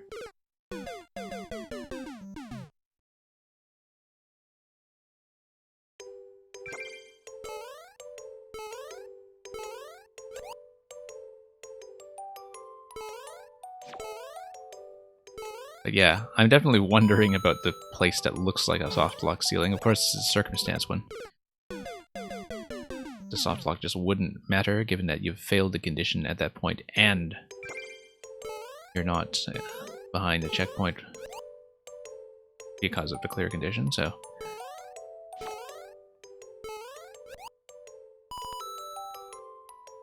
honestly, this feels comparatively relaxed after the last level. I'm rather glad that I'm at least trying it as a bit of a dessert. I don't think it's possible to get up there, really, because you would be able to hop into Bone Shell, right? And maybe hop out of the Bone Shell up to the Blaster. Maybe it's too high from the point of entry with Bone Shell.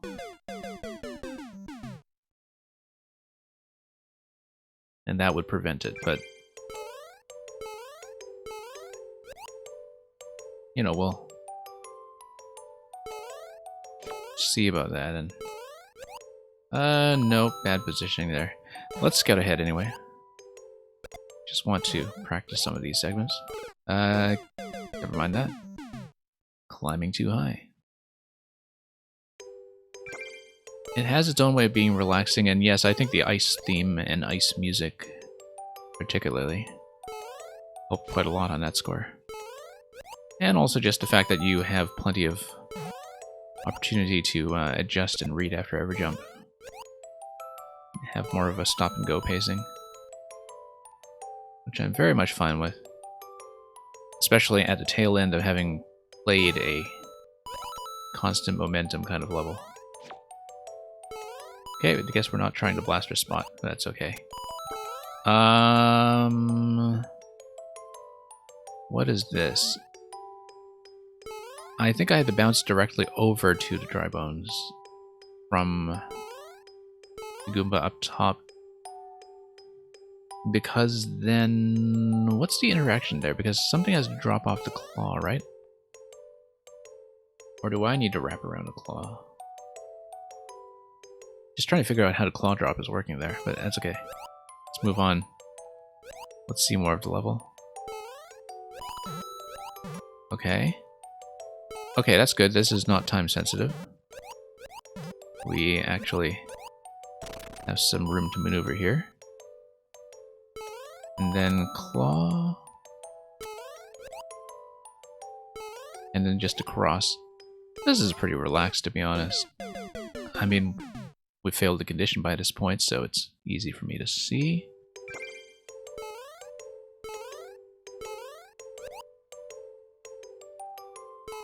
Easy for me to say, rather. Need to.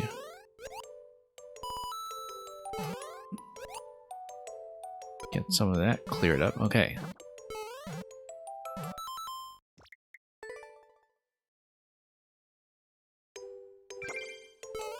No, I mean, very easy at this point to make a ton of mistakes, obviously, and especially as the level escalates in a very literal sense.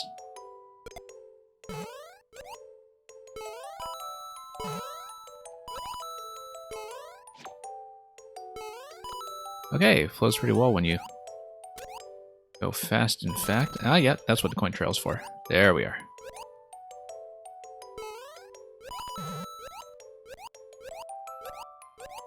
Okay. And then we will get over this. And over this. And we'll just wait for that to come back down. And we'll miss something easy. Comparatively easy. Always nice, though, when you can just get a straight read on something like that, like the big coin column, after having not quite understood it the first time.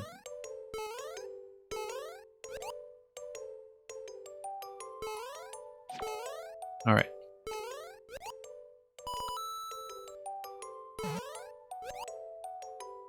Bounce that. And yeah, first cycle is perfectly fine.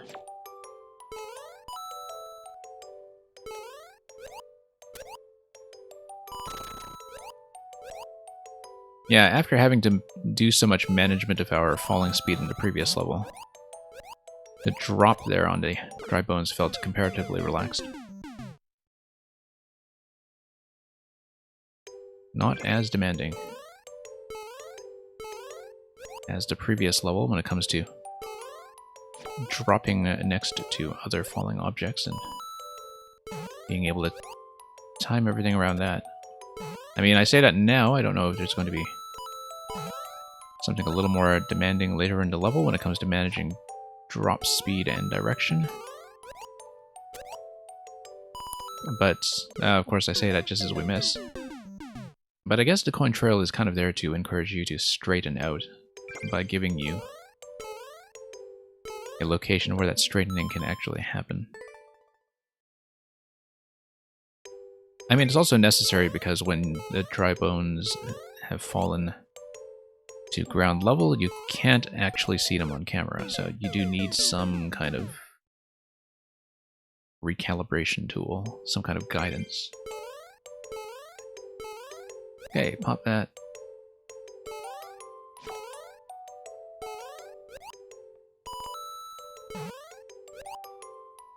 Pop this.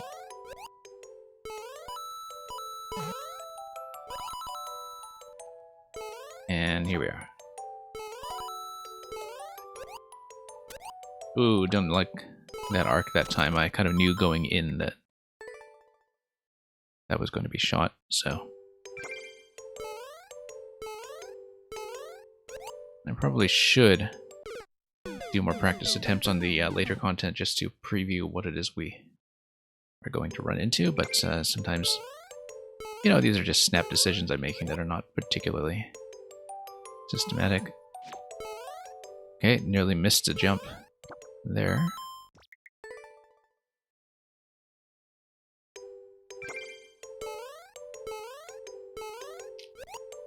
And we'll just hop on.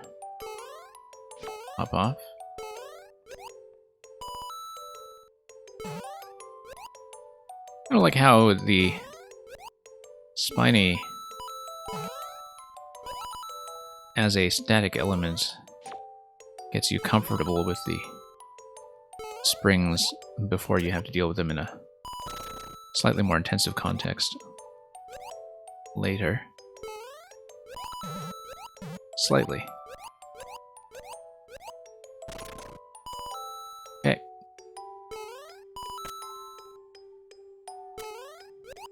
Interesting cloud falling off the track there. I'd noticed it on every attempt on our way here and just didn't really know what to make of it.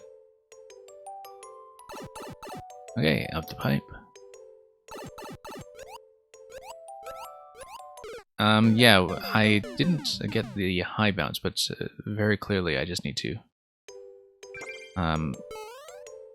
take advantage of the fact that the large dry bones are going to be constantly rising.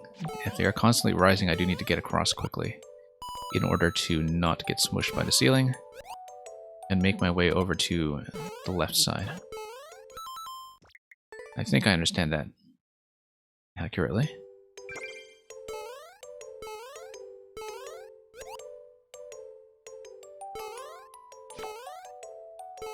Okay.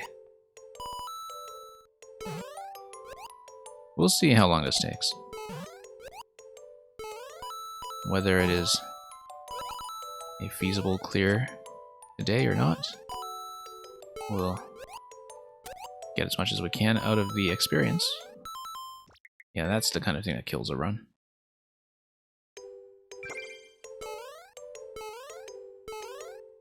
There we are.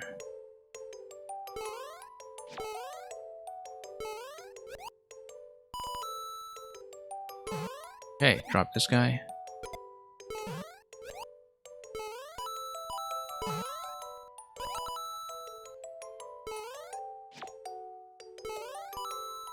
And up we go.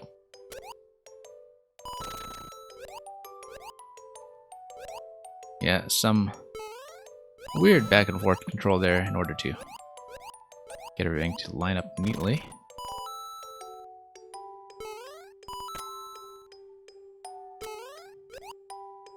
But we made it. And we'll just wait for these guys.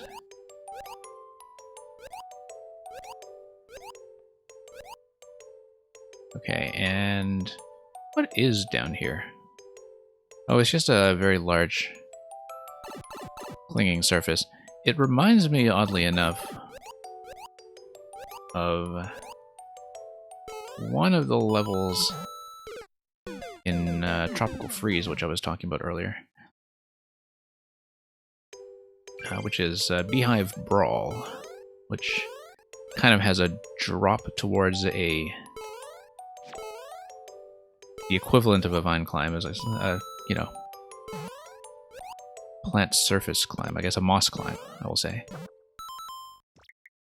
But it's a very similar kind of ending to a particular segment in that level where you have this big drop towards a climbing segment. I mean, you know, that's not the only platformer that does it either, but it's just the one that comes to mind when it comes to this kind of cling. You still need to finish Tropical Freeze. I don't know how far you are, but yes, you do, because Tropical Freeze is, I think, one of the really great completionist experiences. Definitely do it to the full 200%, which is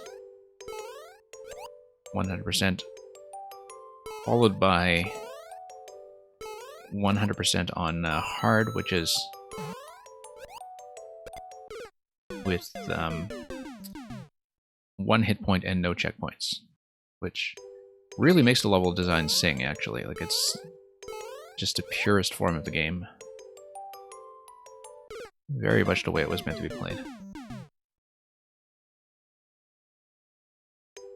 I really do want to go back to Tropical Freeze as one of those that I have actually fully cleared it many times. Probably more than most platformers, in fact. Like actual professionally and commercially sold platformers, I should say. Like, I don't really think of Tropical Freeze as a game I particularly know well, but objectively, I think I have spent a lot more time with it than I have even with a lot of mainline Mario. Whoops. And yeah, very rewarding game. Just one lesson about level design after another. Okay, drop this.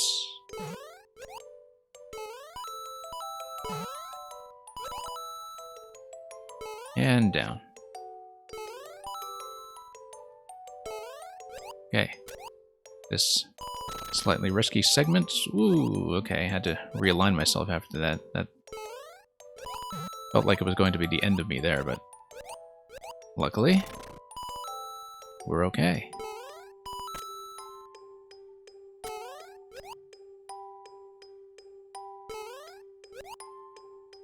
And here we are. It's really interesting after playing a lot of Mario Maker to go back to other platformers, or I guess play new platformers that are not Mario at all. Because it does sort of affect the way you're reading non-Mario content. Okay. We're gonna miss the train when it comes to... no, I needed a wraparound. Yeah, okay, no, I guess the floating dry bone segment down there didn't matter since we were no longer bouncing on them constantly. They were just going to do that up and down rather than working as some kind of indefinite lift, so everything was fine up to that segment just now. That was still manageable.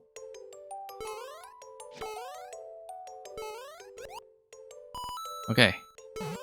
Kind of cutting it closer when it comes to going around the sideways spring.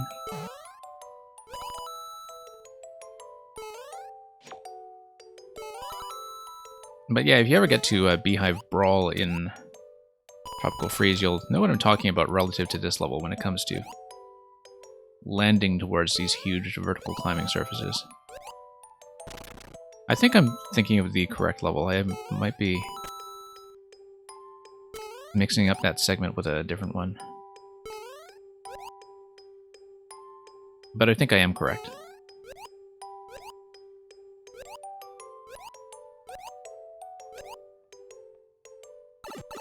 One thing that I found that I kind of do by habit after playing a lot of Mario is that even in games with no dash button, I have a habit of holding the dash button, just holding Y into everything. A few weeks ago, I was kind of switching constantly between Mario Maker and Ori and the Will of the Wisps, and that was precisely the issue that I had. Hey, bumping my head on that ceiling corner tile there, that was unexpected.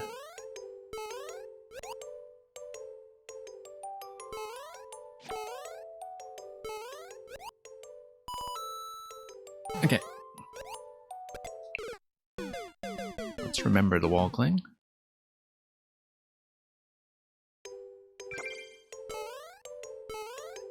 Yeah, it might just be definitely a case of length deflating difficulty, as with the previous level as well, given that, you know, this does not feel like sub 1% content. But the length of the level can do a lot to perturb that statistic.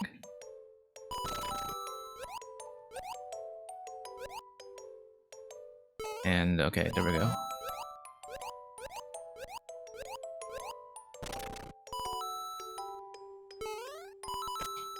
Yeah, a bit of a thrilling landing on a claw there. Could have been, once again, a very near thing. Okay. Now here's the bounce test. And up we go.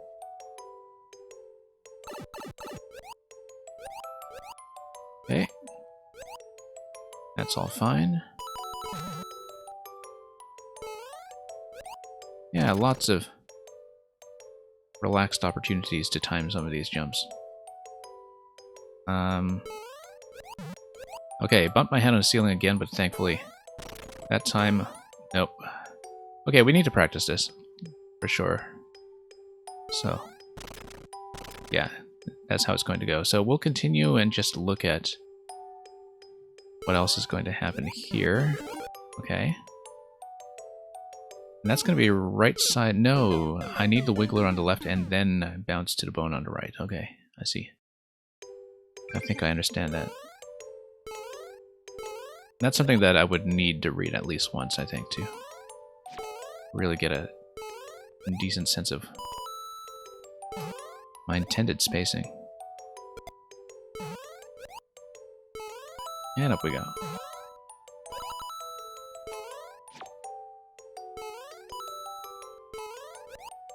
No. Need to remember to actually go for the bones.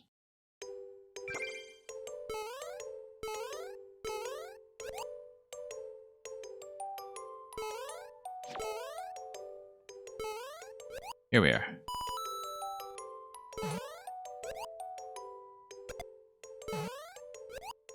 Nope, we can kick that again. No, we can't. It was slightly out of alignment. Yeah, thought that looked recoverable for a moment, but not so much.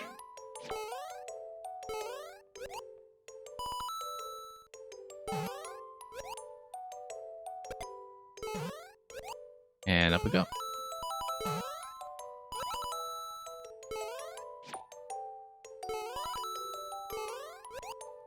And down.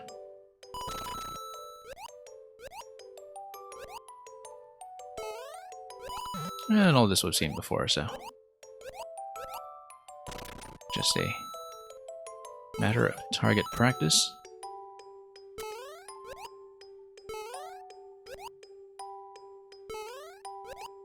And okay. Thought it was coming in a bit low that time on the big dry bones, but thankfully not the case.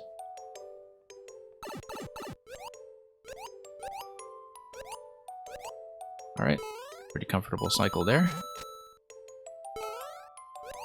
And here. Yeah, getting first cycle on a snowball is much better, in fact. Nope.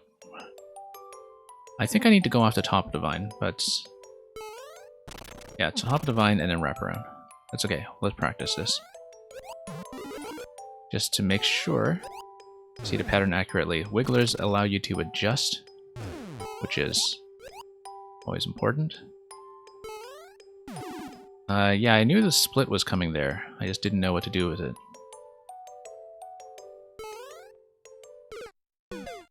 Because I think I need to get off of that split and immediately to the left, and really follow the arc of the Goombud spawn all the way down there.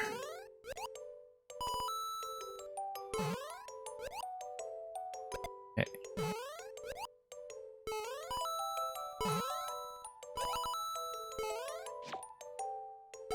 Purely as a matter of the naming scheme, I actually do tend to get my Goombuds and Goomrats mixed up.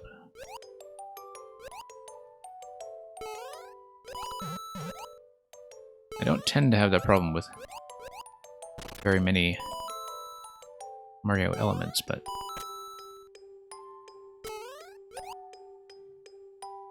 it's not a distinction that was particularly material until quite recently, when I guess what they were calling Goombas in Super Mario World have been sort of reformulated in recent years. First with their appearance in 3D World, in fact.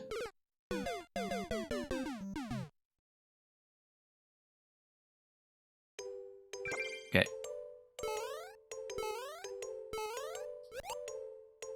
But anyway. One's a Goomrat and the other is a Goombud, and surprisingly easy to get the two of them mixed up.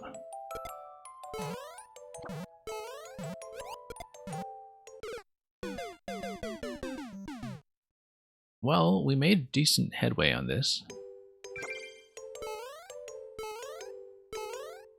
Although, given that I'm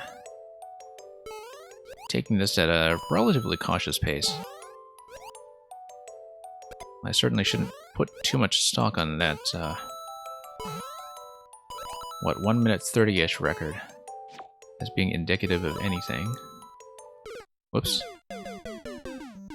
Was it 1 minute 30? Yeah, that's right. Not going to be that informative, given that I am definitely going much slower than somebody who would be hitting every early cycle on every jump.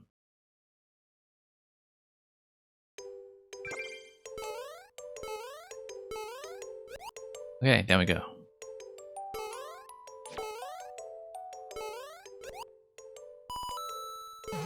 And back up. Nope. Yeah, so far, biggest sticking point is that double dry bones back and forth that we have much later in the segment after the pipe. And then after that, the biggest threat is the Goom split.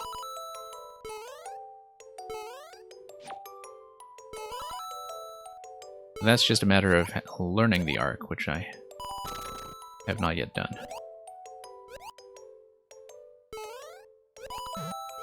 Okay.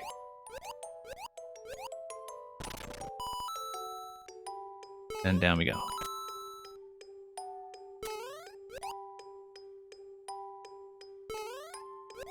And back up again.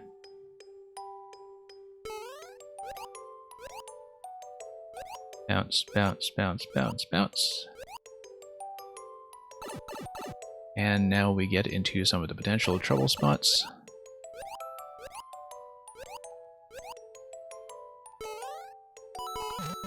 Yeah, pretty relaxed overall though, this area here.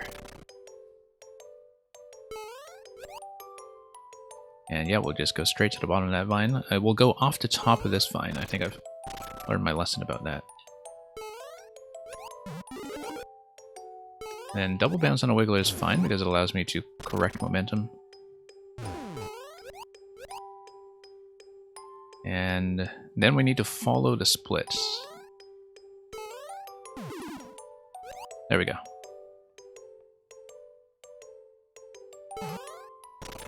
Okay, that's fine.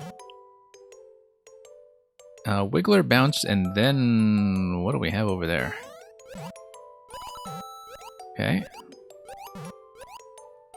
Off to Dry Bones and then wrapping around to the right. But why? Oh, because then I can time my entry like this. There we go.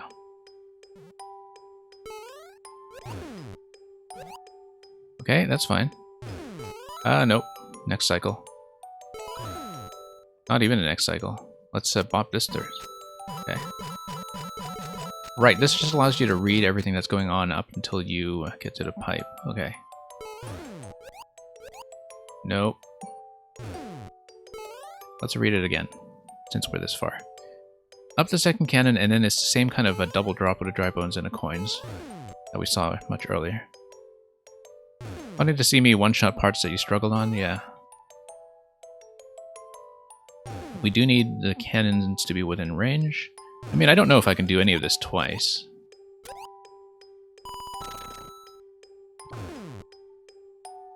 Like I was saying, I don't know if I can do any of this twice. I'm going to scout ahead.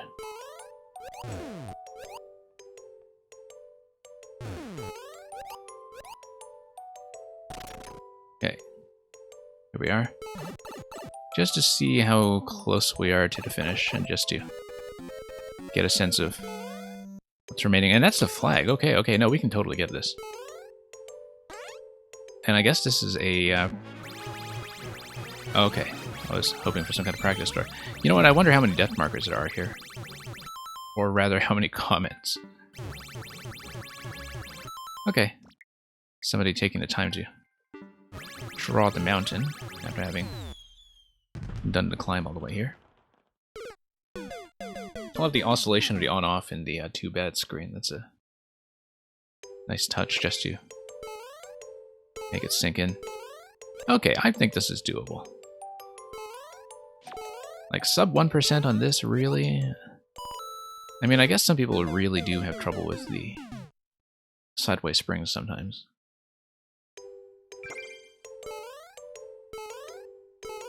Or just tend to reset very impulsively instead of looking ahead to practice. Sometimes that's a factor.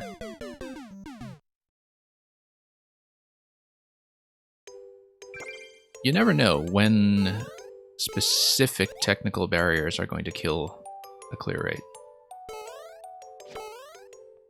Like the one before this obviously was very time consuming and was the most trouble we've had with anything so far.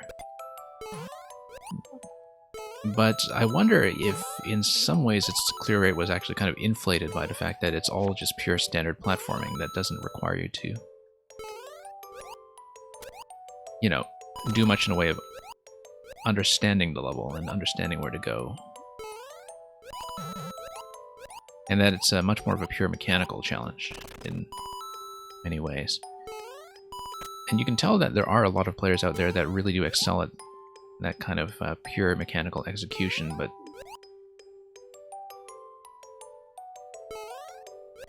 who have a lot more trouble with the read. So, as far as one-shotting parts that you struggled on goes, I mean, that kind of makes up for the fact that I took 2 hours on a Skull Track level that took you 10 minutes, apparently, so... depending on the skill set of a player and their inclinations at the time, these things will just come and go. No, let's do this again. And, yeah, okay. Just trying to avoid the head bump here. And here we are.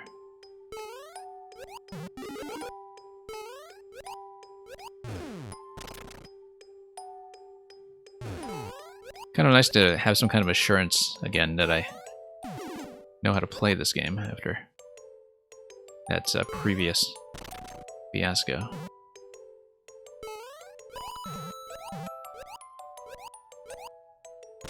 Okay.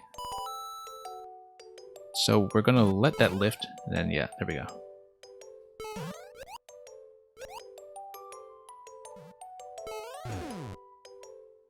Okay, that worked out somewhat more conveniently than I had hoped.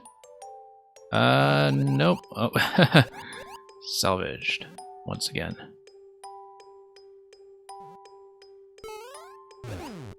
There we are.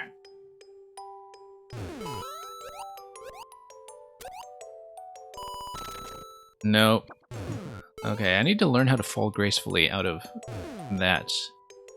Where if I'm missing with the dry bones, I need to allow myself to fall down to this column so I can reset from over here. Because that way I don't blow the attempt. Like if I know that the bounce off the dry bones is not going to be any good, I need to keep the clear condition at all costs if I can.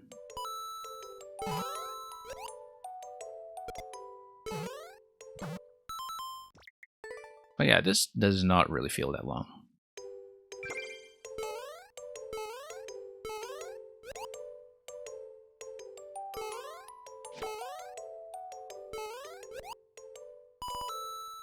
Okay, up we go.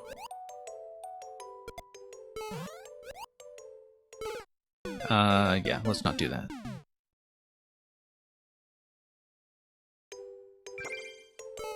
Things like that could go better.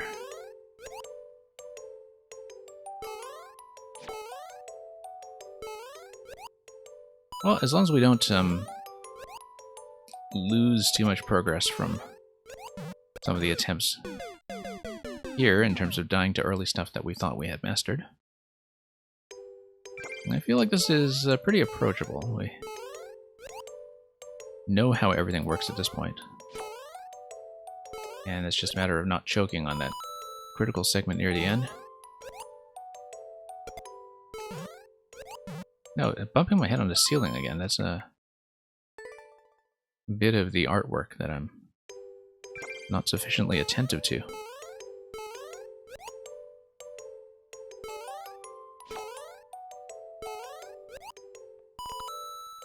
Okay. Bump this guy. Oh. Bump, bump, bump. I think when you are very close to success, sometimes it can be easy to just get impatient with everything on the way and start to lose your grip on the bits that you were formerly cautious about during the early stages of the learning process.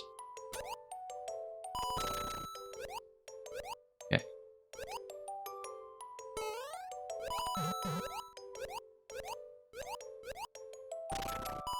There we go.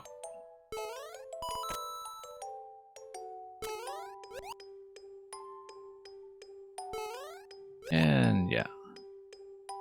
Pretty manageable so far.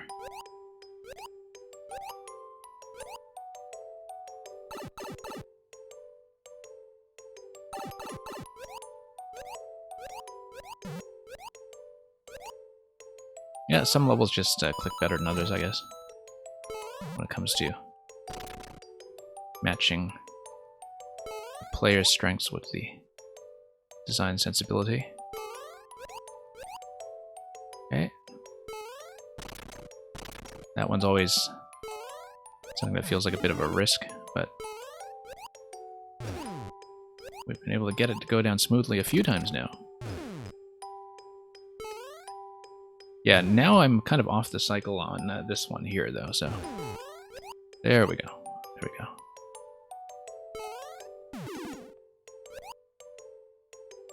Yeah, the split bounce is a lot of fun. I've seen that a lot in Bracky's levels, actually, if you know Bracky's style of jump platforming. I seem to recall him using the Goom split quite a bit.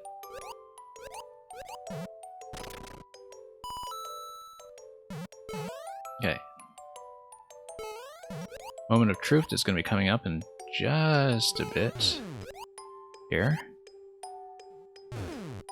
We'll need to ride the next cycle for this guy.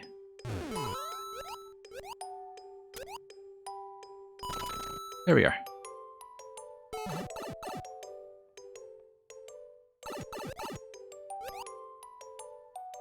And yeah, I see that all of the clouds have been used as part of the kind of setup mechanic, like the deflection. Let's land on a flag accurately. That would have been a terrible place to choke. You think you'll go back and play this again just for fun? Yeah, it's a very relaxing one, to be honest. Just Very pleasant climb, in fact. And really a nice change of pace after it, how frantic the previous one was in terms of, you know, constant button pressing. Like a really nice way to cool down. I'm going to look ahead at the next clear rate here. 0.87, about 2 minutes. I think I do have to kind of call it for today, unfortunately. We got through 4 levels in nearly 5 hours, and it was mostly this guy's fault. Let's take a look at the comments here. Yeah, really great time all around though. This guy, checkpoint whiner.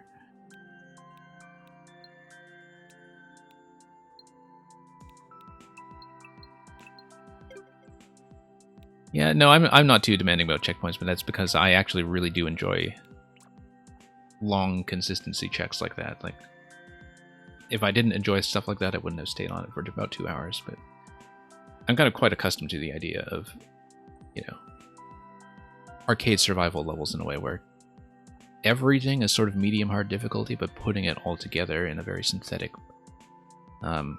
way is the real challenge as a player. And so I approve that kind of design, but I think there's a good deal of variety here when it comes to checkpointing and pacing. So,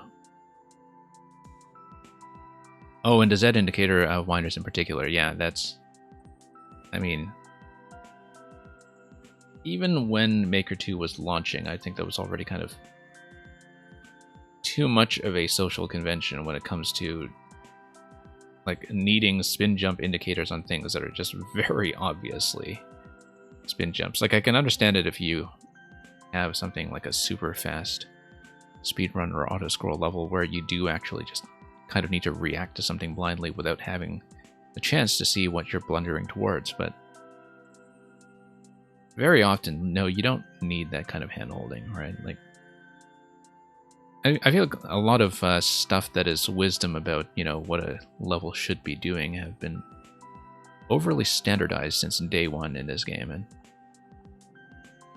in some ways I'm very resistant to that, so. Regardless, we'll save some of the design ranting like that for some other time.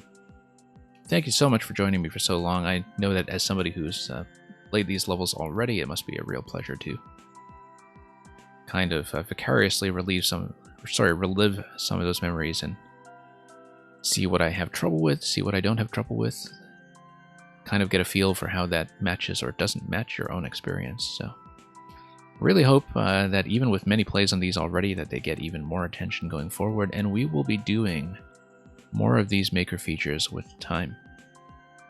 However, viewer levels will return this weekend, and I'll be doing shorter viewer level streams than usual, I hope, because I do have some conflicts over the weekend. But in the meantime, we may scan around to forward the remaining lurking population to another maker stream. And either way, whether it is good night or good morning or something else entirely for you, thanks for watching, as always, and fare thee well.